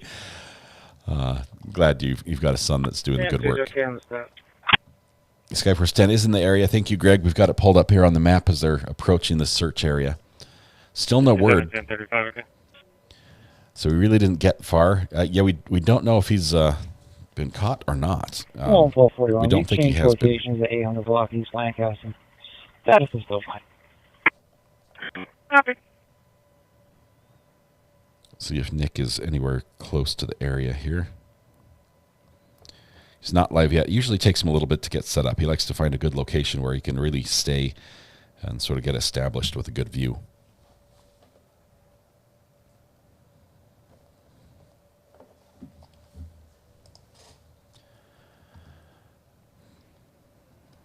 Let's see. Has that great golf announcer? I have the great golf announcer voice. He doesn't blow your eardrums out when you have earbuds in. Hi, Kathleen. I try to monitor my own audio a little louder than you guys receive it. So if I give myself a headache, I know that it would give you a headache too.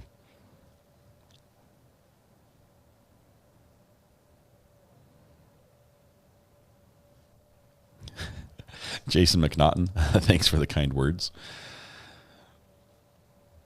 What's today's press conference about? Buttercup 203. We have the press conference has been hosted by or put on by the Pennsylvania State Police. And they've had multiple different personalities. I think they've had a district attorney. They've had a representative warden from the prison. They've got various different personnel representing the different agencies that are involved that have been there. I think today might have a lot of people again because we've got new resources that have been added. It's a good news day. And when it's a good news day, more people want to be there. But what we're expecting is an update. We're going to hear the same thing we heard before. We're going to hear appeal to the local residents to be vigilant, to check their security camera videos, to check their outbuildings, to keep their doors locked, check their cars, and if they see anything, no matter what it is, if it's suspicious, to call it in. Because out of all the tips, all the sightings that the police have been working off of, I believe only one of them was a police officer that visually saw the suspect, and he pursued and lost him. So most of the tips come from the public. The police need those tips. Otherwise, it is the needle in the haystack, and they're doing the best they can. But still, they want the input from the public that have more eyes and more knowledge about what's normal in an area than a police officer just driving through the neighborhood might have. So we're going to hear about that a little bit. We might hear some more questions about. Yesterday, we had a lot of questions about the jail outbreak, the prison outbreak. They did release a video yesterday. I think I showed that here. Let's see. Are we trying to see what's showing? Why is this not plugged in? Let's see if that pops up on my screen here. Just 1 second. There we go. So there's Nick's Twitter feed. Yesterday, we were showing that we showed the video. We showed it today as well. I've never even seen cocaine. I don't even know what That's the wrong one. Sorry. That was just a random Facebook video. My apologies. Let's go back to 7. Man, too many buttons here, guys. I apologize. What in the world was that? This is Caught in Action TV from Customs UK. That's the video we were watching. People trying to smuggle drugs into the airport. We watched this video yesterday that was released in a press conference. If I can pull it up. That's not it either. Here we go. This video where they showed the suspect actually climbing the walls and escaping. He does have something around his waist. It was probably some clothing or towel of some item like that helped him get through the razor wire or push it aside without getting cut up. So we watched that. Had a lot of questions in the press conference about what happened there and how it occurred, and the fact that this same sort of escape had happened just like a month or two before at the same location. There's a USA AFC 17 heading inbound, probably just flying through, says Daniel. Let's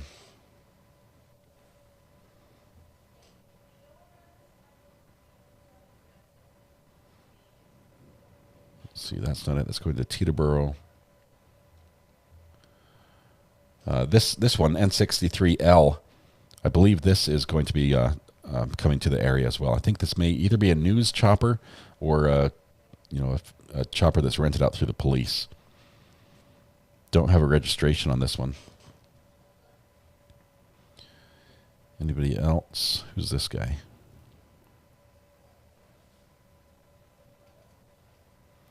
It's a private owner. Chopper taking off here. That's just a little tiny whirly bird. That's not coming down. Let's just zoom in here on what we can see. There we go. Oh, that's Philly. I got lost. Sorry.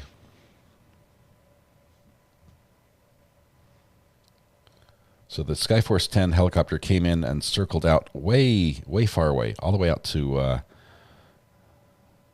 straight south, way along Highway 1. That's a huge loop, much bigger than the area they're searching.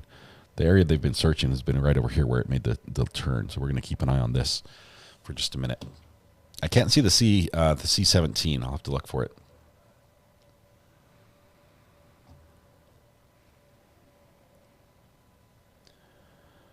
When was the last sighting of Danelo in this area of Pennsylvania?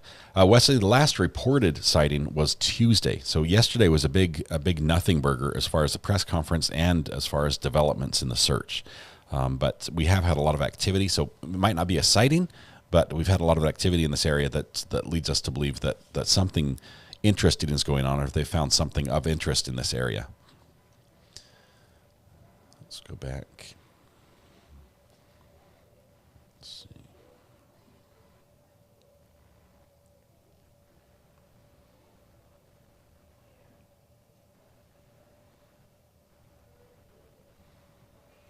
No new posts from them. Okay, we're gonna take a listen on the scanner here and see what's happening. I don't see any long calls indicating there's a. Let's see. The last one was 12:30. This one here. Copy, still checking. So, unit 6 on call, 80 status so far. 80, I'm okay. Still checking. Copy, still checking. Those subjects are black male in their 30s, 5'10", skinny build, wearing black hats, black face masks, white shirts, and black pants. 16-1230, transport complete, and I'll be clear. Unit 16-1230, copy. Very employee, my bad, it's okay, Grace. Unit 38-12, copy.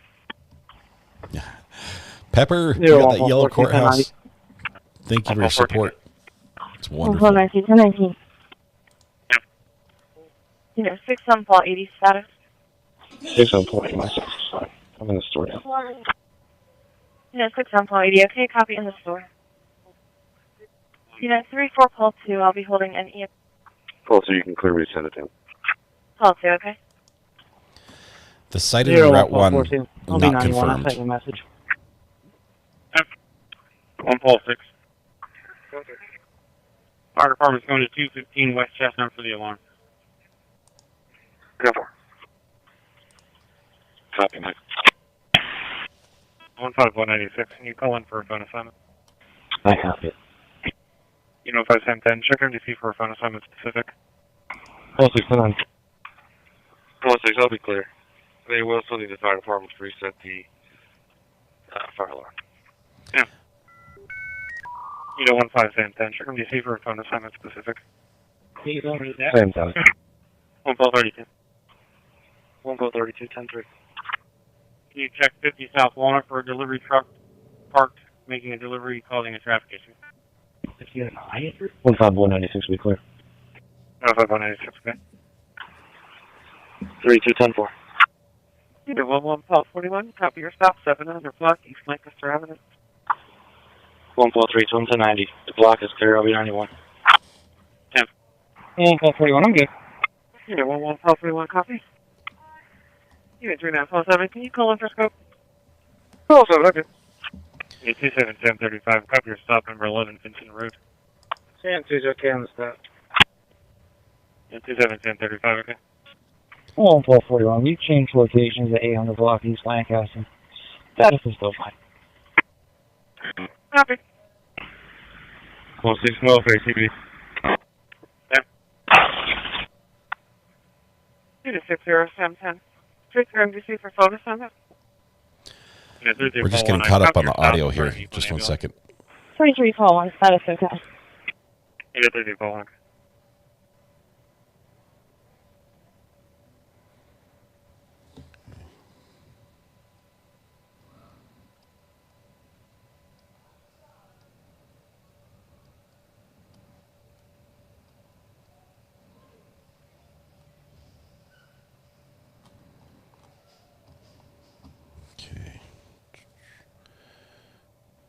Unit 11, Paul 31, copy your stop.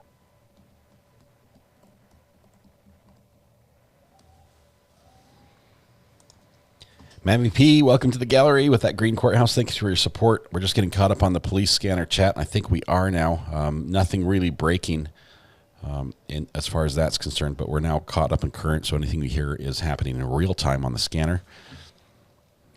I love this app because I'm able to go back and I can pause the scanner and not miss anything. It records everything. I can go back and play. 1231 status is fine. Copy.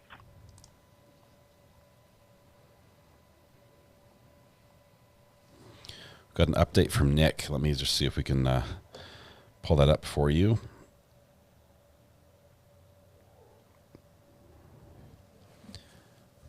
Let's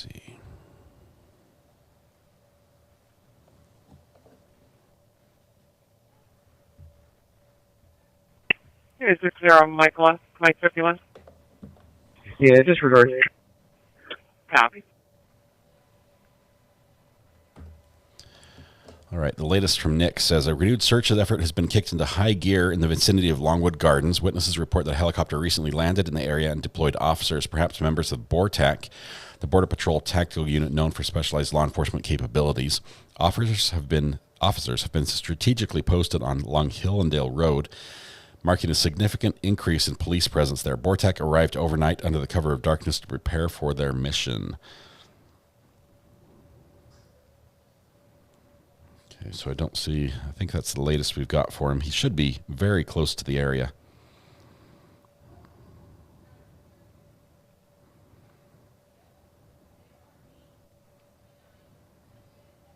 We'll keep an ear out for that.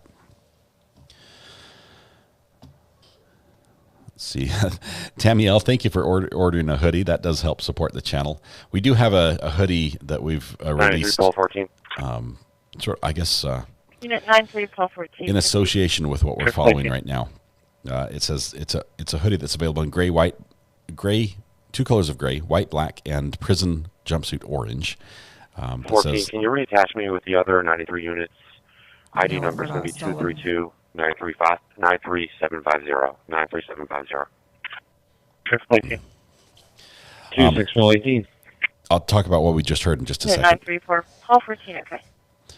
Anyway, the hoodie says, this is my prison escape hoodie on the front, and it says Recovery Addict on the back, and has our little member logo, courthouses across the back. 1604 General Howe Drive, 1604 General Howe Drive for suspicious condition. A solicitor knocked aggressively on the color store, trying to solicit for Homestar. No time delay. A solicitor knocked aggressively. Mr. Peck's place. Someone knocked on their door too hard, and they're calling the police. 26118, okay. What was the company? 18, it's Homestar. Joni, can we post the scanner link again? Yes, I don't have the Bitly one saved somewhere. Amber, do you have the Bitly one saved? Samantha, thank you. This is the new breakout pullover hoodie. It works as great as a Halloween outfit as well. Possibly Hispanic male, 30 years old, 5'5", average build, wearing a blue shirt, khaki pants. Don't think that's our guy, unless he grew 5 inches. 5 foot and 5'5" look very different.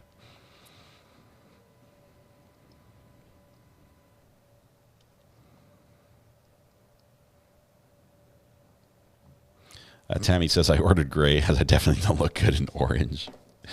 Gray is also a common prison color, just FYI. So you'll blend right in. Okay, Nick's update says, a law enforcement source informed me that authorities are now armed with unprecedented resources to bring this manhunt to a conclusive end. The source stated unequivocally, Copy your stop.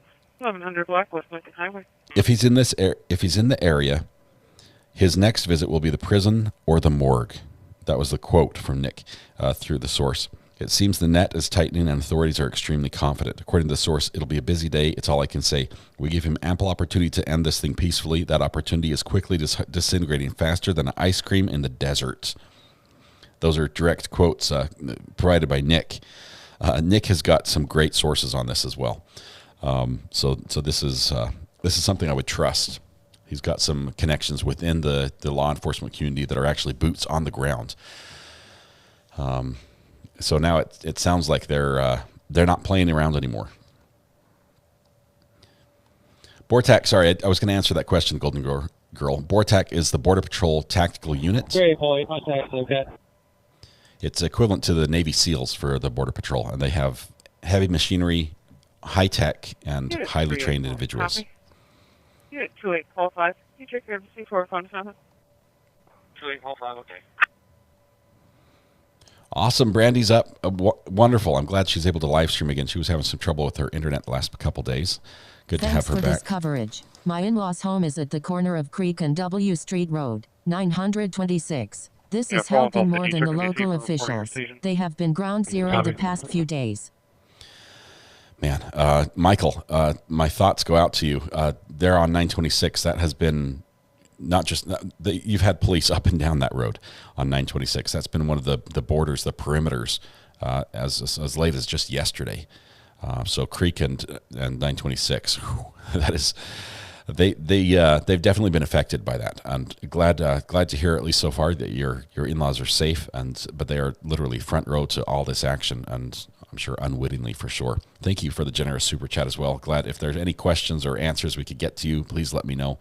We'll try to provide what we can with using our contacts. We have just amazing people that are scouring the internet, the social media pages for updates, and we'll try to get those all to you as quick as we can. Of course, we do have a press conference, an official press conference that starts in 2 hours. That we'll be carrying that live on this stream as well. And any minute now, we're expecting Nick to go live, and we'll be able to grab his feed.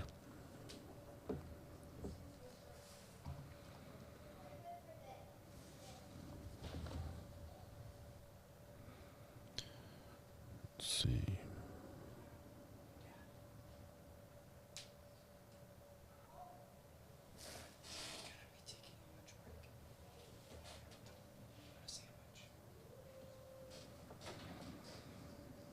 My amazing son just came in and asked if I wanted a lunch made for me. I said yes. Okay, I got the second post that has all those fantastic comments and the direct quotes from the law enforcement source. Now realize he's not contributing those quotes to a specific individual, because that individual, as he said before, does not have authority to comment directly to the press. But he is relaying the information to let you know just how serious they are and how much they think that this is coming to an end. There's a lot of confidence here.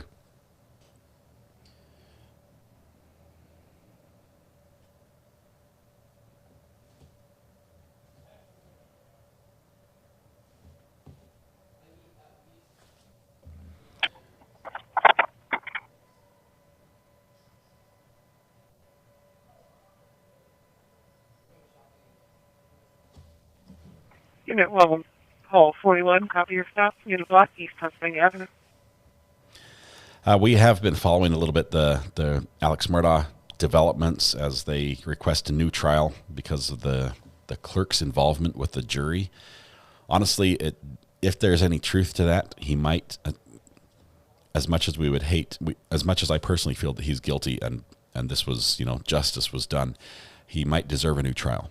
Because everybody, even if you're guilty and found guilty, if the process that got you to that destination of guilt was not clean and above reproach, we need to redo it. I just don't want to sit there for all that financial testimony that we got, weeks of that. Sarah, welcome to the gallery. Thank you so much for joining us. Good to have you here. I love the sunflower. Is that corn or wheat right here? What is that? I have to look on the big screen. For some reason, I can't see that. 41, good. It looks like something organic. That's all I can say. Love the name. 41, copy. Sunflower Sarah is here. Thank you very much. Welcome, Sunflower Sarah. And Lisa Lorino Hole, welcome to the gallery as well. Good to have you as well. We're continuing to monitor what's happening. As a matter of fact, we have another helicopter in the air right now. That's this guy is it's just the one that flew in from Philadelphia, I believe. If we look back here, yeah, he was coming over from Philadelphia. He's now doing some tight circles around the prison. This is the prison where the suspect escaped from. So this is most likely going to be a news camera helicopter that's providing just some images for whatever news stories they're airing at this time regarding this. Just sent a super sticker with 0.99.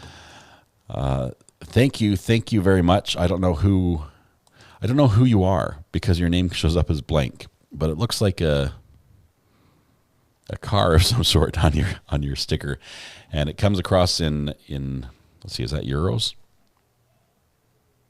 I think it's euros. I'm not sure, but thank you very much for the ice cream super sticker. Appreciate it. Let's see. The court clerk, this is the Alex Murdaugh case. If the allegations are true, it looks really bad. The clerk did write a book, like a tell-all book, and then these came out, and it's not looking good right now, but there's still another side to the story that needs to be told. I don't think he's going to break back into the prison. That would be super embarrassing. 26418. I'll be out with that Pounds. subject. It's pounds, not euros. 1502 General House Drive. I'll be for 1502 General House Drive. Unit 0641, check the NBC for Fun Summit. Okay. Where are you hearing there's a negotiator? I haven't heard negotiator. They're not going to negotiate with this guy. He does not set the terms. They basically say walk out or we shoot. 6 Paul Lemony, he's on the phone assignment down to me. Copy.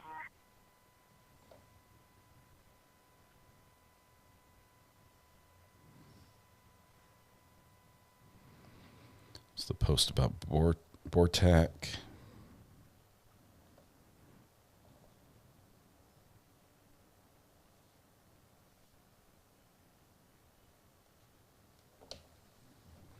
I'm missing audio on this for some reason.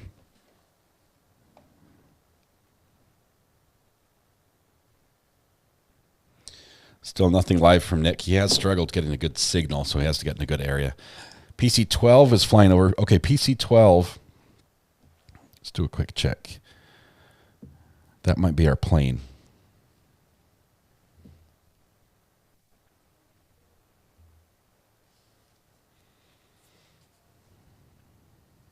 This might be the plane that was doing the rotations earlier. It does look very similar. It's the same name, same picture. Of course, it doesn't show a tail registration for me. Where's he coming from? It's possible they could be connected. Very possible. That was the plane that flew all night long over this area.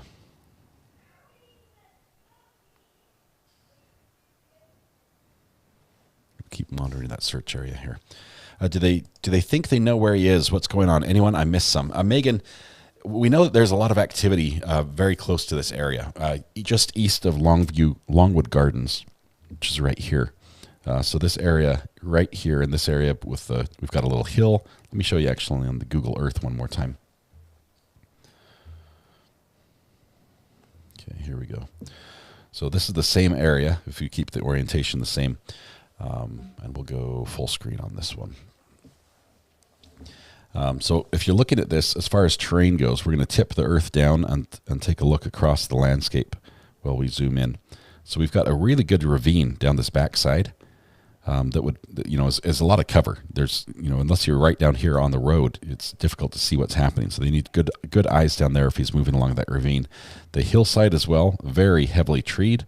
So if he's in that area, that's a big thing. This field, not much cover at all, unless he's got crops in here. So if you've got corn growing, then it's very difficult to track someone in that. The helicopters landed right over here in this field, which we think is like a grassy type field, lowering the blowing the vegetation around to sort of see if they could spot him in there. But it's this gives you an idea of what the terrain looks like in the area that they're searching right now. This is where they focused all their attention this morning. Well, Dean, that is okay. Can you run a Delaware name, date of birth? Yeah, 2618, proceed. No, I'm going to send you a message. It's complicated. It's complicated. Yeah, 2618, okay.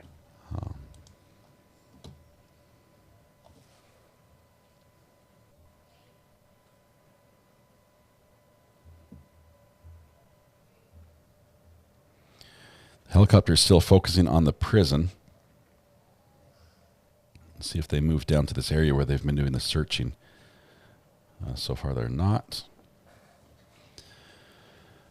You mean he's cornered? Oh, bigger. Love the joke. Love the joke. That was funny. Kaylin Allen says, I live in the area. Kaylin, if you have any information or questions, we'd love to hear from you. You, of course, would have to reach out on the burner phone. That number is available by typing !burner in chat. And we just need to do a little bit of authentication to make sure we're not... make sure you are who you are. That's all. And it's pretty painless. Why is the prison surely doesn't want to go back? Mary, the helicopter's flying around the prison probably just to get video for a news story. because they're trying to run updated news stories throughout this. It's always better to have fresh video instead of video that somebody. Can you imagine watching a video on YouTube and seeing something and saying, "Hey, I've seen this before"? You would click off to see something else. The same with the news. So they're trying to get fresh footage every time they bring the story up. So they have new updates. And this is, here's the latest from the scene type thing. That's what they're doing with the helicopters by bringing them in. Very loud cars shaking my house right now with the stereo. I wish one day I'll be that cool. That was a corny joke. Oh, detect vids. Wah, wah, wah, wah. So they're circling the prison just to get video. That's a news chopper. The state chopper has landed right now. It's in the field over by Unionville. See, where's Unionville? Right here. Unit 2618. Anywhere there? Unit 2618, affirmative.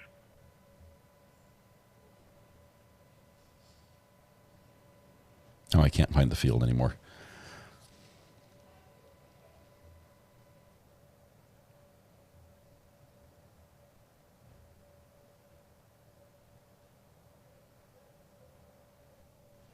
It's right here. There it is.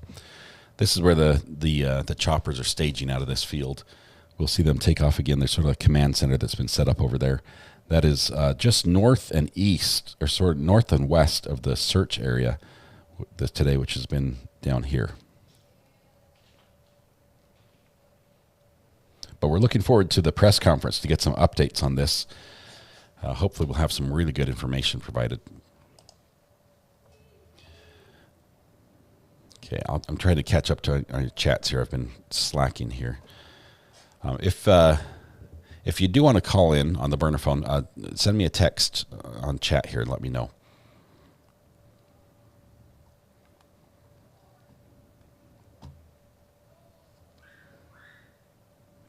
Shannon G. Is everybody on board with this? Yeah, 03, Paul 2. Paul 2. Okay.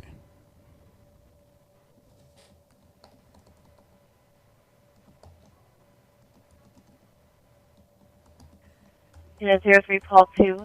Front row, 147 West State Street. Havel Let me smash just to confirm pass some south stuff for here. respiratory difficulty. Paul 2, I got it. Unit 2618, I'm not getting any returns out of Delaware for that. Paul 18, okay.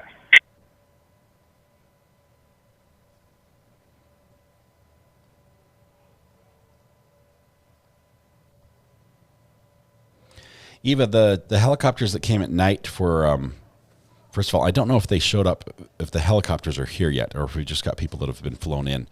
But there are supposed to be 4 Black Hawk helicopters with the Border Patrol 42. that are aiding in this. We haven't seen them in the air. We haven't heard from any residents on the ground that they're flying either. Okay. All right. I'm taking care of this, Amber, right now. Just 1 second. Okay.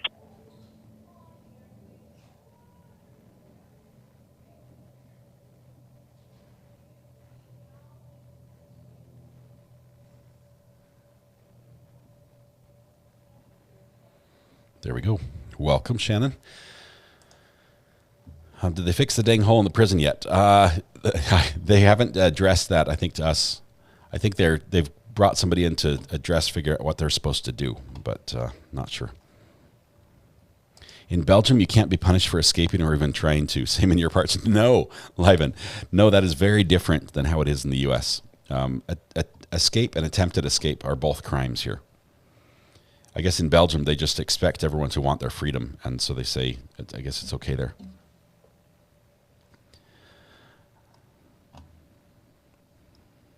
Okay. Any update on the sick police dog? We haven't heard. The caller is being generally uncooperative and is stopping from answering the call taker to yelling at the actor. Yeah, copy that. That's usually par for the course. All right. Planes just flying overhead, not connected. This one also is probably not related to the search.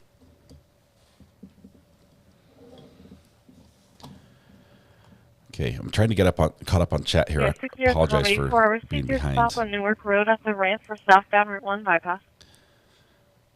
What major city is this near in Pennsylvania? Well, you've got Kennett Square. Philadelphia is to the east of this, quite a ways.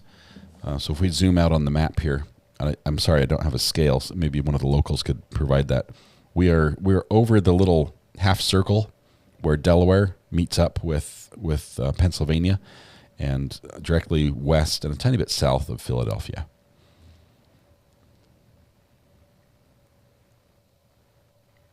For 1 unit, I ran that phone number through our incident history. It comes back to a Danielle Mayo. 42, I copy. That sounds about right.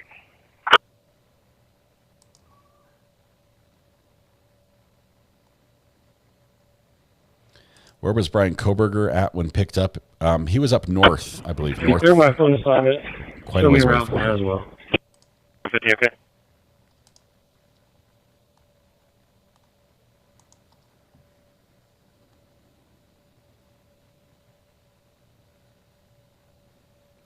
What's the latest action? Tara, this morning we've had a very intensive helicopter and ground search in the area by Longwood Gardens. See this little green dot on the ground? That's Longwood Gardens. Beautiful little place. Check out these amazing gardens. I mean, you look at this, the landscaping, the colored shrubberies and everything. We've got an outdoor auditorium there. But there were a couple sightings there, I believe, Unit Tuesday. Comedy 4, status. Or near that. Victor Comedy 4, my status spot. They've been searching heavily in the area. Comedy 4, okay. Just east of them right here. And I believe we might still have some more activity to go here in this area. Let's see if Nick has gone live yet. If we can take a look for that.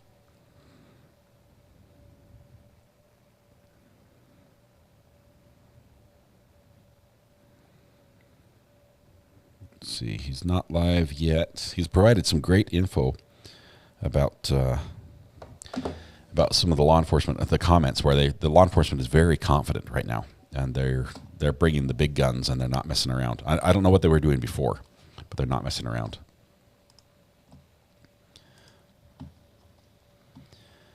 The officers on the ground have been searching with canines this entire time. So the fact that dogs are on the ground, and sometimes they're seen, sometimes they're not, they've been searching with dogs the entire time. It's been challenging because the dogs a lot of times are searching for disturbed ground, and you've got so many personnel on the ground that it's like when you've got that many footprints and that many people traveling through, how do you tell which one to follow? They're basically walking in circles and everything smells brand new.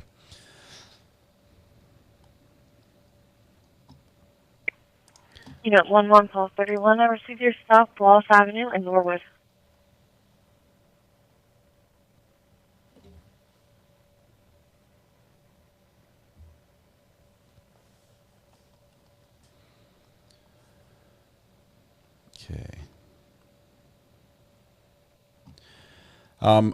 I realize there's some other streamers out streaming stuff. It's just polite not to spam someone else's link on a feed. We don't have rules about that, but it's polite not to do that. There's some great people out there, and if you'd like to watch the other ones, you're very much welcome to. But I don't have an agreement with those other streamers to use their feed. That's why I'm not showing some of the stuff they have. Let's just be nice. We can all get along. The internet's big enough for everybody. We'll try to get information the way we can and try to help people out. 11, Pulse 31, status is wrong. Yep, 11, Pulse 31, okay. Uniform 1028, you're on the central. Okay.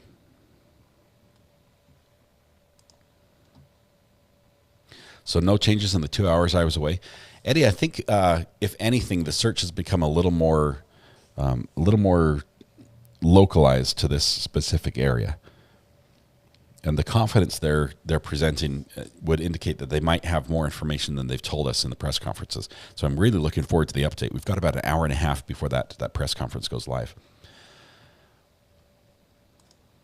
Thanks for the kind words, Lori. Thank you for being here. This is a fun place. And it's because of you guys.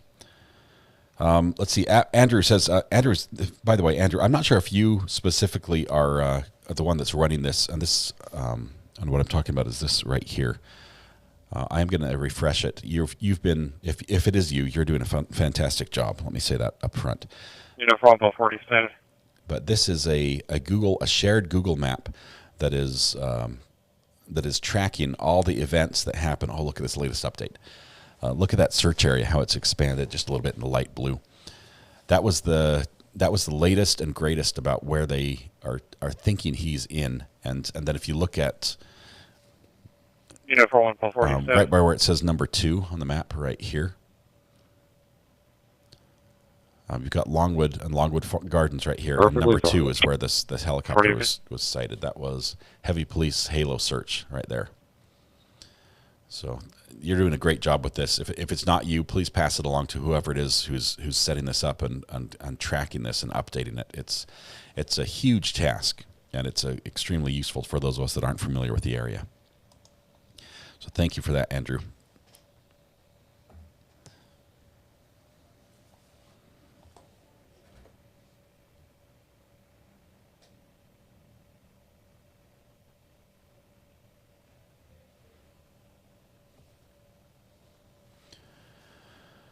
It's a lot bigger. It is big.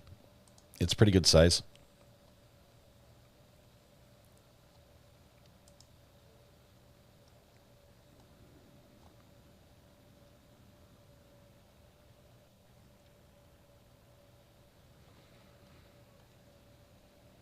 Next road trip sounds as though I should stop at Longwood Gardens. I've heard that it's beautiful, and the people who have been there, we even had people here in chat who were here just there in the last couple days. It's absolutely gorgeous. We are 200 away from 25K. Please like, subscribe. Kim, that is super exciting. It would mean a lot to me if those who are here do click the subscribe button. We'd love to have our little community grow, and having 25,000 would be a huge benchmark for us. I'll be holding a phone assignment. Haley Cairo, someone very close to me is a state trooper. I'll try to get more info when I can. Haley, that would be awesome. We'd love to get any input you have through them. Keep us in the loop on that, please. I appreciate you being here. Selena K gifted 5 memberships. Thank you very much. Those went to Deborah Kaiser. You can clear me from my current one. Kathy Rose, Nanar, and Patrice Crawford, as well as Tish Fish. Congratulations.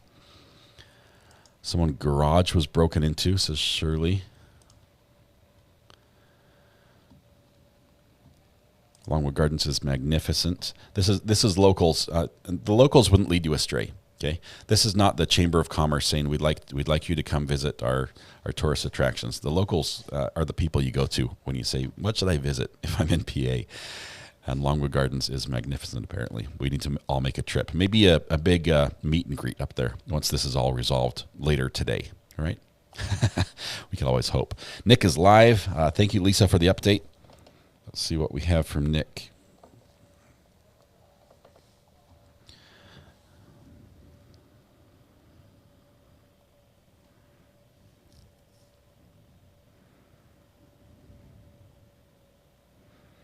I'm not seeing his live stream yet.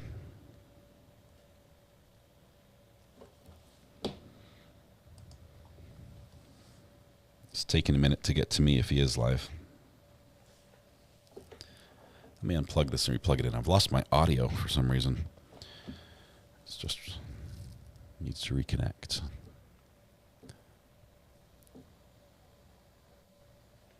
Scratch all that. Oh, that was terrible. I apologize. Camera 6 is on. We've got the feed.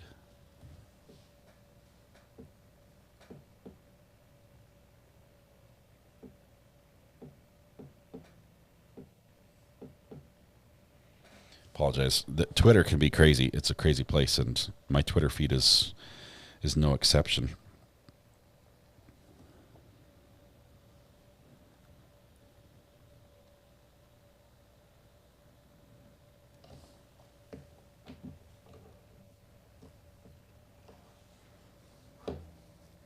I'm not seeing Nick live. You might be looking at one of his old feeds. Or my Twitter might be broken. Let's see. Ari, can you explain map again?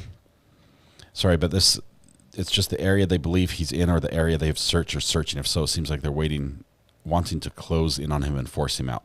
Hope, yeah, let me try to explain this, and let me use a couple things. First, let's zoom out on the search area so we can keep an eye on any planes in the area. And basically, we're going to look all the way from Westchester to Kennett Square. We'll track that. I don't show any current helicopters in the air right now. Okay, so we'll keep an eye on that. The other map we're looking at right here, this is a, I'll take your comment off the air or off the screen. Thank you for doing this, Liv. I am able to cut color hair with you in my ear as long as no yelling is involved and be up to speed, face rolling on the floor laughing, first world probs. Kayla Newell, thank you very much. I'm glad we can help you as you get through your work day, cutting and coloring hair, doing the good work for those of us that need a little work on the on our hair color. I might need the color hair soon to get rid of some of these whites and grays. The map we're looking at here, let me work through it and show you the different colors as we work through. Give me just 1 second here. Let's turn off today's, or actually yesterday's. That's today's sightings, yesterday's sightings, day before. Okay, so reference points right here. We're bouncing these on and off. Okay, see where they're flashing. The top one right up here, this little star. This is the prison where he escaped from. This is about just a couple miles south. I think 2 to 3 miles south to Highway 1. It's not very much, and it's just a few miles across as well. So if you go to the first sightings on 9/4, we had sightings just directly south of the prison, and then you've got this green shaded area. That is the first really perimeter area they set up. They put a squeeze on that area, and he squeezed right through their fingertips and probably went south into this area where they set up a new perimeter, and then they had sightings in here as well, and then that lasted through to the next day.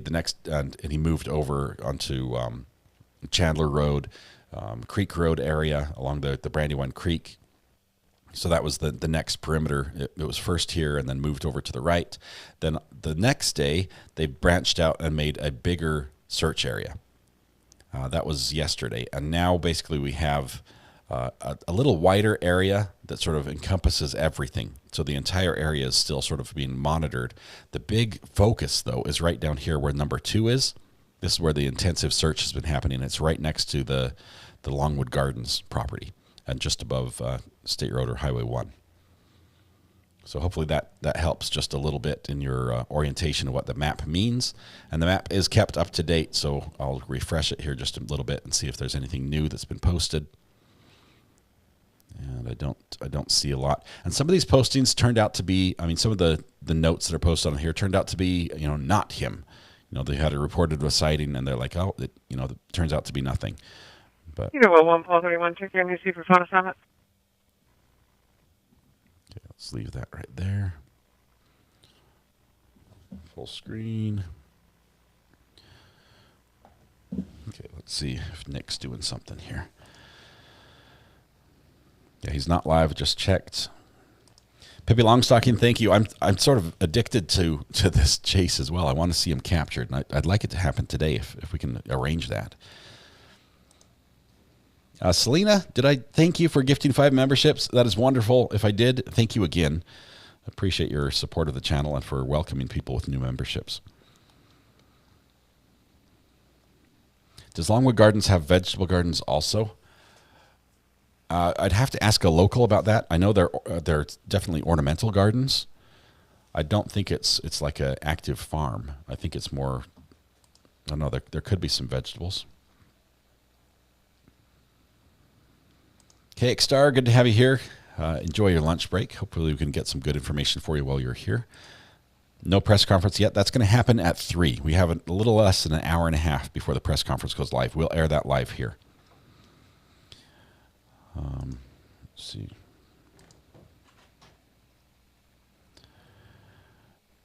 They do have a demo veggie garden. Explorer Barb, thank you very much. They do have vegetable gardens. So I wonder if they can do an inventory and see if something was stolen. It'd be like, we're missing a zucchini and 3 peppers. I don't know. That would be, so yes, that's a possibility. I don't think we have any evidence that he's stolen food there. We know he's gone into houses and taken food. But there are plenty of places where that could happen. I mean, it's not like ultimate in rural, but there's plenty of farms around. There's plenty of places for him, gardens, large yards with gardens, open houses. Sarah Eishen, what's the most number of viewers we've ever had? We surpassed 10K during some of the big verdict watches on some of the trials we followed.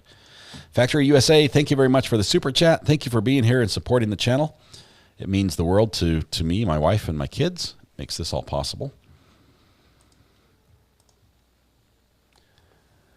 They should use this guy to help any further escapes. Let's be honest. He's very stealthy. Jeff, this is funny. It's funny you bring that up because in the tech world, if you commit a crime in the tech world, say like a teenager hacks into the FBI, okay, yes, it's a crime, and he's going to go to prison. But the next thing that's going to happen is he's going to get a visit from prison. They're like, tell you what, if you just tell us, if you just tell us how you did it, we'll make you a deal. Oftentimes in the tech world, in the electronic side of things, committing a crime that's new and different, a new way to break in, a new mindset. The authorities are saying, yeah, we'd like to work with you a little bit. I know there are several movies that follow that theme as well. I'm thinking White Collar is a TV show that follows that same theme. But I'm not sure about the prison escape so much. Not sure if they look to him and say, yeah, we could really utilize your skills.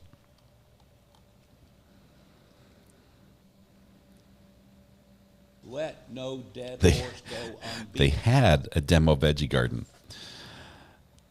How does the rain affect the search? It makes it more miserable for everyone involved, but possibly makes it more difficult for the searchers more so than the hider. Liz says, I grew up going to Longwood at Christmas every year. Do they do decorations? Do they light the whole place up? That would be pretty. Let's see. Longwood does have vegetables, fruits, and herbs. Oh, so you can do all your spices and everything. You can get a little bit of cilantro with your peppers, which you could make a fresh garden salsa. We could have this inmate out there chowing down on fresh garden salsa just from there, which I'm sort of craving right now. My son has given me a sandwich, which I'm not able to eat on the air. It's here, but I'll get to it shortly. Regina, thank you for gifting a membership as well. You guys are incredibly welcoming to the new members and turning the gray names green rapidly. Okay, I'm trying to catch up on the questions, and I'm going to follow a little bit. Is a storm rolling through PA? I've heard there is. I haven't looked at the weather directly, but it's possible. Let's see. Checking for updates from Nick. Nick should be in the area right now, so any minute now we're expecting updates from him. Eve Powell, welcome as an attorney. Eve, thank you very much. That is huge. There are 3 different levels of membership, and Eve came in right at the top as an attorney. That's the top seat in the house when it comes to membership. Eve, thank you very much. I definitely appreciate that. I hope you love it here. Welcome. The lots of places you can get food. The tricky part is doing it without getting caught, says MJ. 24. He has watermelon in his backpack. He did get, we know he got peaches. Apples, not the same. Peaches, apples, and peas, I think he got from one of the houses that he broke into out of the fridge. He just raided the fridge and took everything. Beautiful fountain shows at Longwood. You can see the fountains from the sky, which is beautiful. Speaking from the sky, checking for helicopters again or any activity. Not seeing any local to the area. Got a few planes at the airport here. We've got some planes down across the border.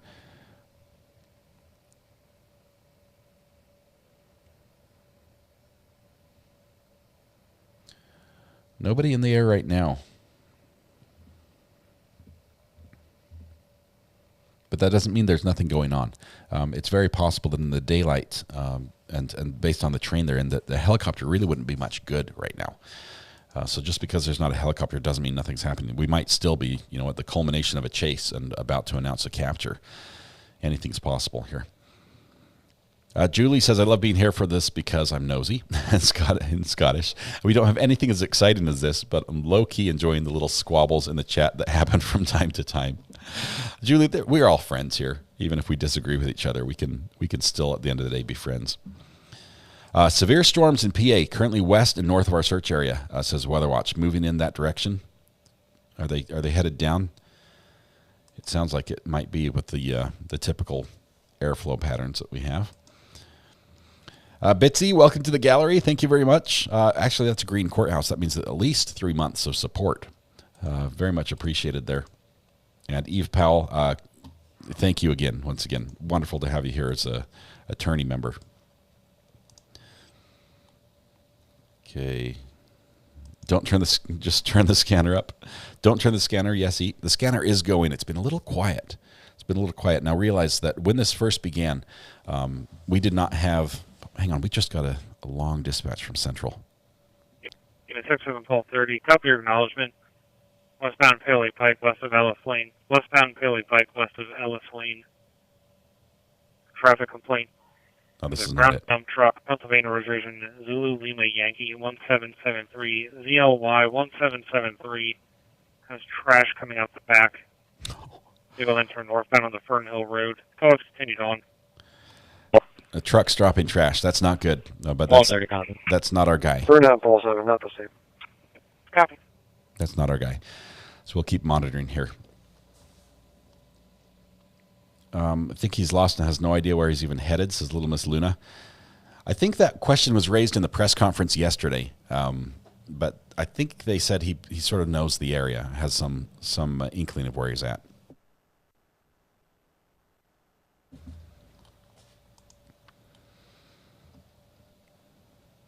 You need to take a short break before the action starts. I'll be all right. I don't want to miss the action. That would be awful.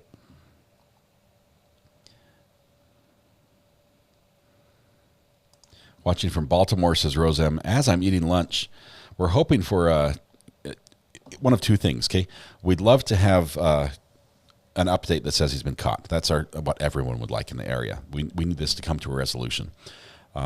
We'd also, if that doesn't happen, we'd like some updates that give us a little bit of a better feel about how this is going.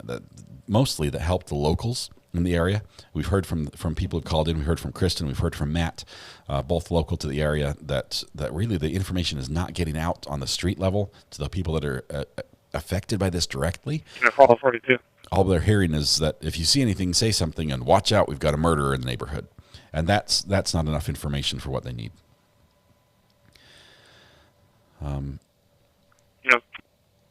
Uniform 40, Uniform 42, copy on.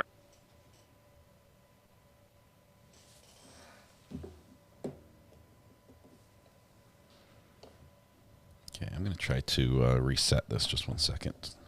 I think my audio just gave out on that app for some reason.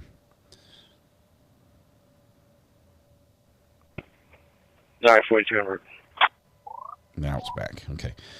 Audio's working. That's good, because that means we'll be able to hear Nick if he goes live. Checking for an update from Nick right now, and don't have anything since his most recent post that I've already shared with you.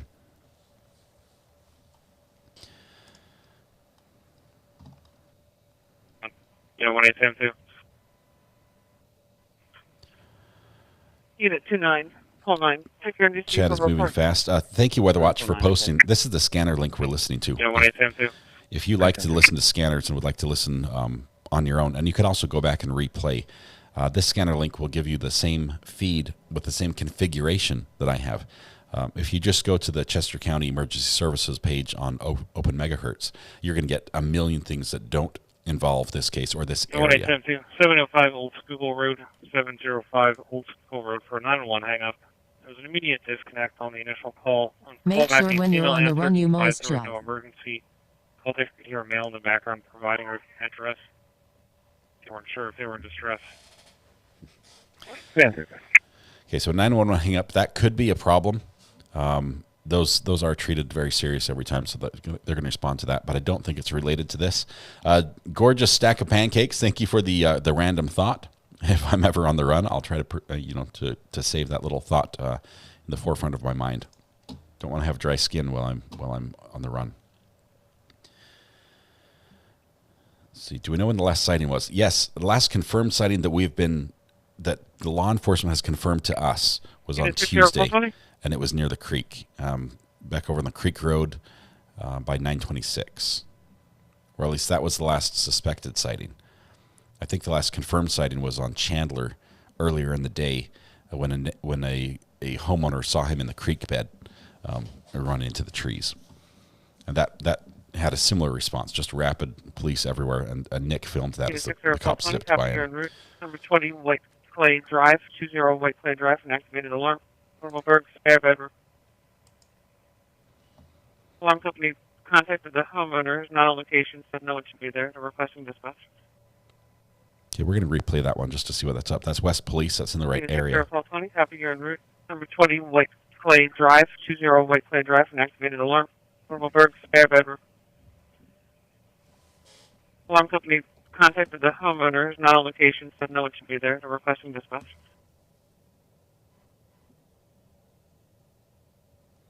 Okay, that's really too far away. That's it's like 20 miles away.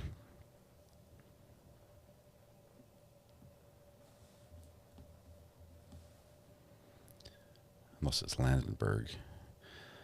Yeah, either way, that's a long hop, skip, and a jump away from where we should be.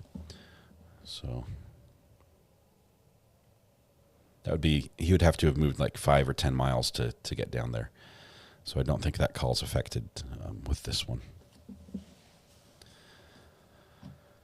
Will the Blackhawks show up on flight radar? Empty Nest, we're not going to know until they're up in the air and we can confirm it. We have seen military Blackhawks on radar previously, but that weren't connected with this case. But we'll have to wait until they're in the air to see if they show up.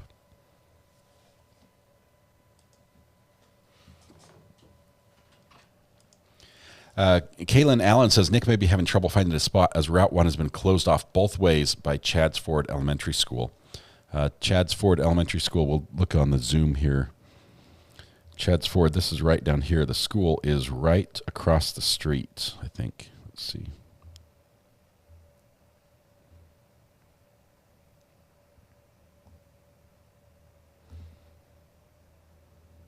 Not sure if that's it. I think that might be a playground. I'll say some clearly off that. Just eat your sandwich before I eat it for you, Cochrane.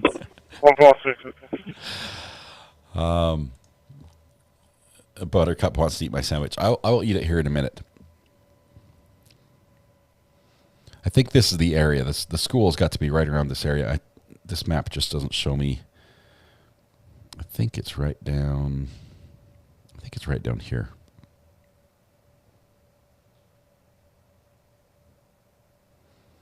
So if the road is closed off right here in this area in both directions, that makes sense. Well, that's where all the searches were going on.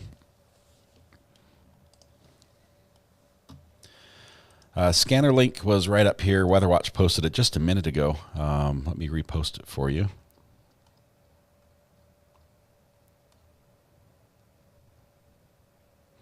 They are not still playing his mom's message. There we go. Here's the scanner link. I'm going to repost it so it's clickable. Right now you can't click on it. You will have to click on the message in the chat box. You can't actually click on it on the screen, unfortunately.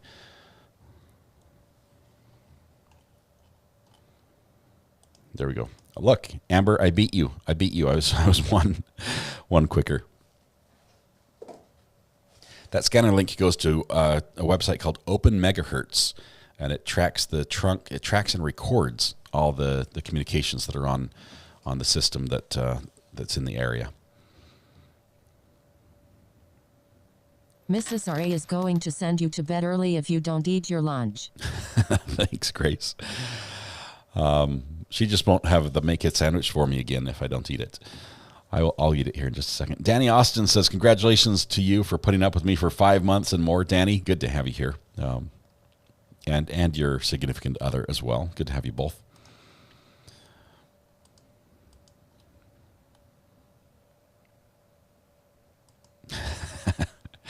On my screen, it shows I was first.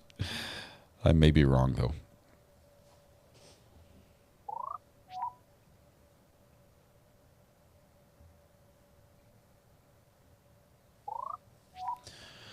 Still no Nick. Still trying to get in position.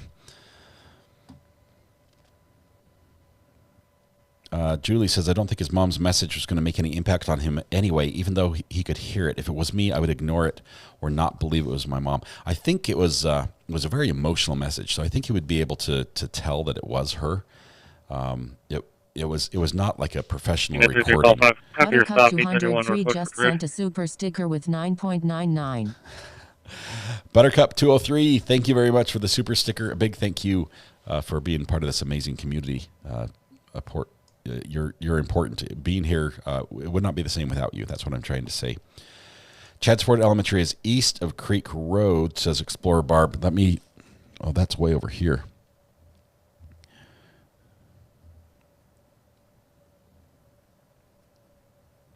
This is Creek Road right here, and State Road 1. So it's going to be east of Creek Road.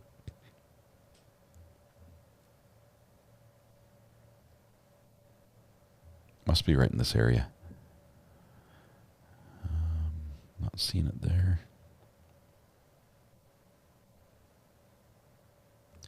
Usually they stand out because they have like a playground and swing sets and everything in the area. But so if it's closed off here, that's the other end of the search area. It's the extreme other end. Sorry, I'm making everybody sick just panning through here, but apologize for that. Little Miss, member for 8 months. Proud to be a member of this awesome channel with such an awesome family. Thank you, Little Miss. Thank you for letting me be part of this wonderful group. 3345. Okay. It also would not be the same without you, Little Miss. So thank you very much, and congratulations on 8 months. 345. Okay. How can you have your pudding if you don't eat your meat? That sounds like a quote from a song I knew once. Becca says, Nick just posted an update.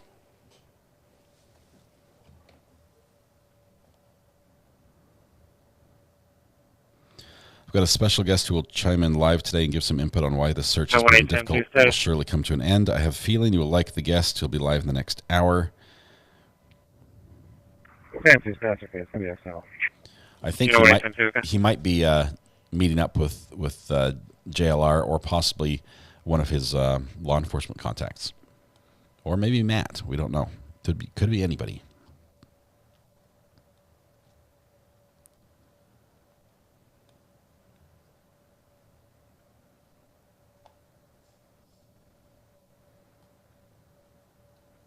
Yes, that was the song I was thinking of, Kitty Cats. Good call. Now it's stuck in my head, though. Let's see. I'm surprised we've gone this long without any air coverage from the state. The last helicopter that left was a news camera helicopter. And we have not seen any of the Army National Guard move in either. But it's possible as we get we're basically an hour and 7 minutes away from the press conference. As we get closer to the press conference, they may be waiting. They might have a good perimeter and think that they have him blocked in, and if they're secure in that, they might be waiting until the timing is better for them to move in, or until they have everything in position that they want. Let's see. American Girl says, thanks to whomever gifted me a membership. So glad to be here. Really enjoy. Good to have you, American Girl. Welcome.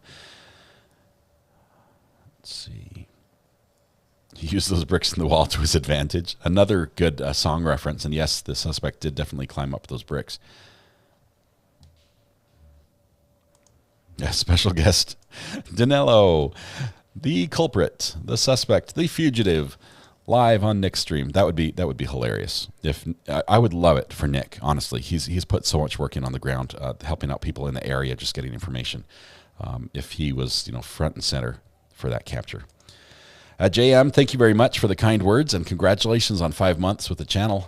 It's been amazing support from you, and we sure appreciate it.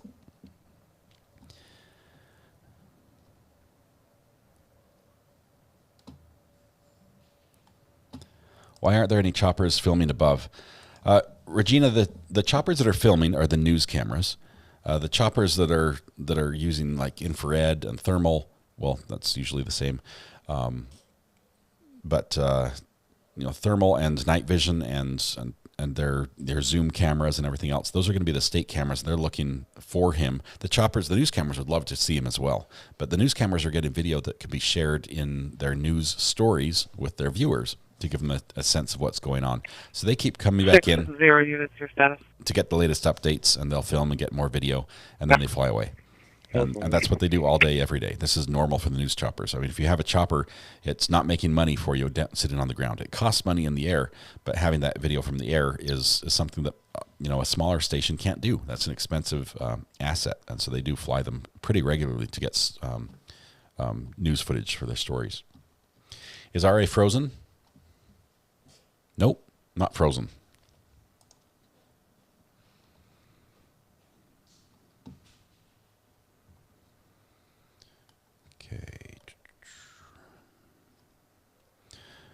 Hitting 25,000. Right, Tom, anyone?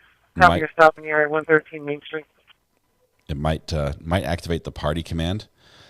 The party command is turned off for special occasions. I might turn it on for two things. One, if they catch this dude, I will turn on the party command. And maybe for 25,000, if we hit that today, I'll turn it on for that as well. It sounds like this. That's it right there. But it's turned off. You guys can't activate it right now.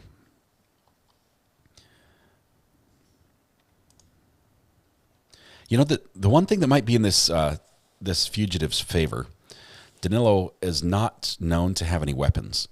I'm not sure if the homes he broke into just didn't have weapons, or if there was nothing stolen, or they haven't found that any weapons were stolen.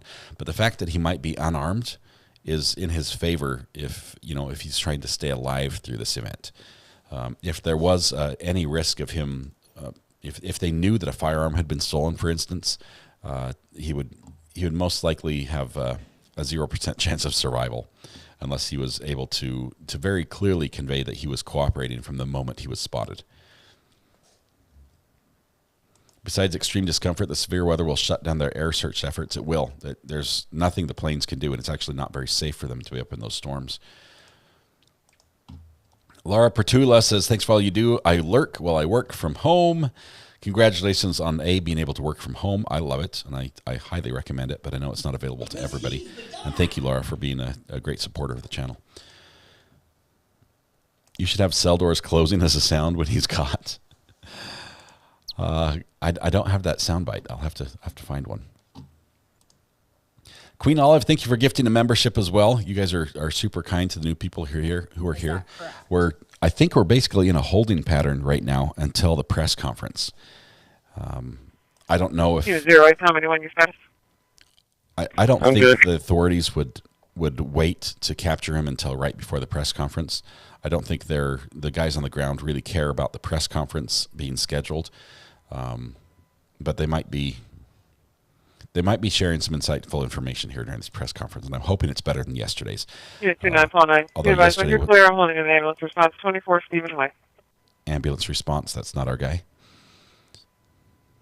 I'm hoping that it's a good press conference where good information is shared.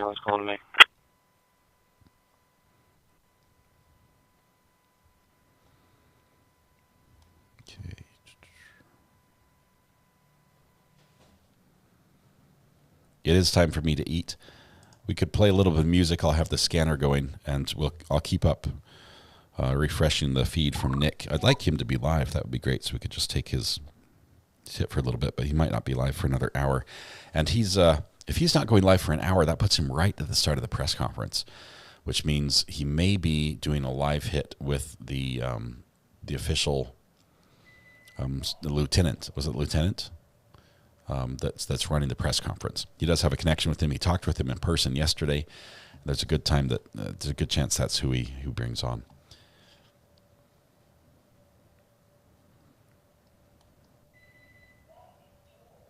Cops were checking the train cars at 11 a.m. We've seen some video of that, of the police being very interested in the train. Actually, I'm not sure if they stopped the train or if the train was just stopped there and they were checking it. I'm not a camel.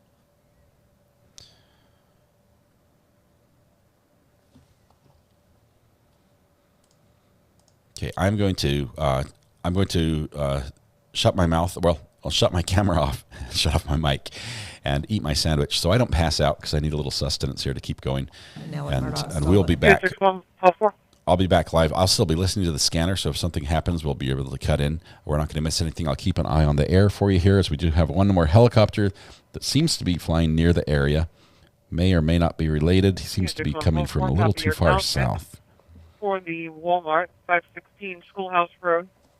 Female in custody for retail theft. Just cooperative, but has no ID. They're in the office. That sounds like a In front of the Walmart. sounds like the Walmart's once again in the news. That was a shoplifting call.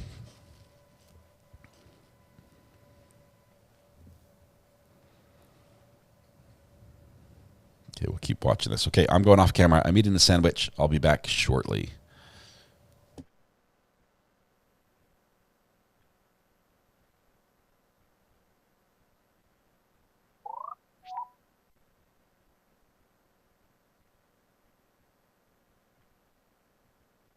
Scratch all that. Oh, that was terrible. I apologize.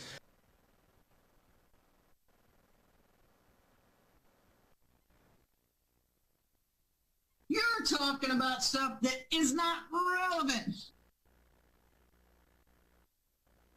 142. How does he do All that? rise. Court is now in session.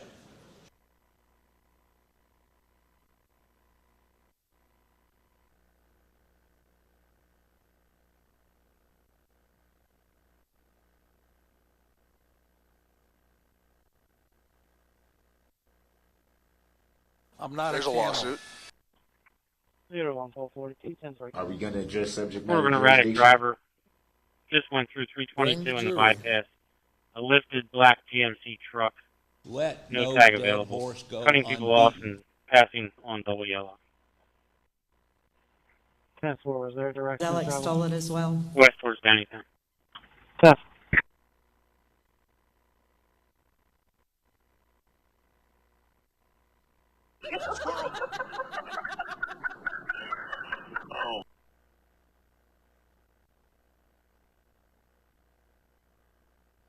I was kicked back, taking it easy. Court is now in session. Yeah, 2 on call 5.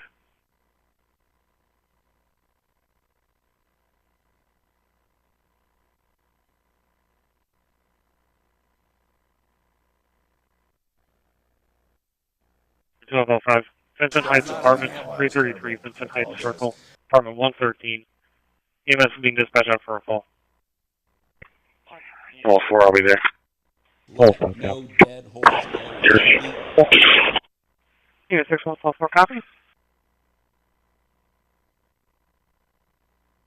Don't miss the forest for the trees.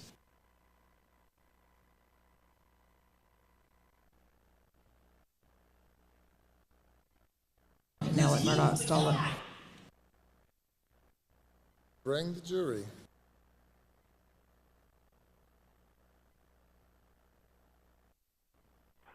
15 David 60.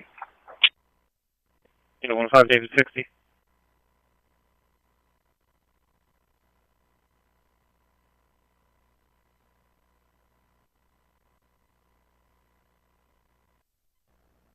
Transporting a female from 30 Nut Road to our impound lot in the unit block of 2nd Avenue.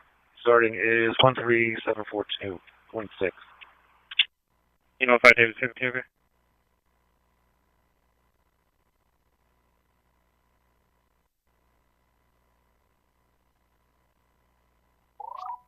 I'm not a cat.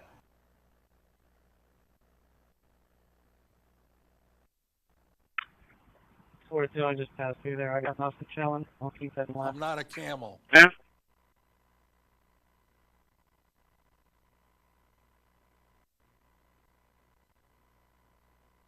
Alex stole it as well.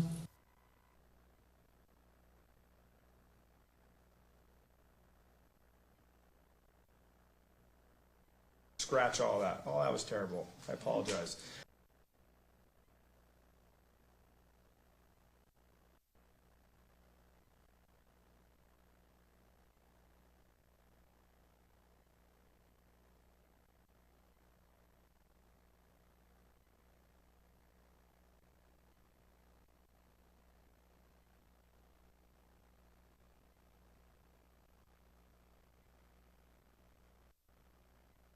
Is that correct?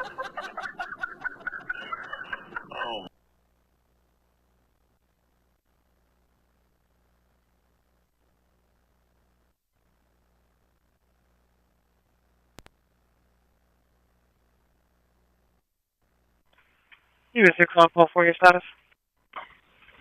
I'm okay for now. Copy for now. Sam, what about? Copy. Scratch all that. Oh, that was terrible. I apologize.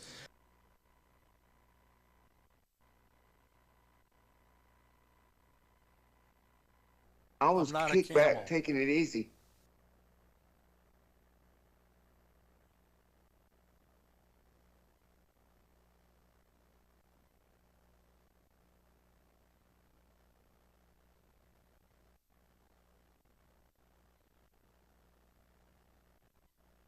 I'm not a cat.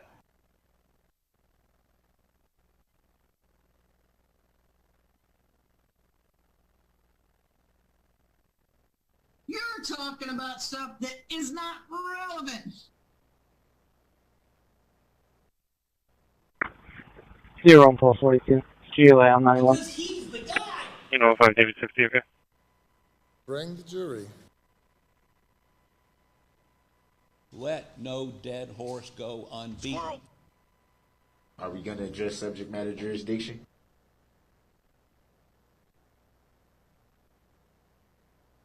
Danelo and Murdoch stole it. Well, 492, I'm clear. 10-4. Is that I'm not correct? a camel.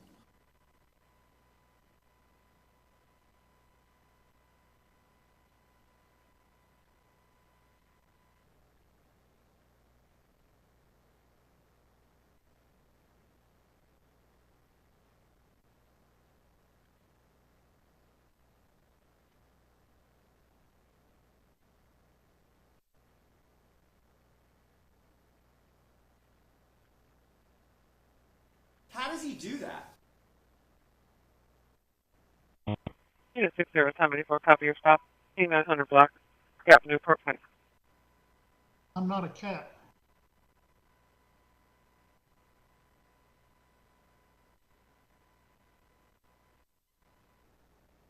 Samuel, can you send me one more car over here for a separate retail test in progress? Unit 61, Samuel, copy.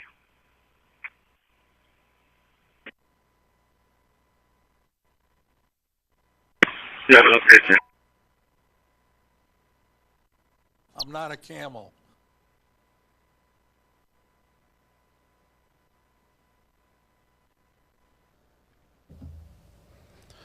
All right, thanks for letting me have a quick break and catch a bite to eat. We are back. We are about 52 minutes. Hey, what's up? Scratch all that. Oh, that was terrible. I apologize. Okay. Can you stand Hey, up? available unit to assist 6171 and 6144 with an additional retail theft. 516 Schoolhouse Road, East Marlboro for a retail theft at the Walmart. 6141. My kids just told me the tar is spilling onto the bricks. From Longwood Gardens, I'm heading that way. Dead horse go unbeaten. Unit 6141, copy. Katrina Hetherington, thanks for gifting a membership. We are about 52 minutes or 51 minutes away from a press conference. I'm not a cat. This will be the latest update on everything that's happening in this case, in this manhunt in Pennsylvania. We'll be joining that live. We'll have that here. We'll carry that to you. That's going to be held at the county courthouse, the Chester County Courthouse. And we'll bring that feed to you via the county court or the Chester County District Attorney's Facebook feed, as we did yesterday as well. We do expect that that Nick will probably be there as well. How many for your status? I think Nick's going to be there. Nick the Hat. And for those who haven't, Nick the Hat is just an amazing gentleman who's up in the area, around the area, who has been doing live streams on Twitter. That he's allowed us to use his feed for that, and just a really good guy. Really good guy. Deserves a follow. So if you're on Twitter, Nick the Hat, that's NIKTHEHAT. Samuel, Nick we're the Hat, okay all for one now. word. Trying to work out both of these. Well worth a follow and maybe a little shout out and thanks to him. Okay for now. All right, we're going to turn the sounds down just a little bit. It looks like you guys had fun with all the commands while I was on break. Let's see if we have any more questions. It's quiet. This is like the calm before the storm, and we saw this yesterday as well. It does tend to be busier during the evening, and that might be because the suspect moves at night, or at least that's when they believe that he's active. Let's see. Last we heard from Nick is that he's going to have a special guest within the hour. I'll be at Henderson detail. Bring the jury.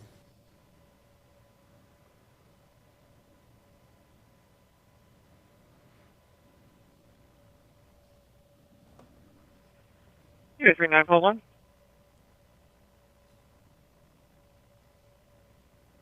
Okay, sorry about that.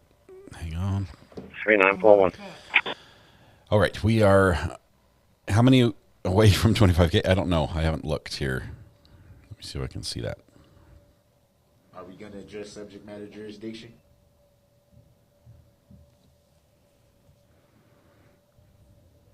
The Chester County Child Development Center. 12, We're 83 people away highway. from 83 people away for an assault with from injury. 25K. 35-year-old female shoved by a student, fell and struck her head. Okay. Female shoved by a student, fell and hit her head. Top 1164 Shiloh Road.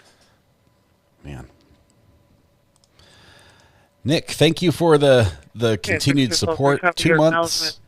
For 2 9 months Wayne support. Lane. Ambulance response for an unknown nature pendant push. Do we have a recording on what they played for the criminal's mom over the helicopter? We don't. The closest we got from that, Nick was on the ground when they were flying over, and he tried to play it. It wasn't good audio because Nick was by the road. He had the road noise and things like that. It was not very clear, and they have not released a copy of that to the press. I'm not a cat. True Crime Junkie, thank you very much. You say, I have to know where the I'm not a camel came from. I need context, please. A great question. That quote was from, let's see, Mark Jensen trial. The judge in the Mark Jensen trial, they were watching a video from the trial that happened like 11 years ago. It was really old footage. 419 Main Street. It was incredibly painful to watch because it just dragged on. I'll be at 312 Price. I'll follow up. And he asked for a break, and he said, I'm not a camel. And that's where we got that. But the Mark Jensen trial. 6-2-3, I'll be up with 6-1. I'm not a camel. That's it.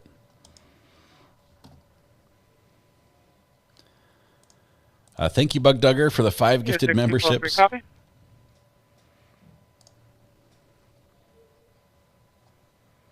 Thanks to those who are going over to Twitter and subscribing to Nick the Hat.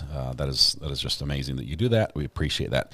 Any news, says Pepper? We're actually waiting. The news is going to be a press conference in about 45 minutes, Pepper. So you want to stick around for that. We're going to carry that live here on this channel, and we'll just dissect that and pull it apart, as well as provide if they give additional video, if they give additional pictures, we're going to have those for you as well.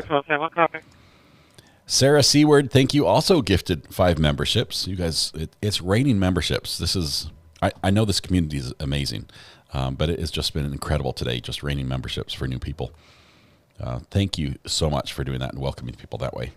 Unit 67-1240. Let's see. I don't think we'll hear anything on the scanner when the military is involved. Mama of 3, let me address that because that is an excellent question. I'm going to actually turn down the scanner just for a minute. We'll pause. We'll pick up in just a second. Okay, the way the scanner works, this is a trunked radio system, and so all the agencies in the area, it could be school districts, it could be the sheriff's office that's running the courthouse, the different police agencies, the cities, it could be, parks and recreation, the crews, that they're all on this same radio network, and they have different talk groups because not all of them need the airwaves all the time, and so there's one control frequency that tells each radio what to listen to, what frequency to listen to for a specific transmission. And so the police only hear the police, and the Parks and Rec only hear the Parks and Rec. But everybody, if you listen to all the stations like we can using this system, can hear all the communications. I've filtered that out, so we're just getting the communications that are police related in this area. Not all of them happen to be related to the case that we're following, the manhunt, but at least we're localized to this area. The problem is the police don't want the suspect, or not the suspect, the convict, fugitive, Mr. Danelo, to have access to that same information, which could aid him in escaping detection and capture. So what they've done is they've used additional radios that are encrypted, that are off this network. And so all the tactical moves that are being done on the ground, the decisions, the people who are reporting, hey, I saw this, or the dogs are active here, or can you send another person around here? We've got a gap over here. We need that filled. All that communication, that's happening on another network that nobody can listen to unless the police give you the encryption key, which they don't just hand out. Some news agencies have access to that, but they're not going to just play that live feed for anybody, or else the cops would basically change the encryption code and you don't get to play that game anymore. So the military obviously is going to be on encrypted channels as well, and we probably will not hear their direct communications, although we might hear some calls that relate to that, as we are listening to the dispatch where neighbors in the area, if there is something suspicious that happens, say they flush him out and he's on the run and he runs through a yard and they call 911, that call's going to go to the dispatch that we're listening to, and we'll hear suspicious circumstance. We think we saw this, your man running through my backyard. This is what he was wearing. This is how long ago it happened. That's what we're listening for. Hopefully that was a good answer to an excellent question. Chrissy, thank you for sharing the channel on Twitter. I appreciate that. Paula May as well. I appreciate all the kind words. Looks like Have an Easy Day gifted a membership, as well as Future. Thank you. So kind to both of you. Very much appreciated. And I'll thank you on behalf of those who receive the memberships. All right. Kenny Peterson says, was the mother's message played in Portuguese or English? In Portuguese, or both. New sub here from California. Good content. Keep up the good work. Thank you, Kenny. Thanks and welcome. Welcome here, first of all. It was played in Portuguese, which is his native language. He does speak Spanish as well, and very little English. So it was played in Portuguese. Let's see.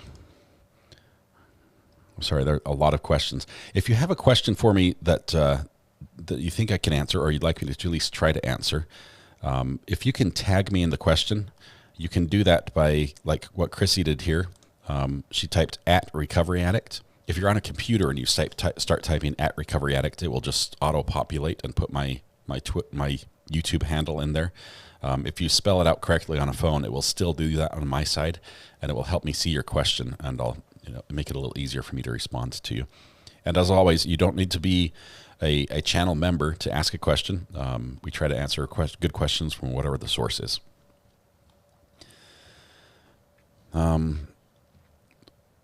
Mama Bear says, I want a membership, LOL. Also, everyone hit that like button. Guess what? You just got gifted a membership, which is why your name shows up in green and you have a blue courthouse by your name.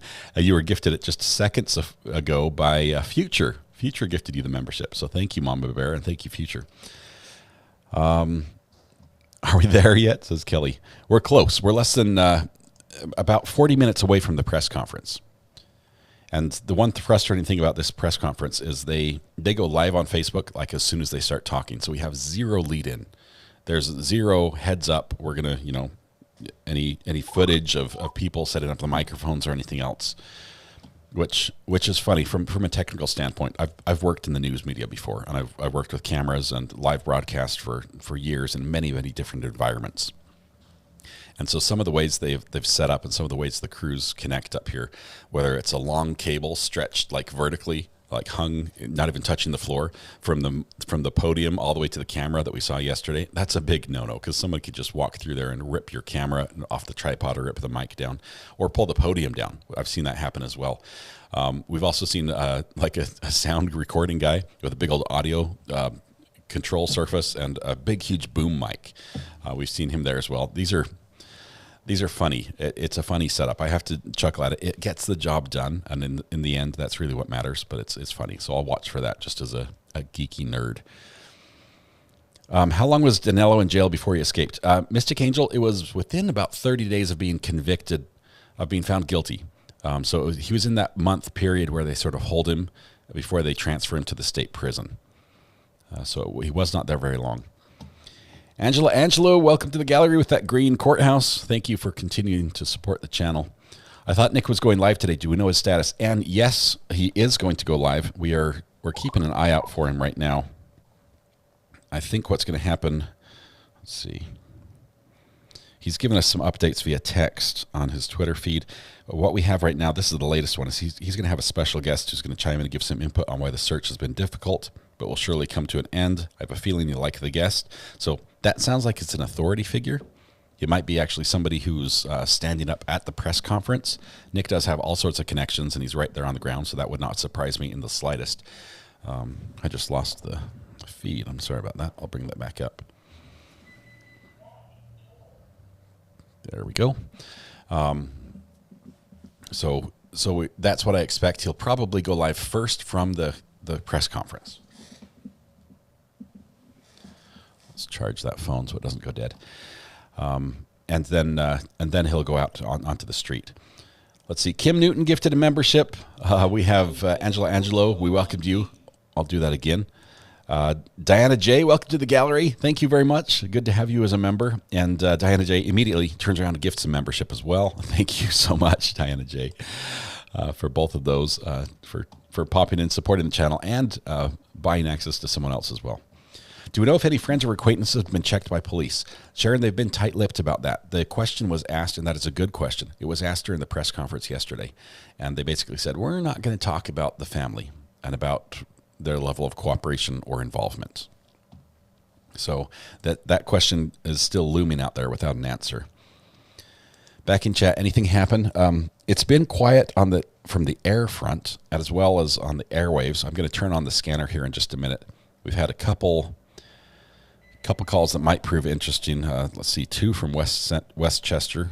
Let's see, 1 from West Police Dispatch and 1 from Westchester Police Dispatch, as well as this one from Central. So let's listen quickly to those calls, get caught up on our police scanner traffic for the last few minutes. 740 copy acknowledgement. Wilmington Pike and East Street Road. Wilmington Pike and East Street Road for traffic complaint. That's not it. Next one. 62 call for that ambulance response. We also learned from the call back.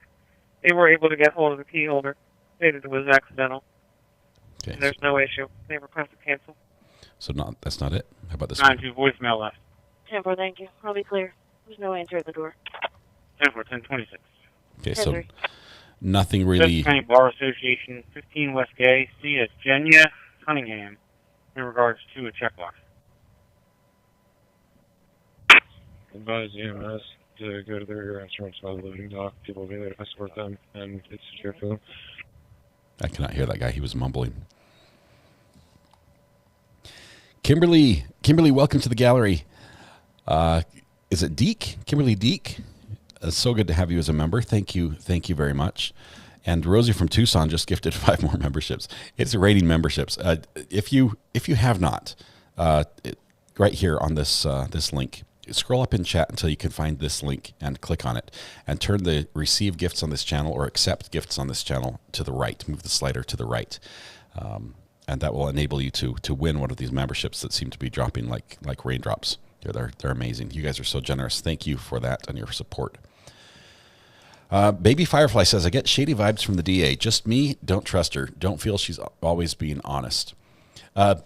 Baby Firefly, we're trying not to get too political, but sometimes it's hard not to talk about that. Usually the DA is a political position, something that they campaign for and run on. And it's something the people have a say in. So if you don't like the job they're doing, you can vote them out. And I'm not saying that's what should belong here, but that's definitely something that if you're a local, I would look at and consider and be educated on if that election is coming up. If you like what they're doing or don't like, I would consider that. How long until dusk, says Dinky. I'm in North Carolina. Sunset here is about 7:28 a.m. Or sorry, 7:28 p.m. Get the AM and PM right. So we've got several hours. We've got 4 or 5 hours of daylight here for sure. Okay. Black Hawk on Flight 24 over Ridgeboro. Peace hand sign with medium light skin tone. Thank you, Lost Souls Paranormal. Good to have you here. We've seen Danny here as well earlier. Black Hawk on Flight Radar 24. Let me zoom out. Is that this guy? That is a U.S. Army helicopter, Blackhawk UH-60L. It's headed in the right direction. But let's see where it's taken off from. It's in New Brunswick.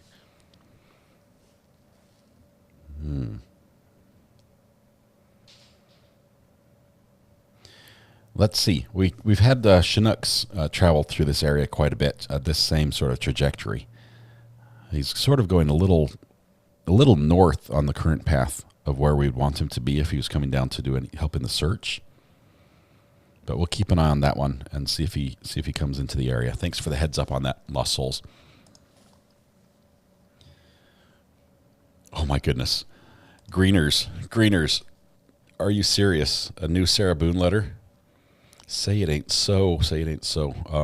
Let's see. Record search. I've got a tab on my browser that's always open to the Orange County, Florida court record search page.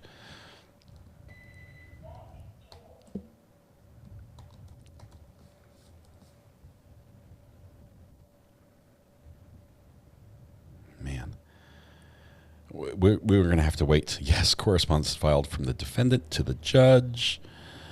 Oh, no. This is 414.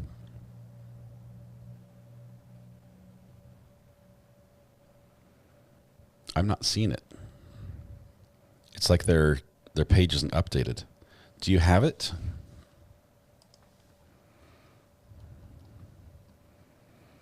Greeners is amazing. So Greeners is right. It's probably my page that's not working correctly.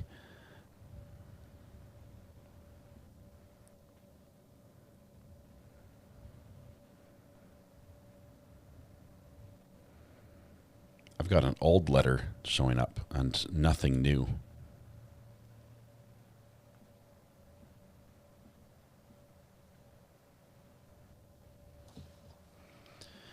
I'll check the email. Thank you very much, Greeners. I appreciate that. All right. Boy, is she fired up. We'll do that. We'll cover that as well after the press conference. Grumpy Granny, welcome to the gallery. If for those of you who have just popped in and are saying, who is Sarah Boone and why are we talking about a letter from Sarah Boone? Sarah Boone is is sitting in jail in Florida, in Orange County, Florida. She's accused of murdering her boyfriend. She doesn't think it's murder, though. They found him after he had been zipped up into a suitcase for 11 hours, and they found him quite dead. She had been playing a game with him the night before called hide and seek, where she put him in the suitcase and zipped it shut and then went to bed. And she says his death was unintentional. So she's fighting these charges. She's been expected to go to court here. There's actually a hearing on Friday that we're going to cover out of Orange County where her lawyer is begging to be let off the case. He's a court-appointed lawyer. She wrote again. She may as well pull a Daryl Brooks in pro se. It would be more entertaining based off the interrogation. Let's see. Kayla Newell, thank you. She may as well pull a Daryl Brooks and go pro se. That's when they represent themselves in court. And her lawyer actually suggested to the judge that she should be pro se. Crazy. So if you want updates on that, do subscribe to the channel. We will cover that as well. Probably, if we have a break, we'll probably cover it during that. Welcome to the jury, Bullet Head. Appreciate your support of the channel as well. Thank you so much. Okay, we've got to get set for. Let's see. I saw some questions there I missed. 2 letters dated 8/26 and 8/30. Yeah, my page just isn't updating. Possibly because I've had it open for months.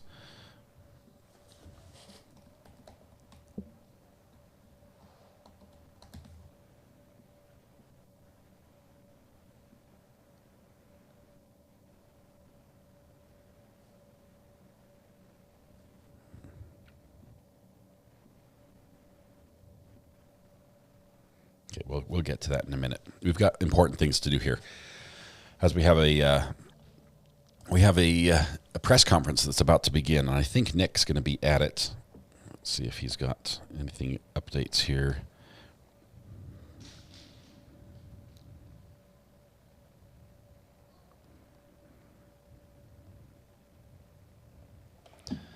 Well, this feed keeps dropping. I don't like this connector.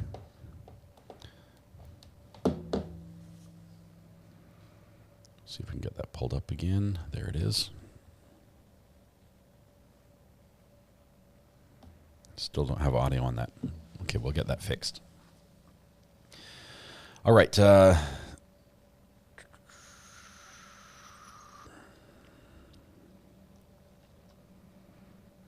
see.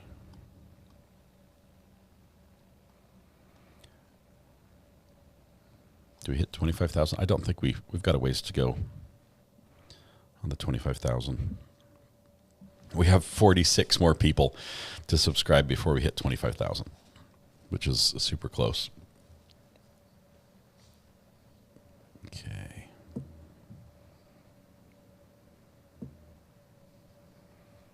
So I got to change some things on my setup here really quickly.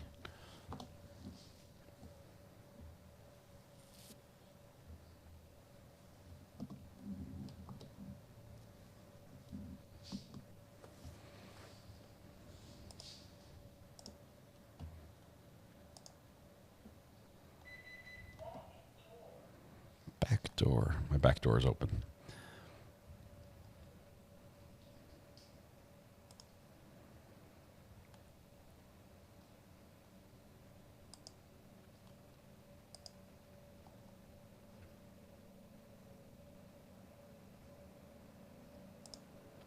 I think my neighbor is mowing my lawn too, which I always like, but he mows while we're live. Scratch all that. Oh, that was terrible. All right, we have Sarah Boone is a living legend.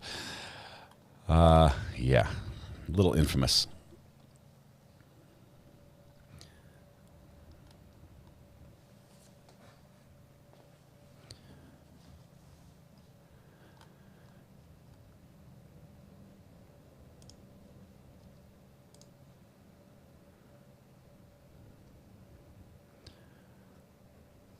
Okay, let's see. Let's jump back to our helicopters. Okay, there's our Black Hawk right there. It's going through Norristown right now, so it's a little ways away. Still well north of where it should be. It might not be involved in this at all, because right now he's going to be north of Westchester. So unless he's flying to a staging area, I don't think he's going to be. I don't think he's going to be our guy. It was not intentional, said Sarah Boone X1000. 1,000 times. We have watched that video. If you want to watch her interrogation video, that is on this channel as well. Be Kind just gifted 10 new memberships. Be Kind, that is incredibly kind. Thank you very much. Greeners did send me the email. I'll watch for that. I just can't access it right now without causing some problems on the live stream. We're just pulling up the Facebook page to get. I need to change this view. Sorry, there's a lot of things going on here today, and I'm trying to stay organized. We want to have this feed up as soon as it becomes available. So let me get to that. Good morning or good afternoon, Dallas born, Boston bred. Congrats on 25K. We've come a long way, baby. Not quite there. But appreciate the congratulations anyway. A little ahead of time. Right. Chester County District Attorney. See if we can get a live feed out of there.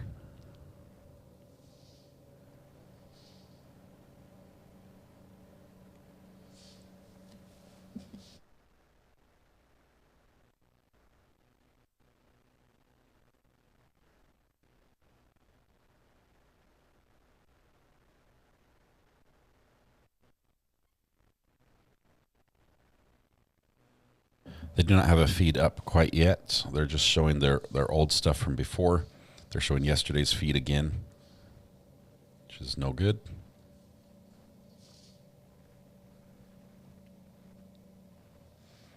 We'll keep an eye out on that as well.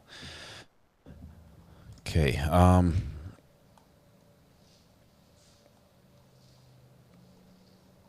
Trying to look for questions. There are so many people in chat. I'm not ignoring any questions. I don't know where to look. I heard Border Patrol already arrived last night. Many people saw the helis on Nick's stream. Okay, Jonathan, that's great news. Do we know where they're staging? I doubt they would be staging in a field. This is just my guess. They're probably going to be in a more secure facility. Holly Mack just gifted 10 memberships as well. Holly, thank you. Thank you so much. Rindy Mack, longer, but this was official. 1 month. Yes, 1 month officially, and you've been here much longer. Stephen Blevins also gifted a membership. I tell you, we're not going to have many non-members after all this. You guys are being incredibly kind. Let's see. Everybody's going to be a Shrek. Love the green. Smofy O'Leary, thank you very much for the kind words. We have absolutely incredible mods here who work their tail ends off. And with very little support from me, I end up throwing them under the bus. Subscribe. And then thanks for the coverage. and then Surprise dog begging their bounty forgiveness hunter later. hasn't shown up like he did for laundry. Face with tears of joy. Face with tears of joy. Tears of joy. Tears and tears of joy. Sierra Smith. Yeah, no dog the bounty hunter has not shown up here. Appreciate the kind words and the super chat as well. That helps make all this possible. It might be a milestone day today. We'll see. We're maybe after this press conference we might be there. We're slowly inching up towards there. Not there yet. Not there yet. Okay. I'm not sure whether stages, says Jonathan. I didn't even think that far ahead. I just know they were spotted yesterday at least. Well, at least they're in the area. I mean, it's one thing to say the Border Patrol is sending resources. It's another to say they're on the ground or they're active. Maybe this press conference will give us the information. They're not going to tell us the command center, but they might tell us a little bit about their activity and their involvement so far. Baby Firefly, thank you very much. This is an amazing community. Glad you can be here and be part of it to witness how amazing these people are. Okay.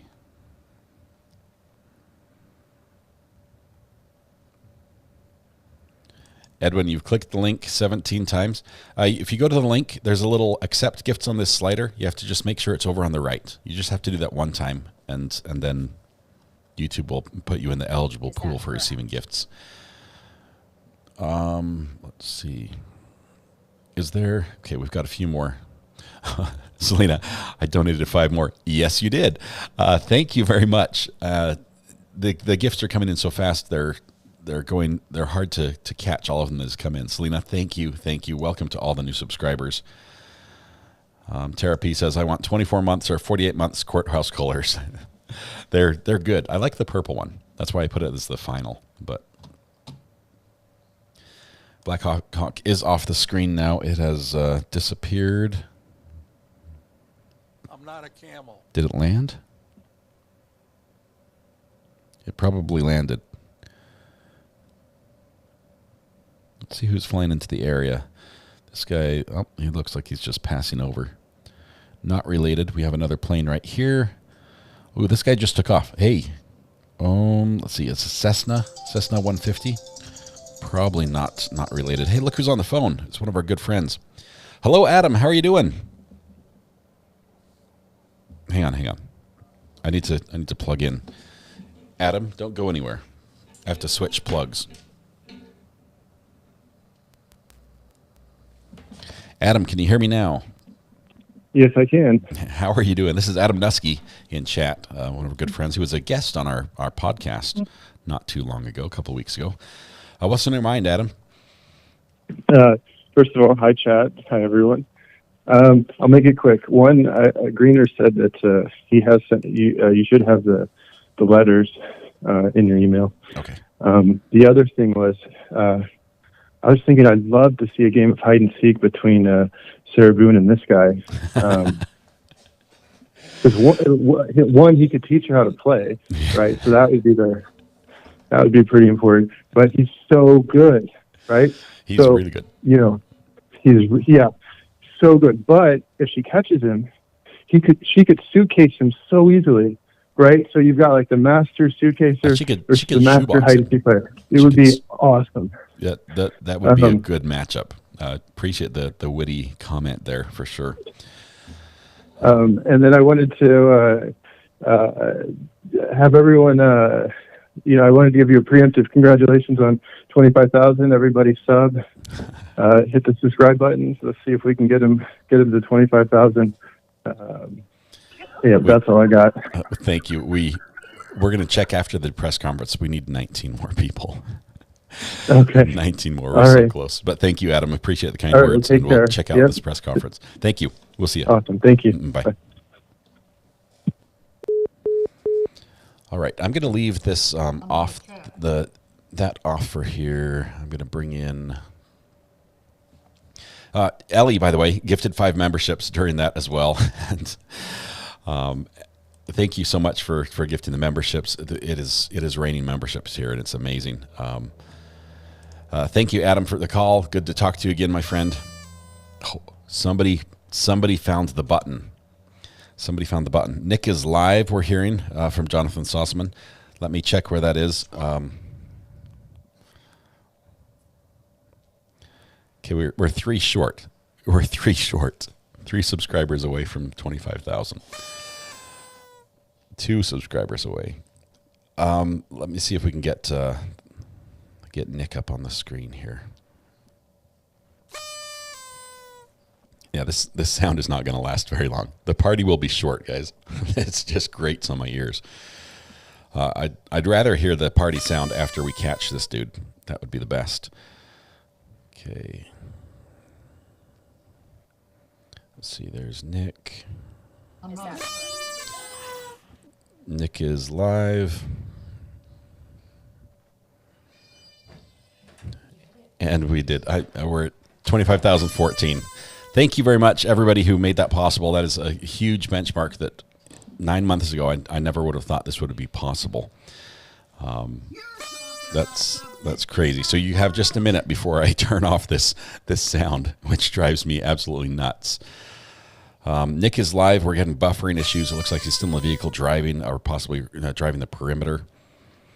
Let's see, still not loading properly. Okay, we've got like 30 seconds, and then the party sound is over, guys. I'm not joking. Congratulations on 25,000 explosion party popper confetti ball. Thank you, Vicky H. Appreciate that. Thank you. It's exciting. I would rather, as cool as this is, I would rather be celebrating that we caught Danilo, and I'm hoping that today is the day where that can happen as well. And anyway, we also want to get everything matched up. Wow, phone's going nuts. Amber, this is live, just for the record. Hey, Amber, you're live. How's it going?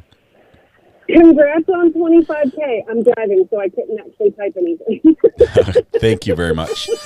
We're trying to get Nick's feed. So I had to call and share my laugh with everybody for 25K. And confetti party popper party. Thank you. I appreciate it, Amber. Thanks for all your help. I look forward to going over the Sarah Boone letter, which Greener's just telling us about. Have you seen that? Now let's double it before New Year's. Yes, let's get this done.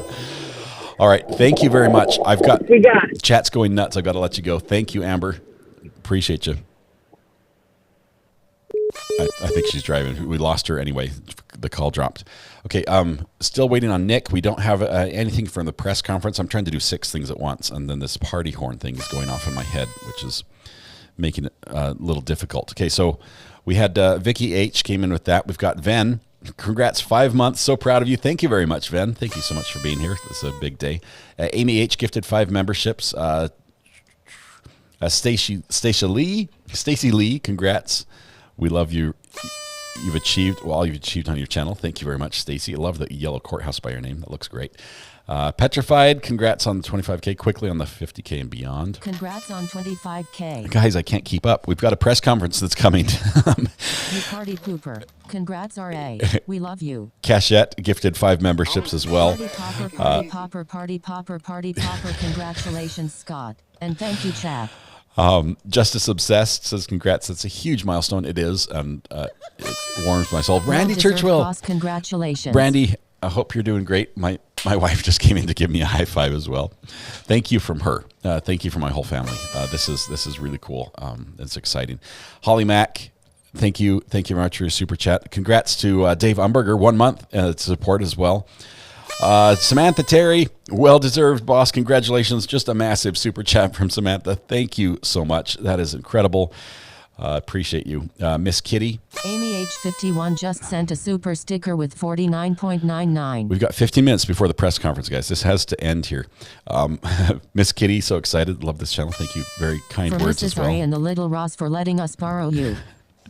According to Woo, thank you for the kind words as well. My screen is full of messages, like they're not fitting.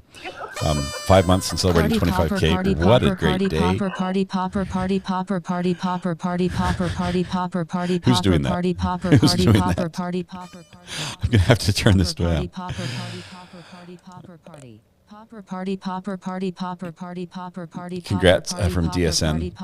Amy H51, also another huge super chat with a super sticker. You're amazing. Thank you, Amy. Thank you for your support. This wouldn't be possible without amazing people like yourself. Greeners gives a super chat for Mrs. RA and the little RAs. I do have 6 little kids. One of them is big and moved out, but I still call them little kids that are very appreciative as well. They're not. Things are coming in and they don't have room to fit on the screen. Angie, thank you very much for that. For the congratulations with the hat and confetti. Katrina just sent a super sticker with 4.99. Katrina, thank you as well. Okay. Congratulations on 25K party face with a party horn. I'm turning off. I'm turning off the Party sound face right with now. a party horn, hat, and confetti. The sound is going. Party is going as we speak. Just 1 second here. Party, party, party, party, party, party. Where is the sound? Congratulations. Please. Where is it at? Party is off. That was the last party, I think. The last party sound. Whew. Man, that was rough. Katrina, thank you very much for the super sticker. Let's see, I can't even see where I'm at. Katrina, there was that one. And another one from Katrina. Oh, this was Angie, then Katrina.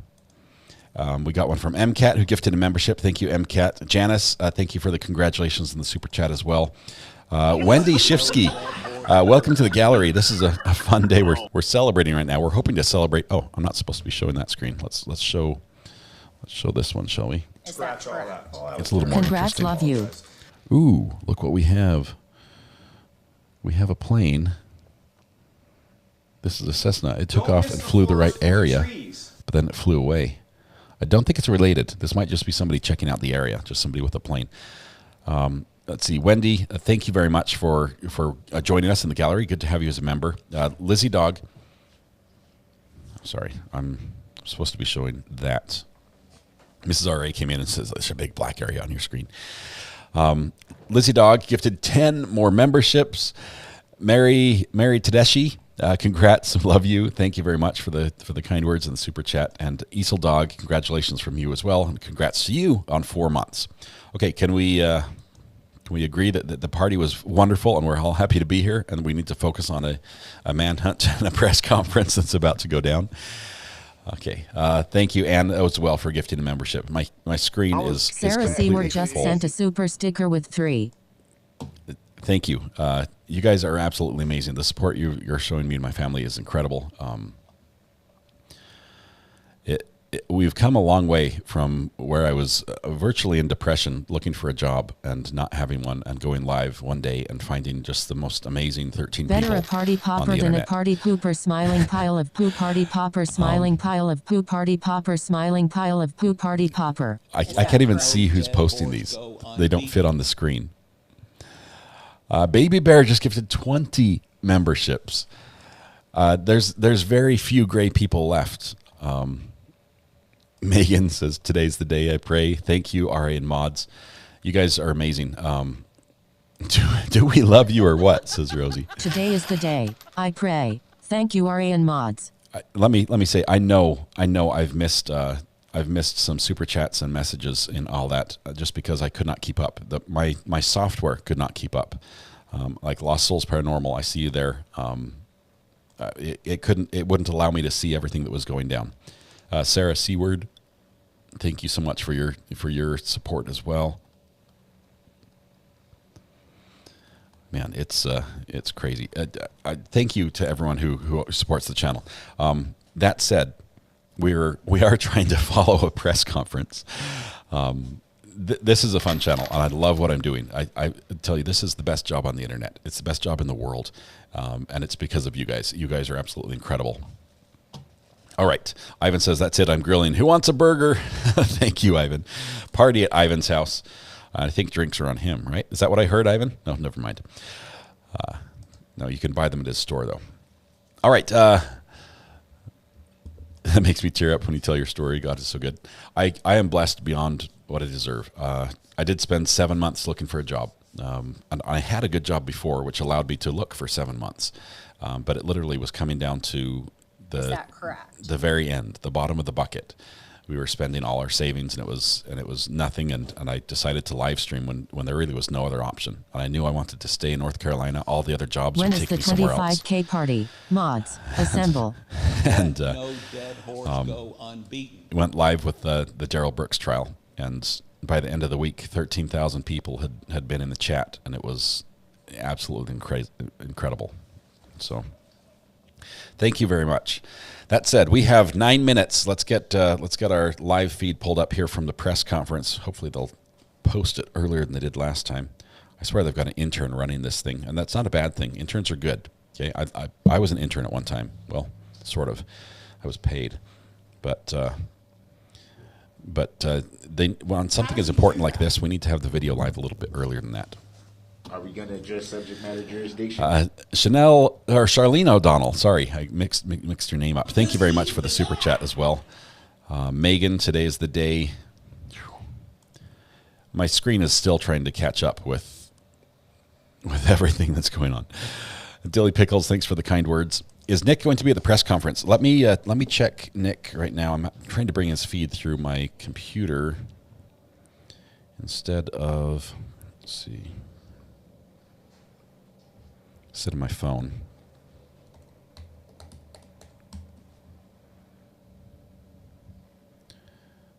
Let's see.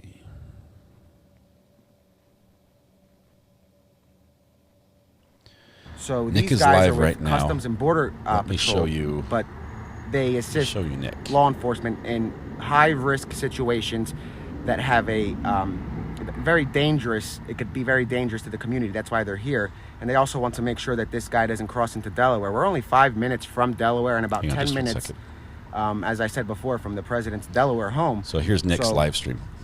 if he goes toward Delaware, that might be a problem for him regardless, given the security around the home of the president. But they don't want him to leave this area. They don't want him to go to Delaware.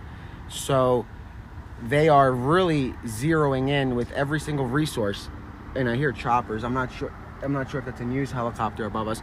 But they're really gearing up. And this is the longest I've seen them gearing up for. I mean, they're unloading tractor trailers. And they're getting ready for something. So we're going to pull in right now. And if it loses, we'll be back in about 15 minutes, but I'll grab a video of it, okay? So we're going to head in right now. Let's pull in. And if it cuts out, just be ready for it to cut out, just so you guys know. And, Okay, so I think they're pulling into the yeah, courthouse. they were searching trains this morning. And as you guys know, last night there was police activity. As we were getting ready to leave, a call came in from the command center. I got a text that said that there's going to be activity related to the investigation. They didn't give me much information except for responding, and it's in connection to the manhunt. And it was on Fairville Road in Chad's Ford. Now, we accidentally beat the police to the location. And if that's NBC, it's showing. Here's the command center. Keep going. Don't slow down like that.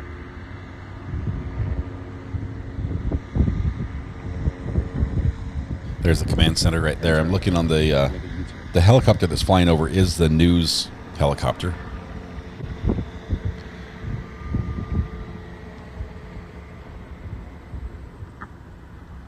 So you guys can see that it's, and that's the officers I'm talking about across the way. Thank Did you, the Princess service Buttercup. stay? Were you guys able to hear fine? Because if you were, we're gonna pull up and we're gonna park there for a second. Okay, so let's do that again. We're gonna make the left go over the bridge again. So so it worked. Okay, so what we're gonna do then is we're gonna park up and we're gonna get a better shot. We just did a little loop, so we didn't raise any flags over there for them to ask us to leave, because we wanted to, if it didn't work, we were gonna come back and get a clip and then upload that to Twitter and then come to another scene. So since it worked, we're gonna make a left do that little loop around Longwood Gardens once more and pull back in. And I'll be able to stand there for about 3 minutes to try to get as much as we can without any interference, obviously. But there are no police behind us guarding this area, and there are no road closed signs. So the road is not restricted, and I've been saying this for the past 7 days. We're not going to go in any restricted areas. Congratulations on 25,000 last place night to be. when we responded to that JLR potential, denied access I don't know to if it was a conference. sighting, I don't know what it was.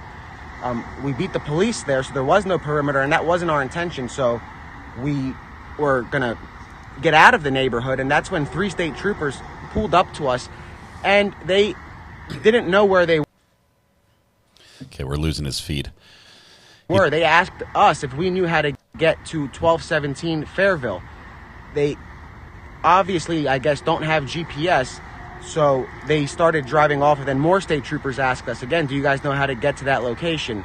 And that's been a problem that we've been seeing for days, where there have been troopers that are so far away from this area that don't know where they are, and they have no clue about the neighborhood, that's why it's crucial to keep local law enforcement in the loop, which they did last night, but I'm not sure what happened at that location and if it panned out to be anything. But throughout the night, there were planes hovering around in circles for hours on end with helicopters. So it was very fluid in some. Okay, he's breaking up just a little bit. I'm trying to get a couple more sources plugged in here. Sense. And the police response was rather quick. We were close by. That's why we beat the police there. We were finishing our driving tour to show you guys the neighborhood and show you the route that he might have, not show you the route, but show you why it's so hard to find somebody like this with all of the brush and with all of the woods and the heavy shrubs and, I mean, everything. It's very dense. So we showed you guys that, and as we were leaving, the call came in. It's cutting in and out. Okay, so it's probably this spot. So what we're going to do is as we pull in, it should come back. It's going to come back in about a second.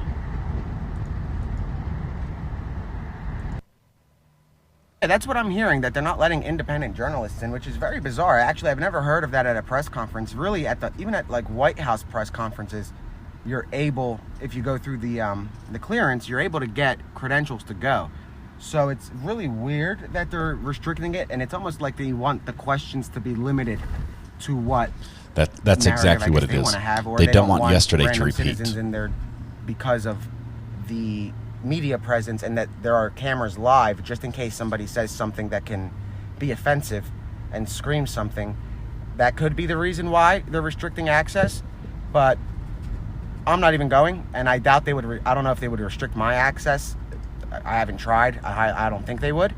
So, but that's what I'm hearing. I'm hearing that they are not letting independent journalists in to the presser, which is fine. At the presser, we got what we wanted, and we're listening that to was Nick. About this it. is his I live told stream. you from the outset, we're not really here to go to the press conferences, and we're not here to cover the any of the press conferences. I mean, there's enough media there that the updates are in real time, and you guys can watch it live from their feed much better than you would be able to watch on this feed. My purpose was only to ask and pose certain questions that the community wanted answered. So I did that, and that was it. So we did what we wanted to do, and I have no intention of even going to the command center, or I'm sorry, to the press conference. So we're gonna pull back in toward the command center. And if they don't want people at the command center, they would have a roadblock, so they don't.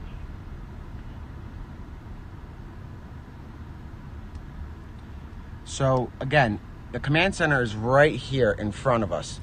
So we're going to turn back in, and we're going to park for about 2 minutes and get an angle and then head out. Sarah Petty. Sarah, welcome to the gallery. Thank you so much for being a supporter, a subscriber. I appreciate you. Welcome to the community. You're among friends here. It's a crazy day. It's a crazy day here. So as you guys can see, I agree. I would say they don't want fluid. They don't want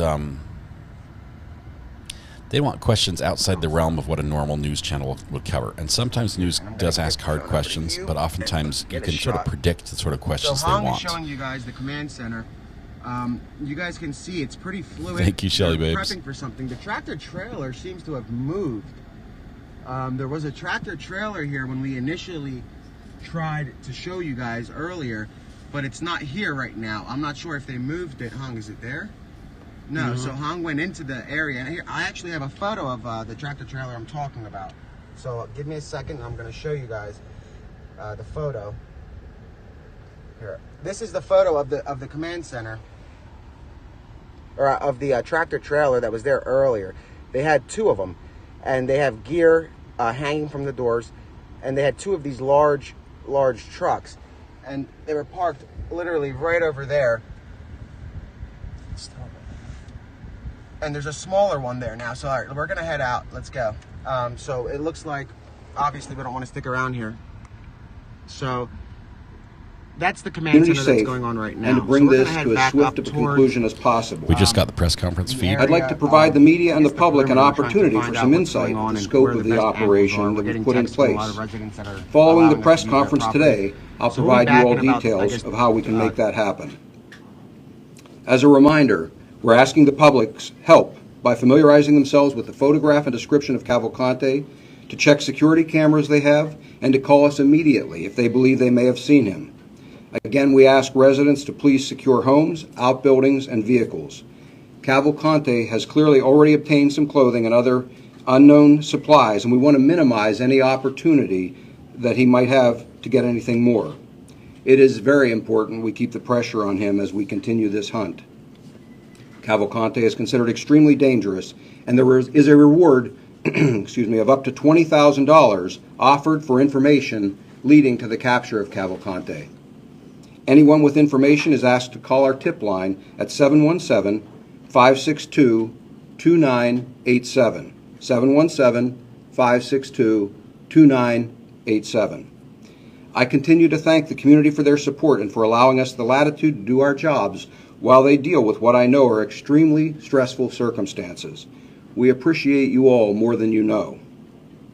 And I wanted to also, because we've had a number of inquiries, I mentioned an injury to one of our tactical dogs the other day, Loki, and I wanted to provide you all just a brief update. He is doing well, has been released from the hospital earlier today, and is expected to make a full recovery and return to work within the next week.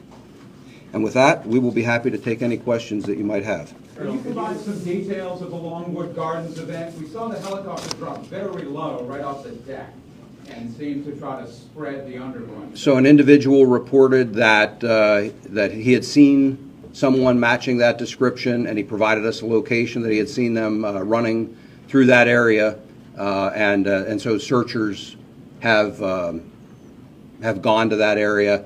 We're using people on foot. We have horses out there as well that are assisting with the search, tactical teams, and of course the aviation assets that you mentioned. How big is that area? How close is this search to that trail camera location? It's not very far from that location. Which schools were removed from the search zone? That was the Greenwood Elementary and Chadds Ford Elementary.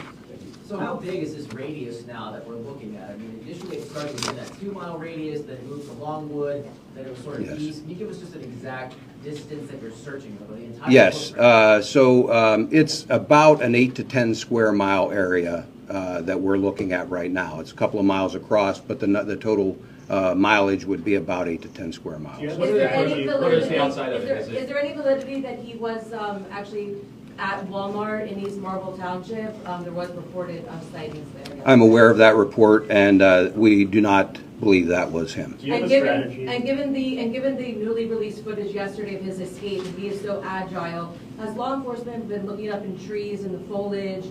Have you all been looking into stormwater management within these neighborhoods? And then also, have you been going door to door in various neighborhoods for welfare checks? Yes, to all of those. It's been a very thorough search. Colonel, do you have a strategy for preventing him from escaping via the Brandy Line Creek, which runs all the way to the Delaware River? We do.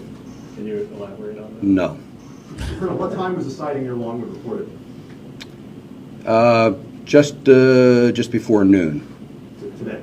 Yes. Colonel, do you still believe he's within this 8 to 10 mile perimeter that you've set up? I have every reason to believe he is still within that perimeter, yes, sir. Can tell us why you have every reason to believe so? We have had no sightings outside of that area. We have maintained as secure a perimeter as we possibly could. And then as recently as today, we have another reported sighting. What are the current sides of your perimeter? So it is bordered on the north by 926, on the east by 100 or Creek Road, on the south by Hillendale, and on the west by 52. Colonel, how much bigger is this perimeter today than, say, last Friday? It is larger. I couldn't tell you what the difference in size is, though, off the top of my head. But this is the same as yesterday, right? It is. Colonel, is there any evidence that he has obtained a weapon? Anything new on that front? I do not have any evidence to that effect, sir. With the mushroom festival returning this weekend. I'm sorry, just a minute, ma'am. You mentioned the heat. We obviously know it had an effect on the canine officer. Is there any truth that the heat may have impacted thermal cameras at the prison that may have been heated or not have been working at the time of Cavalcante's escape? I couldn't speak to what effect anything would have on the cameras at the prison. Can you talk about the effect on the? Can you talk about the effect on the law enforcement members on the ground with the heat working through the day? Oh, it makes it very challenging. You know, certainly all of you have been out in this weather, high temperatures, high humidity. They're wearing, you know, uniforms with bullet-resistant vests, carrying a lot of equipment. It certainly adds to the challenge. With that said, I have not heard a single complaint, and I believe our people are up to the task. But do they get some break time? Cool down time, water breaks? If someone needs it, we absolutely get them some rest, but typically what we've been doing is we're transporting fluids, food, those kinds of things to sustain them and keep them well hydrated out to their locations. Sorry, ma'am. Yes, thank you so much. Two questions here. The Mushroom Festival returns for the 28th year in Kennett Square, which is a couple miles from East Marble, Longwood Gardens. The Mushroom Festival will return as planned. Our law enforcement, state agencies, federal agencies working very closely with local police to ensure that the escapee will not go towards the borough, because some people are planning not to attend this year due to the escaped convict, even though he has not been spotted there. So any thoughts on that? Well, we're working very hard to capture the escaped convict and not allow him to go anywhere. But along with that, yes, we are well aware of that festival, and we are working with authorities, a number of authorities, law enforcement, emergency management, and so forth, to try and make sure that people feel very safe at that festival. Yeah, and last question, in terms of how technology has changed from 1999 when Norman Johnson escaped, he was here for about 3 weeks in Chester County, again back in 1999. How has technology changed that is supporting your efforts to find him? Any thoughts on that? As with your cell phone, it's changed dramatically in that amount of time, and so we take advantage of some of the latest state-of-the-art options that are available. And so, when I've mentioned here before, we use a wide array of technology. We have a number of federal partners here with us that I've talked about previously. All of the assets of all of our agencies are brought to bear. If North Creek Road is the eastern perimeter, how did you decide to remove Chatsford Elementary School from the search area? We carved it out by putting additional officers around there. We cleared that property and then put officers around it so that we could carve that piece out. The property at the school? Yes, sir. Colonel, as you know, another prisoner escaped earlier this year from Warren County. Yes. And was found some days later hiding out in the woods. So it seems like there's sort of a parallel to be drawn here between the two different types of manhunts. I'm wondering if you have any thoughts on how that situation compared to the search now, and if there are sort of like differences between the two that explains the challenge that you're experiencing here. You know, and those are two of the more recent, this one and that are two of the more recent examples that we've had. There are similarities between any situation for a manhunt like this. So we try to learn something from each of those incidents that we handle, take from that how to run a smoother operation. Our partners, in many cases, are the same. In fact, some of the people that are here from the federal agencies are some of the same teams and resources. I was on the Warren County search as well. So there's some of the same resources. Again, all of us take lessons learned from it. We adapt those to the different circumstances we find. And, there are different challenges with every particular search. If we moved 20 miles down the road, there would perhaps be some different challenges than what we have here. We would adjust to those. Yes, sir. There's been some speculation in the media that the heat-seeking technology, thermal imaging technology that you would use is not working because it's so high. Is that correct? Is all the technology you're using in that regard working the way it should because of the heat? It is. It is. There's no weather can certainly have an impact on it, but it does not take that technology out of the game at all.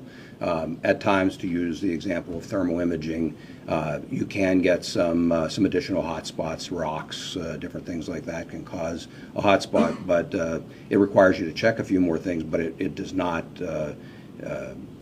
diminish our desire to use it. Lieutenant, are you concerned that he is growing more desperate and yet more dangerous the time that he spends out in this weather and being hunted by you? I believe he becomes more desperate. I believe he has always been very dangerous, and I've said that from the start. He's already murdered 2 people, one in Brazil and one here, in a very brutal manner. He's a very dangerous individual, and he remains so. Is this the eighth confirmed sighting, or are there more? And can you kind of walk us through those 8? Because it seems like he's going back and forth, or are we out of order on the sighting numbers? I don't have all of those other sightings here in front of me, but I can get that for you, and we can talk about it another time. But yes, but 8 is correct? Yes, sir, it would be 8. What about homes? We know you've checked some homes before. Are you going back and rechecking homes? And if nobody's home, what are you doing? Are you checking with relatives just to make sure he's not in there? We are checking homes. We are talking to neighbors if we don't find somebody at that home, and then each one is handled on an individual basis. We typically can check, tax records, county records, to try and find an owner if we're just completely unsuccessful. But the biggest thing we look for immediately while we're there is any sign at all of forced entry. And we have found some open homes, and in those cases we try to obtain permission. Otherwise, through exigent circumstances, we can at least make sure that that home is not occupied by Is there him. indication that he's gotten into any of these homes? I mean, we've had people contact us saying they believe things have been taken or moved. On your end, I have not been able to confirm a single case to this point. It doesn't mean he hasn't, but I have not been able to confirm a single The case. family that said he was downstairs when they were upstairs. The family that said that they flipped Yes. the lights. That's Yes. not a confirmed entry. I don't doubt that someone was down there. I cannot confirm that it was him. So that doesn't count in your 8. Have additional special forces arrived, sir? We have had tactical teams from all over the country come in and continue to come in. We have some additional resources that are arriving today, and part of the team arrived yesterday and will arrive today, and will become operational by tomorrow. So one of the things when I talk about after the press conference being able to give you some additional insight of how we can do this, we'll have an opportunity to talk about some of those teams tomorrow and give you some idea. I think, and I'll come back to some of your questions here in a minute, but I think what I would like you all to see is that there is an amazing operation going on here. There's a collaboration between local, state, and federal law enforcement agencies. This is not simply a situation where we have a police dispatcher sitting and taking a call and dispatching a police car to go and follow this up. It is a very sophisticated, well-staffed operation that I believe, again, when you have an opportunity to see some of that, there are some portions, obviously, that I can't show you everything, but I think you would have an opportunity to see enough of it to truly come away with an understanding of the effort that is being made to ensure that we end this as quickly as possible, to ensure the safety of the community. We absolutely understand their concern. I get it as a parent, why other parents are concerned about their children going to school, playing in the yard, all of those kinds of things. Again, having been involved in a number of these searches, it is the same with every one of those, and we want to end this as quickly as possible. We'll throw every available resource at it to do Do you it. still have a sense of Mayor. Your confidence knowing that he's going back and forth from the same places again and again, what does that do to bolster some morale out here, or does it bolster? And what does that mean for your containment area? There is no impact on morale, as I said a few minutes ago. I have yet to hear a single complaint. I interact with our people. We have shift changes where we brief out, outgoing troopers and officers. The morale is high, and I talk to them when they come in after a lengthy shift and working in these conditions. Morale remains high. These are people who are volunteering to come here, many from out of the area, who are volunteering. In the case of state police, they're being paid. So I don't mean it to sound as though they're just volunteers, but they are asking their commanders to send them here. That's how high the morale Any is. sense of where he's going now, and then can you confirm that there was no equipment failure at the prison as it related to any heat that may have impacted any of the cameras or technology there that could have aided in his escape? I cannot speak again to the technology at the prison. That is not my focus at this point in time. My focus is on capturing him. There is an ongoing investigation there that I'm sure will reveal if there was any kind of a failure, or whether it was a failure of an individual or a group of individuals. That will all be determined and acted on appropriately.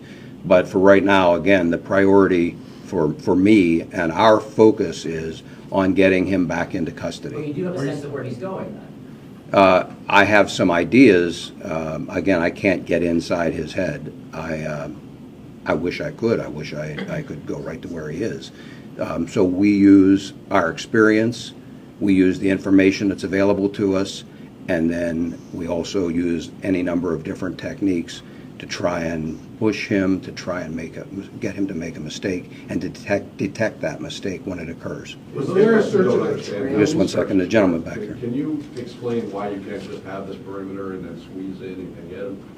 Obviously, it's not that simple. You would have done it, but Yes. why doesn't that work? For a number of reasons, it doesn't work. First of all, it's not just a perfect open piece of land that you can just march through. You've got businesses, residences, highways, hills, valleys, wooded areas that can't be pushed through. The number of people that it would take to contain that area and be able to walk shoulder to shoulder through that area and squeeze, and the amount of time that it would take, it's just simply not realistic to do that. If we were talking about one city block or something like that, it would be a different story. It's just too large of an area to be able to squeeze in and push like that. Yes, Lieutenant Colonel, could you provide an estimate as to how many personnel are currently at Longwood Gardens trying to track this guy down right now, and what tactics and what technology is being used at Longwood Gardens?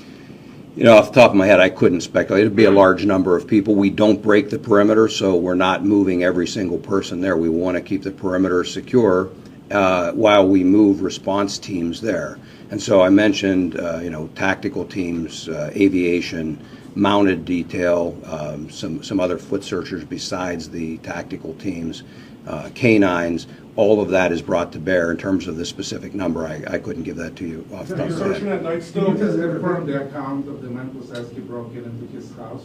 I'm sorry? There was a report of the man that says that Yes. he broke into his house, Mhm. and also whether he's using bloodhounds right now. We are using tracking dogs. And yes, I believe the account that someone broke in. I'm saying I can't conclusively prove that it was him. Has he left any traces that you have found? Traces of anything? Traces of clothing, food, like the one in Western Pennsylvania, campsites? Has he left any traces at all? We have not recovered anything that I can conclusively say was his at this point. Lieutenant Colonel, there was a lot of speculation yesterday about his training as a survivalist. A few years back, you led the search for Eric Frein in the Poconos. Can you talk a little bit about the difference between that search, which went on for about 48 days, and the search you're currently taking through? Again, as I said earlier, there are a lot of similarities between any of these searches. The difference there was the level of violence. We knew Frein was armed, and so both very violent individuals, very dangerous individuals. The difference is with Frein, you're hunting for a person with a rifle that will penetrate the body armor of any of the officers that are out there, and did penetrate the body armor of the corporal that he killed. And so it brings a different dynamic to that search. But there are a lot of similarities in the search as well. And again, that's where I tell you that we try to take lessons from all of those and bring those to the next job. So Longwood Gardens is west of 52. Is that outside your perimeter? And I believe today was the first day it was open. Was it Yes, open? Longwood Gardens proper is out there. They have additional property that is within the perimeter, and it's in the vicinity of that that I'm speaking. And was that area was not open to the public today because it was inside the perimeter? I can't speak to whether Longwood Gardens had that piece open or not. There wasn't anybody in there. So not all of Longwood Gardens is in the perimeter, correct? Correct. Do you still have men searching at night? Yes. Lieutenant, this is a question maybe for the district attorney or the chief. Neighbors adjacent to the prison spoke to us today about their concerns for their safety, not the first time that someone escaped from the prison, but now the second time. They are curious about alerts. In May, they're on record today saying that in May, there was no siren, there was no warning. I know you don't speak for the county, but as the chief law enforcement officer for Chester County, how can you assure these neighbors that they're not everyone for themselves out there on their properties? So I understand that alerts do go out. The first prison escape in May, he was captured within 5 minutes, is my understanding. So I don't even know if there was a time for an alert to go out, but I don't know that information conclusively. They are sending out alerts repeatedly through reverse 911 calls, and they keep expanding the perimeter and the radius to where they send those locations or those notifications. So they are on high alert, and those communities that are affected immediately are alerted right away. So I know that the time frame is very rapid from when they are alerted and until when they have an incident. Concerned though that, I know it's under investigation, but this is supposed to be a facility that holds in these dangerous people, these guys convicted of murder. Absolutely. This is an outrage. This should have never happened. You know that I was the prosecutor who was assigned to this case, and I helped convict this man, and he was sentenced to life without parole. We're all upset. We're all concerned, and there will be a thorough investigation, and that will be made public at some point. District Attorney Ryan, can you speak to the victim of Deborah for a moment and her family? And I'm assuming that the family has protection right now because he's not near them. They do have protection, and they are terrified. They haven't left their home. They're barricaded inside and very concerned about their safety. We do have police detail around them 24 hours a day, but I know they're very, very worried. Ms. Ryan, when he's caught, do you send him back to Chester County Prison? He will not be going back to Chester County Prison. And when captured, what charges might he face? What does this bring from a criminal liability? He's charged with escape right now. That's a felony. Where will he go if not to Chester County Prison? He'll go to a state correctional institution. The one that he was sentenced to? He hadn't been assigned to anyone yet. He was on the way to Smithfield to be assigned to another location. Sorry if this was already asked, but will you all release the video of the people both escape? No, we're not focusing on that right now. Our primary mission is to get this guy in custody. That's where all of our attention is focused at this moment. Ms. Ryan, did your office answer the motion seeking a retrial or a resentencing for this defendant, Mr. Cavalcante? Did you? I know the judge denied it, but did your office have a response to their pursuing a new trial? We did not respond. The judge decided that on his own. Yes. Just a follow-up question for Lieutenant Colonel Bivens. We talked to someone who has taken it upon himself to enter into wooded areas and look for Cavalcante. Obviously, this is someone who believes they're a vigilante in this case. What is your message to people who may think that they would be empowered to do such things? First of all, they have no authority other than that of a private citizen to do it. They are risking drawing away law enforcement resources because someone else may see them and report them, and we end up having to go investigate that and draw resources away. So I would ask them not to do it. I can't prevent them from doing it, but they have no authority and run the risk of, depending on what action they take, getting themselves in trouble. Just to confirm that, so the most recent sighting you said was at Longwood Gardens, but it's not Longwood Gardens? No, I said it was in the vicinity. It was near Longwood Gardens. Yes. In the vicinity of the property, that's not the primary Longwood Gardens property? Yes. Additional that's in the search area? Yes, sir. Is it Longwood Gardens property or near Longwood Gardens? I don't know, sir. I wasn't out there personally on that one. It was in that vicinity. I just know where the report was. And it was very close to where the camera was, which was on Longwood Gardens Lieutenant property. Colonel, what would you say to those who say that he's winning right now? It's 8 days, he's up against hundreds of your people, you've got technology, he's got barely nothing to eat, and you can't catch him. He's winning so far, not you. Well, we've chased people for a lot longer than this and ultimately brought them to justice. As I've said before, we're not going anywhere. We will eventually capture him, and when we do, he's going to prison. I don't consider that winning. There were some neighbors near the area where he was spotted by the creek who were concerned that bloodhounds weren't being used and that the scent may have been anyway lost in the creek itself. Are bloodhounds part of what you're using to try to track him? I don't have bloodhounds at this particular scene, but I've got other tracking dogs that we have confidence in and I'm told can perform in a very similar manner. And by the way, we have them from a number of agencies as well. Just to clarify, so the heat isn't impacting any of the tech that you're using to search for him day and night? Correct. Is there any reason, I asked this yesterday, I asked the same question, is there any reason to believe he's getting or gotten help from anyone outside of jail? It's something that I am always concerned about, but I'm not prepared to discuss that in any further detail at this point. We are always looking for that, and we continue to look for that, because even if it doesn't happen at the beginning, it sometimes can happen at a later point in the hunt. And so it's something we're always aware of, but I'm not prepared to discuss it any There was a further. report that there was a train stopped and searched in the Route 1 area. Don't you think that? There was a train that was stopped there. The railroads have been cooperative with us for the most part. What they've been doing is stopping at their normal stop, and we can utilize others for surveillance to make sure that no one else boards the train, so that we don't disrupt the train traffic. When that stop occurred? No, I don't. There have been a number of trains over the last several days that have come through there. Does he have relatives in, this was brought up yesterday, and I don't remember what the answer was, but does he have relatives in Maryland who he may be trying to get to? That's one thing I've heard, but I can't, that's speculation. But does he have relatives in Maryland? Does he have relatives near here who he's been trying to get to? Can you tell us anything about whether you've talked to them? He has relatives in the general area here. Offhand, I'm not familiar with anyone in Maryland. If he's trying to get to those, I wouldn't be able to tell you that at this point. Have you spoken to them? Have you tried to get cooperation from them? We have spoken to relatives, and I can't go any further than that. Yesterday you said something about you still believe he's heading south, but you couldn't elaborate on that. Can you go further today? No. Okay.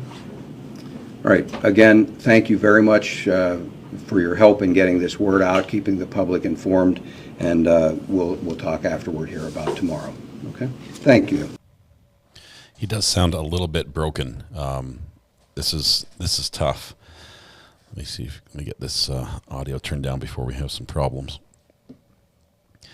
So the press conference had not a lot. We're getting conflicting reports. Nick is saying that his contact says the person that was sighted near Longwood Gardens was not confirmed. It was not a confirmed sighting. And here he's saying it was a confirmed sighting. They're counting it as the 8th confirmed sighting.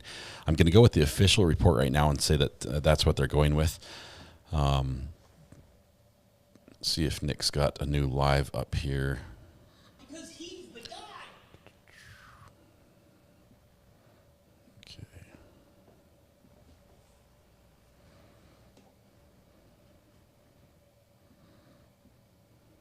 See if we got anything from him.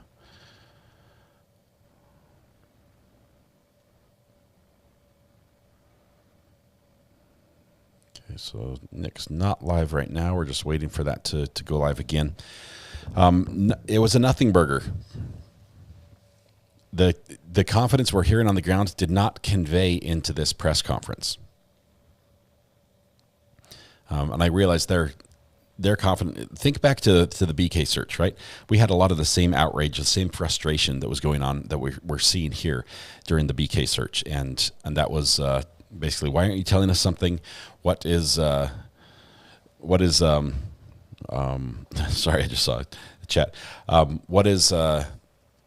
What's the progress? What are you guys doing to make this, how are you progressing in the search? And it's just, the police are like zipped lips. They may have every reason to be very confident that they're just about on his tail. And once this all busts open, once they've got him in custody safely, they can say, this is what we were doing and this is why we couldn't tell you.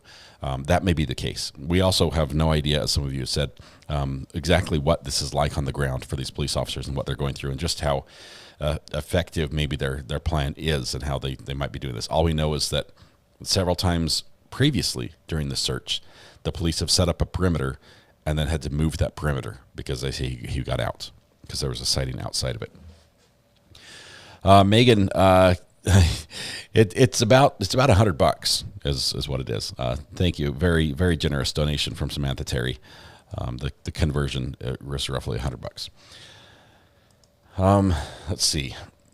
I am going to give him the little benefit of the doubt. It is frustrating. I'm a little frustrated. We heard from Nick. Nick did not try to go in there. We know that JLR, another YouTuber who I don't have any connection with, but he's also following this case, was denied entrance into that press conference. That's disappointing. I don't like it when gatekeepers choose what news outlets get to participate in something. I don't like it. I mean, anyway, they won't get me started on that. Let's see. TJ Bits had to miss the last 20 minutes. We had just had a press conference that basically said we've got more resources, more men on the ground. They confirmed a couple details, like the helicopter was looking in a specific place where they got a lead right next to the where we saw them flying around right here. Actually, it was in the same area. It was right there where they got a lead that somebody had spotted somebody that could have been the suspect. The helicopter flew really low looking for that. We're talking like 4 feet off the ground low. And we're not able to locate anything. But they still think that he's in the area, that he's not gone.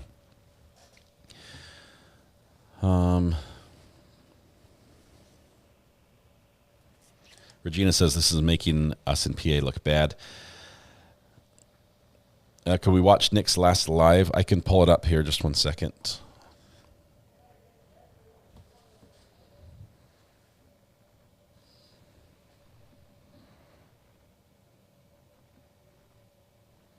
Give me a second to get some sound on here. Down there today, there are 5 that are blocking that road. We're going to restart this one.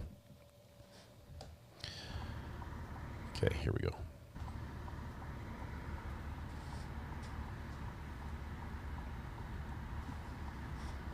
This was 45 minutes ago. It's the signal here. There's they must be using blockers because the Wi-Fi from the car isn't working as soon as we pull up. So we're gonna have to go around.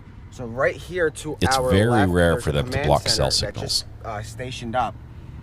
As that soon as I requires pull in, some the Wi-Fi high-level cuts out approval. and my signal goes to no bars into SOS mode. So I'm not sure if that's because they have some kind of equipment that is blocking the signal. So we're gonna try to get a clip of the command center.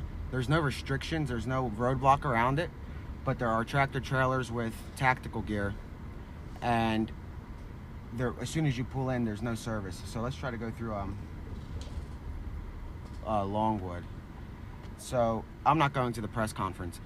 So what I learned last night, and I told you guys that there are 30 guys from BORTAC, which is a border control tactical team. It's one of the leading teams in the country when it comes to high stakes, high risk. No, I'm not going to the presser. When it comes to high stakes and high risk investigations and manhunts. So 30 of them are on the ground with 4 Blackhawks that are either here somewhere or inbound. So we're in Longwood Gardens right now. We are gonna try to get signal at the other location, but I'm just trying to give you guys a little update of what's going on. There's been a lot of activity today, and there really is no update from any of my law enforcement sources, except that it's going to be a busy day, like I said last night. Henry, that it's I gonna worked be a in the very media. busy day here, and the investigation. And I've is worked closely with ramping up. law The federal enforcement government as well. Is bringing in additional resources to make sure that the fugitive doesn't make it to Delaware. And I'm going to see if we can see the command center from here, which we can't. So when we get close to the command center, it's probably going to cut out, just so you guys know. And if it cuts out, I'm probably going to be back in about 15 minutes. I'm going to go to a better spot. It's odd because as soon as we pull in, the signal cuts off. So we're going to try to get, once again, we're going to try to pull in and see if the signal stays. So right up here is where the command center is, right in front of me, right over here.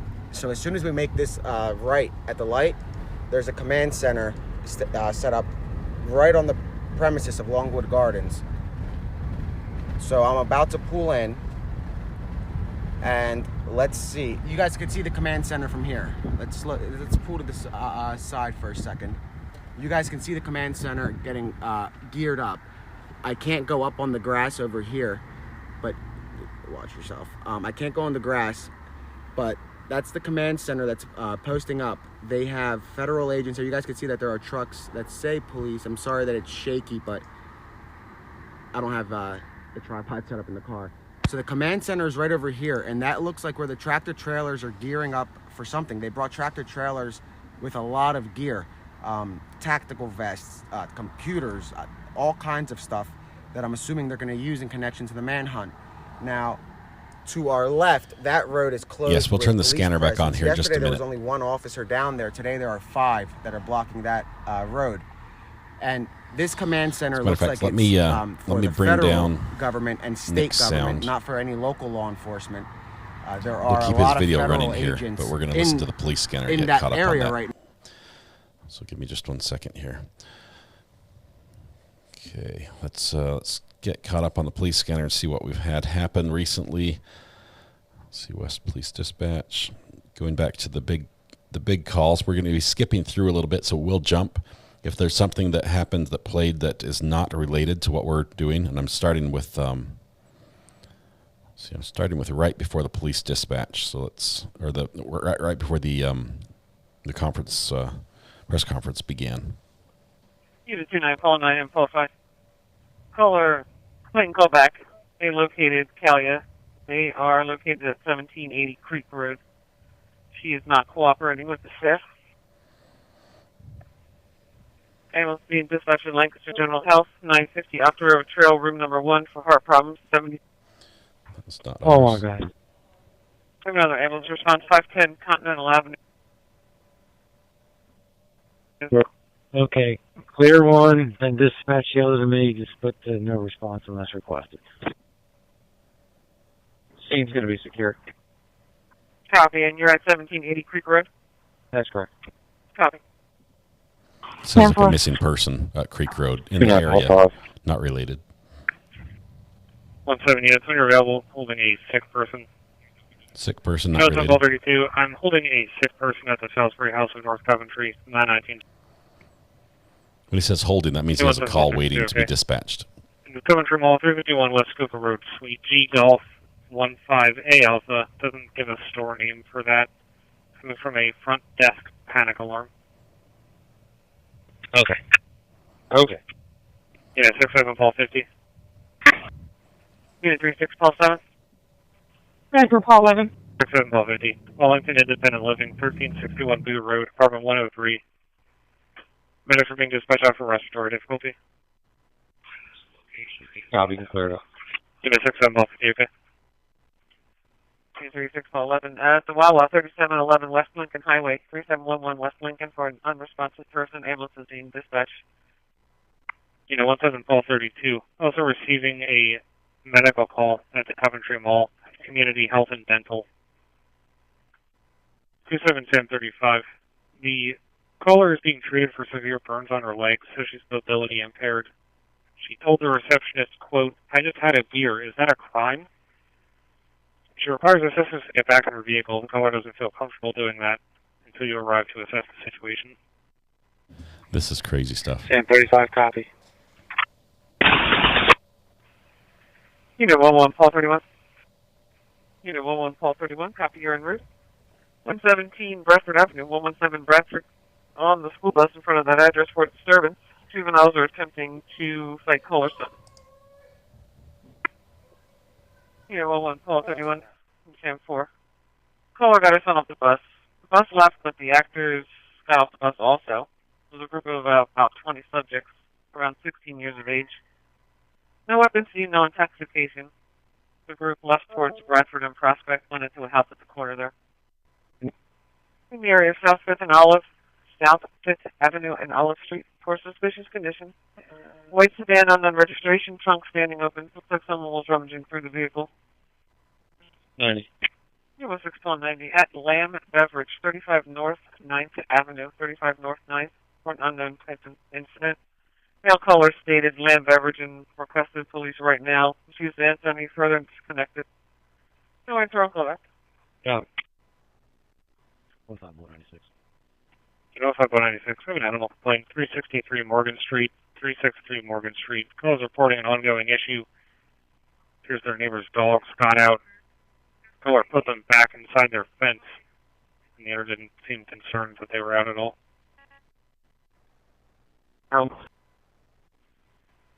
1-1 units, when you're clear, be advised on holding a domestic. 11 Weatherburn Drive, 1-1 Weatherburn Drive.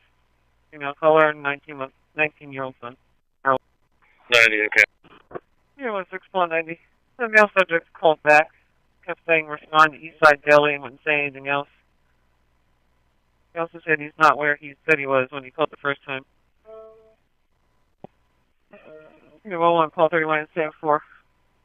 The son has unmedicated bipolar disorder. His name is River Wigan.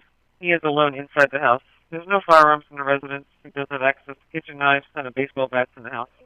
He may be intoxicated on marijuana. Caller is outside, locked outside. He's waiting in the garage. 923. Disabled box truck on Rosedale and High, blocking traffic. Called in by the university. I'm not sure if they have anyone there. Same thing. EFC Pete. Command notify PSP that came out with me that where I sent them back down the baseball fields in Kennett Square, that's the male should be walking on the tracks there. I'm looking at him right now. Okay, male should be walking at the tracks near the baseball field. Yeah, correct. 2 state troopers went back behind the baseball fields where I sent them. And just advise them he's about in that area where they are. I'm heading out to them now. Copy. 0172, I copy as well. 06 1090. Yeah. Yeah, call 31 staff. Thanks for now. 1-1 call 31, copy. 1-1-10-4. So nothing here is really standing out. Keep me on a traffic stop, 724 East Lancaster Avenue. The last tag I ran, Lima, Mike, Zulu. Unit 2945, copying you en route. In front of 144 Icedale Road, 144 Icedale. Fire company offer, vehicle fire. Vehicle fire. Unit 1690. Unit 1690, copy you en route. The Naval Apartment Building, 32 North 3rd Avenue, apartment number 74, domestic, female caller versus ex-boyfriend verbal, when it has started to become physical. Unit 1630. Pennsylvania Avenue and East Lincoln Highway for disturbance. Male subject pointed a gun at callers outside. 3244, okay. Unit 3244, I'm not showing you on anything. I'll be out on my traffic stop. Like on the road, that's the time. Okay, so there's a police officer saying, hey, we're okay. And he's like, I don't show you're doing anything. Call takers get there right now. Stand by. 29 Paul 5, be advised this fire spreading in. Yeah, 2945, copy. I don't know if you saw the notes that there's ammunition in the glove compartment. Starting to hook off. 2945, I hear it now. Ammo in the glove box starting to cook off. That means the rounds are exploding in the fire. Just be advised, the victims with firearms still location at the corner. Subject did leave on foot. He's a black male in his 40s. Red hat, black shirt, black sweatpants. His last seen crossing Lincoln towards 7th.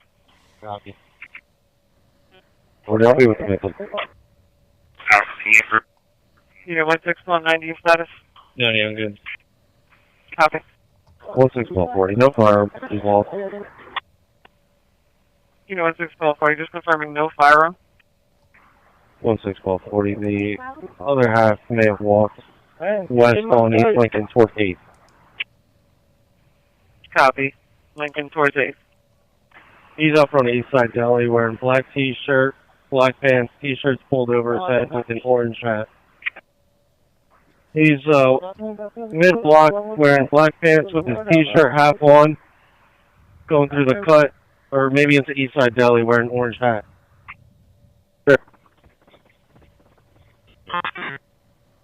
That's not him. Possible assault. Didn't go through the cut. I believe he may have gone into east side deli.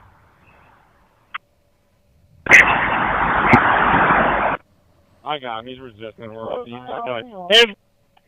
You're at Eastside Deli with him resisting? Is that what you said? Morning, Constantine. Right. Copy. Mail in custody. 4:30. Morning, Constantine. We're okay. That's not him Copy. either. Mail in custody. Move back. 1640. Your status? Call 7. I copy. Unit 3647. Copy. 1640. Your status? 1640. Okay. Copy. Unit 4747. Copy your suspicious condition. Unit 3244. Copy your stop 217 Park Route. Unit 2618. Unit 2618. Copy your acknowledgement. 206 Millbridge Lane. 206 Millbridge Lane. There's being dispatched out for chest pain. Unit 4747. Your status? Call 5. We're good. 3244, okay. Unit 3244. Okay. What's up, 196? Unit 15196. Okay. This is Unit the new. 2871. Check MDC for report. It's a new chopper moving in. 2871, okay. 33 Paul 18. 33 Paul 18. Unit 33 Paul 18. We're almost caught up on the audio. In front of 191 Cherie Boulevard. 191 Cherie Boulevard. In the roadway. Matters being dispatched out for a 37-year-old male with a tree fall on his head. Oh. Bleeding and is uncontrolled. 33 Paul 5. You can send that to me, please. Unit 33 Paul 5. Okay. Unit 0641. Check MDC for phone assignment. 3 Paul. You can send that to me. 6430. Unit 1630. All one male and custody back to the station. Unit 1630. Copy. Okay, we're caught up on the audio from the dispatch. 2949. So all we're hearing right now is live. The helicopter we have moving in right now. 2949. First of all, it's very high. It's over 2,000 feet, which is higher than most of the other helicopters. The helicopter that's flying around, or has been, this is a news chopper. This is Skyforce 10. It's moved up from the search area. It's gone up to the prison, so it's making some laps around the prison. It's also flown a little bit around the creek where they saw him late last night. This helicopter does not seem to be deviating much. It's still over 2,100 feet as it flies through the area, crossing over the Baltimore Pike. I don't think this is one of our people. We'll stick with the news chopper a little bit. It's probably going to fly a couple more laps, then get out of here as they've got the footage they need. Okay, I don't know where Nick's going right here. I've got his audio turned off. This is a previous live stream that he did during the press conference. We're just catching up on that. He did drive up to the command center just to check it out and showed us a little bit about what that looks like. He couldn't get too close to that, but he did say that there was no police barricade that kept him from going up to it. It's like open. And he's near the gardens area, Longwood Gardens. Big shout out to Barbara Giagalis. Giagalis? Is it Giagalis? Barbara, thank you very much for becoming a member. This is a blue courthouse, so it looks like this is month 2 for you. I appreciate your continued support. Let's hope it was a small tree. Yeah, that call was a bad one. Tree fell on his head was the call. Uncontrolled bleeding, so sending medics over there. That's a large helicopter. It's a Leonardo AW139.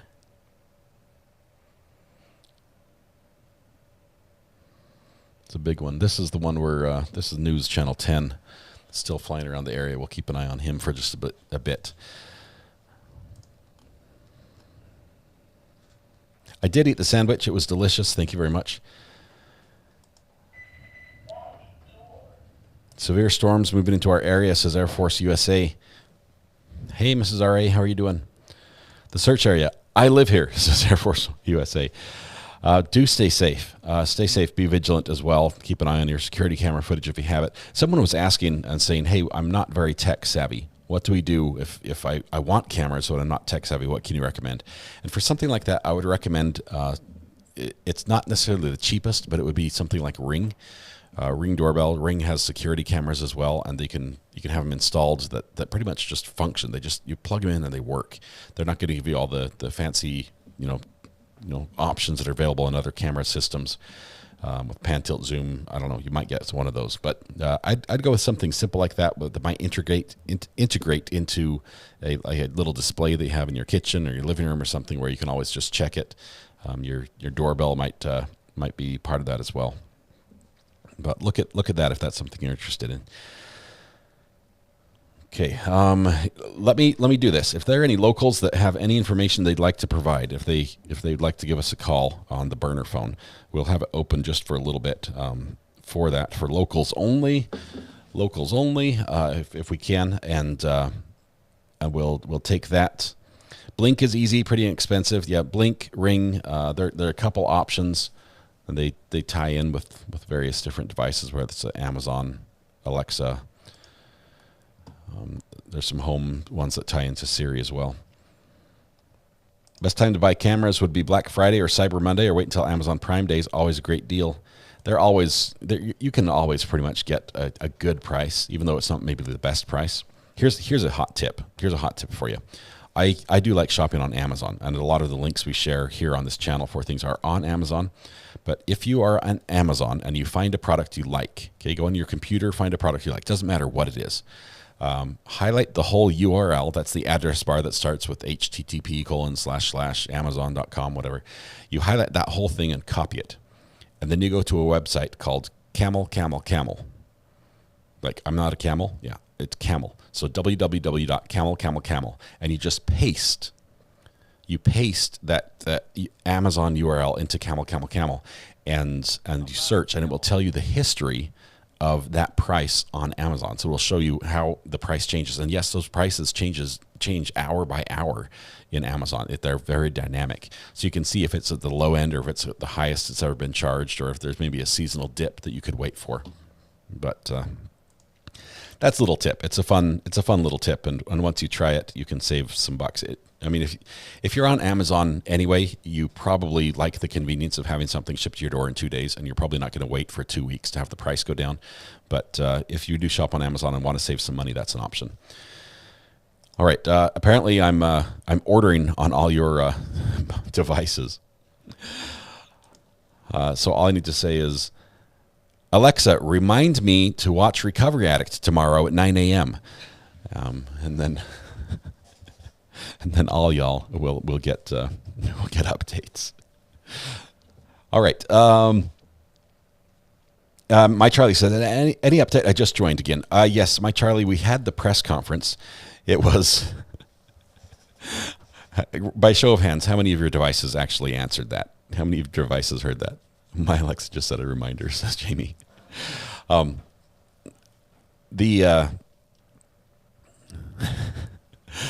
sorry, that was sort of funny. The press conference just happened, and it wasn't what we wanted. It didn't have all the information. All we know is there are a few more resources involved. They gave a couple details about what the helicopter was doing this morning. There was a sighting down, or a suspected sighting down by the Longwood Gardens area, which is outside their search area, outside their containment area. Doesn't quite make sense, but they were spent a lot of time on there today. We've got all these additional resources from Border Patrol, including helicopters, 30 new people on the ground. Yeah, so still, they don't know where he is. They think he's still within their containment area. That's still where they're focusing, but they've moved their containment area based on what? On sightings, based on sightings from citizens. So they're still relying on those citizens. They're asking everyone to be vigilant, to check their security camera footage, to just make sure there's nothing suspicious going on, and just keep an eye out. And if they see something, report it right away. And that's how they're counting on it. In the meantime, They still are doing searching. They still have stuff that they're not telling us. There's some active stuff happening behind the scenes in areas of suspicion where they have quite a few people actively searching and putting in the hard work on the ground. So they're still working. They're not just waiting for the guy to show up. But that's the update. I wish there was more, but that's it. We only had 3 people at the press conference. They learned from yesterday. They didn't bring the warden from the jail to get yelled at for losing someone his second day on the job. Which, man, that's a rough gig, I'm telling you. Now, the video we're watching right here is a little bit delayed. This was Nick's last live stream. We've got his audio turned off, and he's sort of driving around the perimeters, just giving us the idea of the lay of the land, really, of how it looks. Be vigilant, not vigilante. That's a great synopsis. One of the questions that was asked was definitely, what would you say? They said, we've talked to somebody who's taken it on himself to go into the woods and he's going to find this guy. And the police said, well, first of all, you don't have any authority to do that beyond the authority of a regular citizen. Now, hold on for just a second. Where do the police get their authority? People. They get them from the citizens, right? They definitely do. So yes, we've transferred that authority to the police, but the police get the authority from the citizens. The government gets its power from the governed. That's the way it works. So I get a little triggered when they say, you don't have any authority to do this. It's like, well, you work for me and not the other way around. Anyway, we won't get into that battle. I would say don't cause problems for the police up in that area. If you're up there, I would not try to... I would not recommend. It's not a good idea to go in there and try to find this guy yourself, unless you are, the cops may find you. They might think you are him. They might mistake a 6'5", 275-pound guy for, a white guy for a 5-foot Brazilian, hostile Brazilian who's escaped prison, and it could end badly for you. I'm just saying it could be bad. So I don't recommend that. I would say do what the police say and just be vigilant. If you see something, let them know. Let them handle it. Do I sound a little sob-siddish? I'm just, I don't know. They trigger me. I'm frustrated because they've been keeping freelance journalists, freelance reporters, freelance media out of the press conference. And man, that's one way to really get my ire up.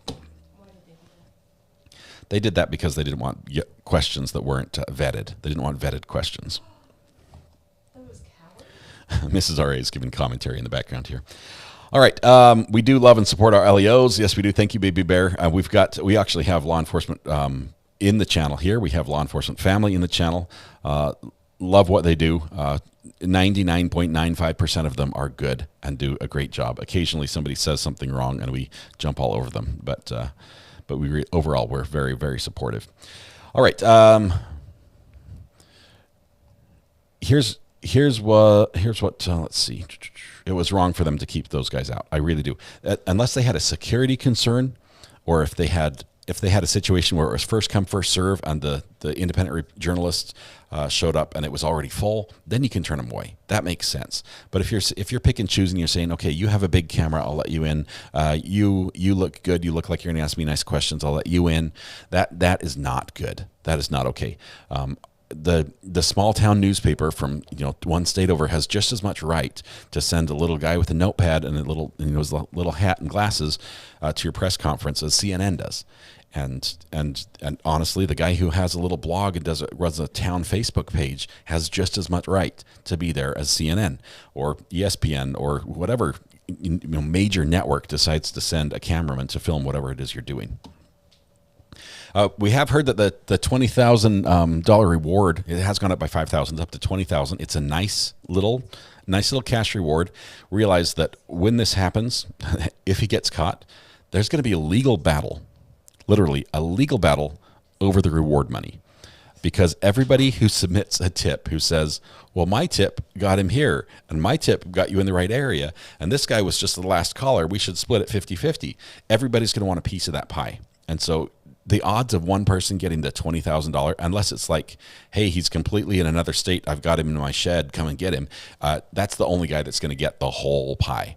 It's going to get divided up a million different ways. and it will be stretched out for a while because, they have to verify that you're the one who deserves it. Unless he's being rude, there's no reason to exclude, says Ryan Apple Snapple. I agree. I believe the public should be allowed in, like citizens. You've got residents who are like, what is going on? Okay, they're not news media. They're not here to report anything, but they have just as much right as the media to be there and ask questions and say, hey, I need some answers. I need to know. My community, my family deserves to know. And if the news media is not asking the questions, I should be able to. Controlled press conference is not a press conference. Yes, it's a press release. Sheree Hines, thanks for clicking the subscribe button. Thank you for all the many new subscribers we had today. We did hit 25,000 subscribers today, which is an amazing benchmark. Thank you so much for making that possible. I remember when we just barely got over 1,000. I'm just like, wow, I've arrived. I never thought that could happen, and then yesterday we had 22,000 watch hours on our live stream and just thousands of people, and it's just every day it just never ceases to amaze me just what an awesome community this is. I wonder why he said it's up to 20K. Is that if he's alive? No, that's 20K for information leading up to the capture or arrest. I believe that also if it leads up to his shooting. Okay, I don't believe he has to be alive for the payout to happen. It's if you give the information that leads him there, so that they can bring this to a closure. That's why. And honestly, they're spending more than $20,000 every hour that this goes on.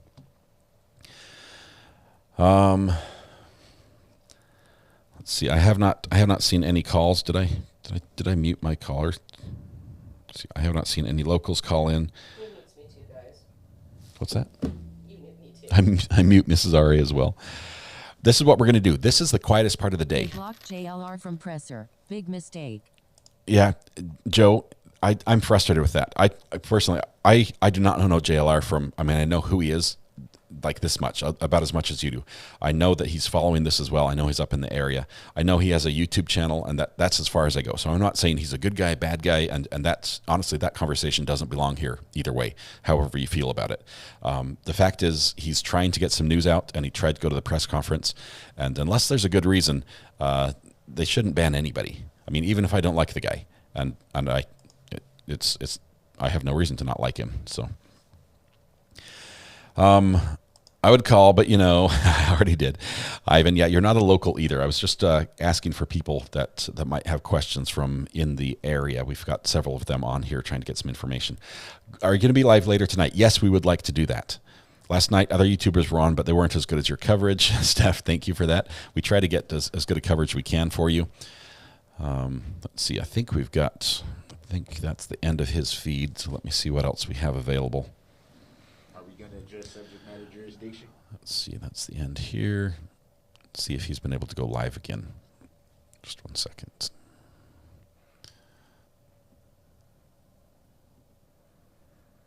Okay. He's not able to go live. Let's see. The last update we got from Nick. He just witnessed a lone police officer with his emergency lights on speeding through Longwood. No other activity to report at this time. If nothing else materializes in the next few minutes, I'll be moving to the area where there's potentially activity overnight. He tells us to stay tuned on that one. So a lone police car, it's not the smoking gun we want to show that something's happening, but it's good to know that there's still activity out there. Mrs. R.A. is asking, what is the last activity? The last activity, if we look on the map here on the screen, was, we'll turn off this trace route. This is a news camera. The last activity was a helicopter that spent most of the morning hovering over this property just to the east of the Longwood Gardens. Here's Longwood Gardens, and I just like to zoom and admire these gardens because, look, you've got like fountains in there, just amazing fountains. This looks like a palace is what it looks like. Honestly, it looks like a palace. And just incredible shrubberies. Look at these shrubberies. I'm not kidding you. How can you look at the shape of the trees, all those multicolored shrubberies and the garden paths. Mrs. R is saying, you could do this with our yard. You have the tools, but it's different. It's different. First of all, that requires work, and I don't want to do that in our yard. Anyway, they were right next door. Right next door. It might even be owned by the same company. and they were searching in this area. If we look back on Google Earth, let me show you when they saw him. Well, this was actually the sighting. So this is the same place, okay? We've got Longwood Gardens right here. We just looked at that. This is the field right next to it. And we're going to just tip the earth down. So everyone buckle up. We go for a ride. Whoa! Down we go. And I'm going to spin it so we can see the terrain. You can see there's a big ravine down here. We've got water back here in the background, some ponds, a little dip, a little depression, roadway, forest on both sides, some heavy marsh over here. And this is all parallel to that part, the Route 1, whatever it is. I still don't know what to call that road. But they searched for a long time right here, even almost landing the helicopter in these fields, in this tall grass over here, looking to see if there's something. You can see little animal trails and stuff through there. That was the last area, and that was in response to a possible sighting where they said, we thought we saw somebody there. We've heard from Nick that his guy said it turned out to be a nothing. The press conference, they said that was confirmed sighting number 8. Liam says Wise cameras are decent, easy to use, very cheap. I've actually bought some of those, and I do like them. They don't work as well as, say, like a Ring camera would. I mean, they're sort of a little bit quirky, but for the cost, you cannot go wrong. They're really good that way. Those shrubbery aren't too expensive. You must bring us a shrubbery. Name that movie. Kitty Kitty Bang Bang, thank you for the kind words. Let's see if we have any other questions for that. You should take up gardening in your spare time. It feeds the soul.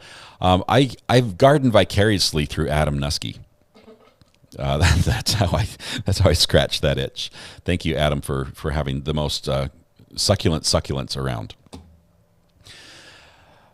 Okay, Monty Python, Holy Grail. Good job on the movie. You guys are quick. Mrs. Ori would love for me during the break to go out and work on the yard. I think that might be my thing. As a matter of fact, my kids came running in and said, "Dad, there's tar spilling all over the bricks." And by tar, I think they mean, I'm trying to say this correctly, bitumen. Is that spelled right? Did I say that right? It's liquid tar that's used to seal a roof. We had to use it up on our little landing over our porch. And now the bucket of the leftover tar was left outside, and it got tipped over, and now it's spilling over our bricks, which is our back patio, which is a brick patio. Is that still happening? I think so. So I think that's on my to-do list. Are you suggesting that coconuts migrate? No, it could grip it. It's not a question by where it grips it. It could grip it by the husk. Suppose 2 sparrows strung it together on a line. Bitumen, I think that's what it is. That's what we spilled all over the driveway, so I have to clean that up. Mrs. Ari is going to go check out what the situation is. The way I'm going to clean it up is I'm going to dig up the bricks and just put new bricks down, because all I have to do to get new bricks is dig in the yard. Here's a non-local for us here. Mr. Wisconsin. Mr. Wisconsin. Ivan's on the phone. Ivan, how are you doing, my friend? Hey. I feel I'm being disrespected. Nobody puts Ayden in a corner, okay? Nobody. I put everyone in the corner except for the locals. How's it going? How's your son tonight? What's your money on? My money's on today. I still think today's the day. It's going to happen. Really? We're going to take a break here in just a little bit. Somebody says, "Do you grow bricks?" I do. You go out in the yard and you dig and you find bricks. It's like they ordered a trainload of bricks to build my house, and they only needed half a train, and the rest of them they thought, "I know, we can just spread them out in the yard and put dirt over them. No one will ever know." Well, guess what? We know. So I have bricks coming out my ears in my house. Every walkway, every time we try to dig a little trench, it's like, "Oh, look, more brick." Hey, don't be afraid to throw a brick. Okay? Don't be afraid. If someone ever wants to break into my house, there are plenty of options right outside my house to open a window. It really brings you closer to God. You throw a brick, it brings you closer. I promise. Yep. Anyway, Ivan, what we're planning on doing, I think that today is still the day. We're gonna keep an eye on this search area. We're gonna watch a little bit of the. Let's see if there's anything in the air on the radar, which there isn't right now. I think it's going to be this afternoon. It might be towards this evening. So I say about 4 p.m. evening time is when things start gearing up. You got to realize that the CERT team that's really been on the ground doing a lot of the push has been involved all night long, and they're sleeping. Have I ever mentioned? I don't know if I've ever brought this up before, but maybe domestic defense contractors. Have I ever brought that up? Like, No, I don't know if I've first time I've heard it. First time I've heard it, Ivan. So, I don't know if I've ever mentioned that. you want mercenaries out there, hired guns to get the job done. Basically, what is it? Blackstone, Blackhawk, Blackwater. Is it? Hey. Who was it that did that? My brother. Don't out your family. I'm just giving you a hard time. It's Treadstone. That's what it. No, that's the Jason Bourne movie. It's called patriotism.com. That's what it's called. Okay. It's actually the intersection between patriotism and capitalism. That's where the two meet, and you have some hired guns to get the job done. I know, Blackwater. Yeah. Hey, I said it a day, maybe a day or a day and a half ago. I'm staying with my same prediction. He's either hurt or he's long gone. Yeah. That's my guess. You need to do a poll. We need a poll. Okay. I haven't seen a poll in ages. Let me first tell you where I'm at and why we can't do a poll right now. We have 2 Sarah Boone letters that just dropped. Not 1, not 3, but 2. 2 Sarah Boone letters. I almost did like the wrong finger thing. But one of them apparently is 16 pages long, and I cannot include the Sarah Boone letters in this live stream. So what I want to do is I'm going to stop. We'll do the Sarah Boone live stream so we can put that into the Sarah Boone playlist. And then this afternoon, we're going to be back with more of this. I'll keep an eye on this. If there's some action that happens, I'll come back sooner. But we want to be back tonight with the developments as all the teams get back on the ground, and it's the big push. But yes, Sarah Boone has something to say, and by golly, let's let her say it. So we're going to go there. I have not read them yet. This much I can promise you. We need the hand on the Bible thing. This much I can promise you. We will read them together for the first time. It will be new for me as it's new for you. We have enjoyed reading every other letter up to that. So we will do that during the break as well. If you're not familiar with Sarah Boone, if you just came here because you're just looking for the manhunt, we follow all sorts of true crime stories, including this one where the convict has been convicted and then escaped prison. So we follow that for this reason. We also follow people who have been accused of crimes and have not had their day in court, as Sarah Boone is. Now, she's spent a lot of time in prison. I think she spent like 3 years, which by her count is like 6 of her birthdays. I don't know how she does the math. But she's been in jail for a long time, and she writes a letter to the judge and to her lawyer and to anybody who will listen. And she's included those letters to us. So we're going to follow Sarah Boone's lawyers. We'll have them here on the live. And I have not read them yet. I know that I've got them in my inbox. We'll read them together, but that's going to be separate. So we're going to wrap up here, Ivan. I'm going to have to kick you off the phone for now. So we can put no worries. Before I do the Sarah. I appreciate you taking my call again. Oh, not a problem. I'll let you fly. Before I wrap up, I will have to run up. Before I do Sarah Boone, I'll have to run up and see if I have to do something with the tar, just to make sure it doesn't get worse before I decide to actually do something about it. And I have to run to the post office box because there's a package there that I've been told I have to go pick up. So there's a few things we have to do. I want to say 1 hour, sir. Get on your horse. You're so generous. I appreciate you giving me that all that time. Ivan, thank you very much. Good to hear from you, my friend. We'll see you again shortly, all right? All right, love you guys. Yeah, love you. Bye. Yeah, bye. Okay, so we are going to be stopping the stream. We will be back with this manhunt. We want to see what happens this afternoon. We have to take a break for the Sarah Boone letters. I will do a live stream with those. So if you want to watch Sarah Boone letters, we'll be back on the same channel. I'll just have a different thumbnail, and it'll be going to a different playlist than this particular video for those people who want to just watch this. And yes, we have 2 letters there. If you want to have dinner now, that's great. This is probably going to be the quietest time of the manhunt. This is the heat of the day. He's probably not moving here. The odds of the police just stumbling upon him is very low. They're gearing up. The troops will be arriving at the command center, and so we'll be back for that when this happened this evening. So yes, I'll be coming back for that. Holly Mac, I don't know what time we're coming back because I will be back earlier if something breaks. If we start hearing some action or some, I'll be monitoring this on my end. Command Central, as we see right here, it's still going to be up and going. This is not changing.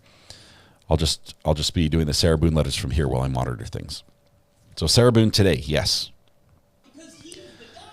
That is all. Approximately what time? If you can give me 30 minutes before we read Sarah Boone letters, that would be fantastic. That would give me time to pull up a thumbnail for that, post it, and get everything ready electronically for that. And then as soon as Sarah Boone's over, we'll probably have a 30-minute break, unless something's happening, and then we'll go back live with the People Watch. So the Manhunt. All right, that's all I've got. I haven't seen any objections. I haven't really been looking for them, and quite honestly, even if you object to this point, I've already made my mind up. So thank you so much to all the people who have subscribed today. It's amazing. Look at this, Savage Gun. 5 more memberships. You guys have been, thanks to all those who gifted memberships, who have welcomed the newcomers in, whether they're subscribers, whether they're members. It is wonderful to have you here with us. This is what I call the best place on the internet to watch true crime. And it's because of this community. Thank you so much for being part of it. All the new people here, hope you fit right in. Please come back. We'll be continuing to cover this. If anything happens, you'll find out about it right here. We do have a break. We're going to do a live video with the Sarah Boone letters. If you don't know what those are, you're in for a treat. It's amazing. We'll follow that. I think this is letter, what is it, 7 and 8 or 8 and 9? I know she's written a lot of letters. And we have a hearing tomorrow for Sarah Boone's lawyer to see if he can get let off the case because he wants out. He does not want to handle her case. That's where we're at. So tonight when you go home, please hug the people you love. Smile at someone. Make their day just a little bit better. And please stay safe till we go live, which will be in about half an hour with Sarah Boone's letters. Thank you very much. Half an hour. Cue the music, says Holly Mac. Thank you all. You guys have made my day. Thank you very much. And for my family, thank you very much. I appreciate all your generosity. It's awesome. About a 30-minute break, and we'll be back with Sarah Boone letters. We'll see you in a little bit. I was kicked back, taking it easy.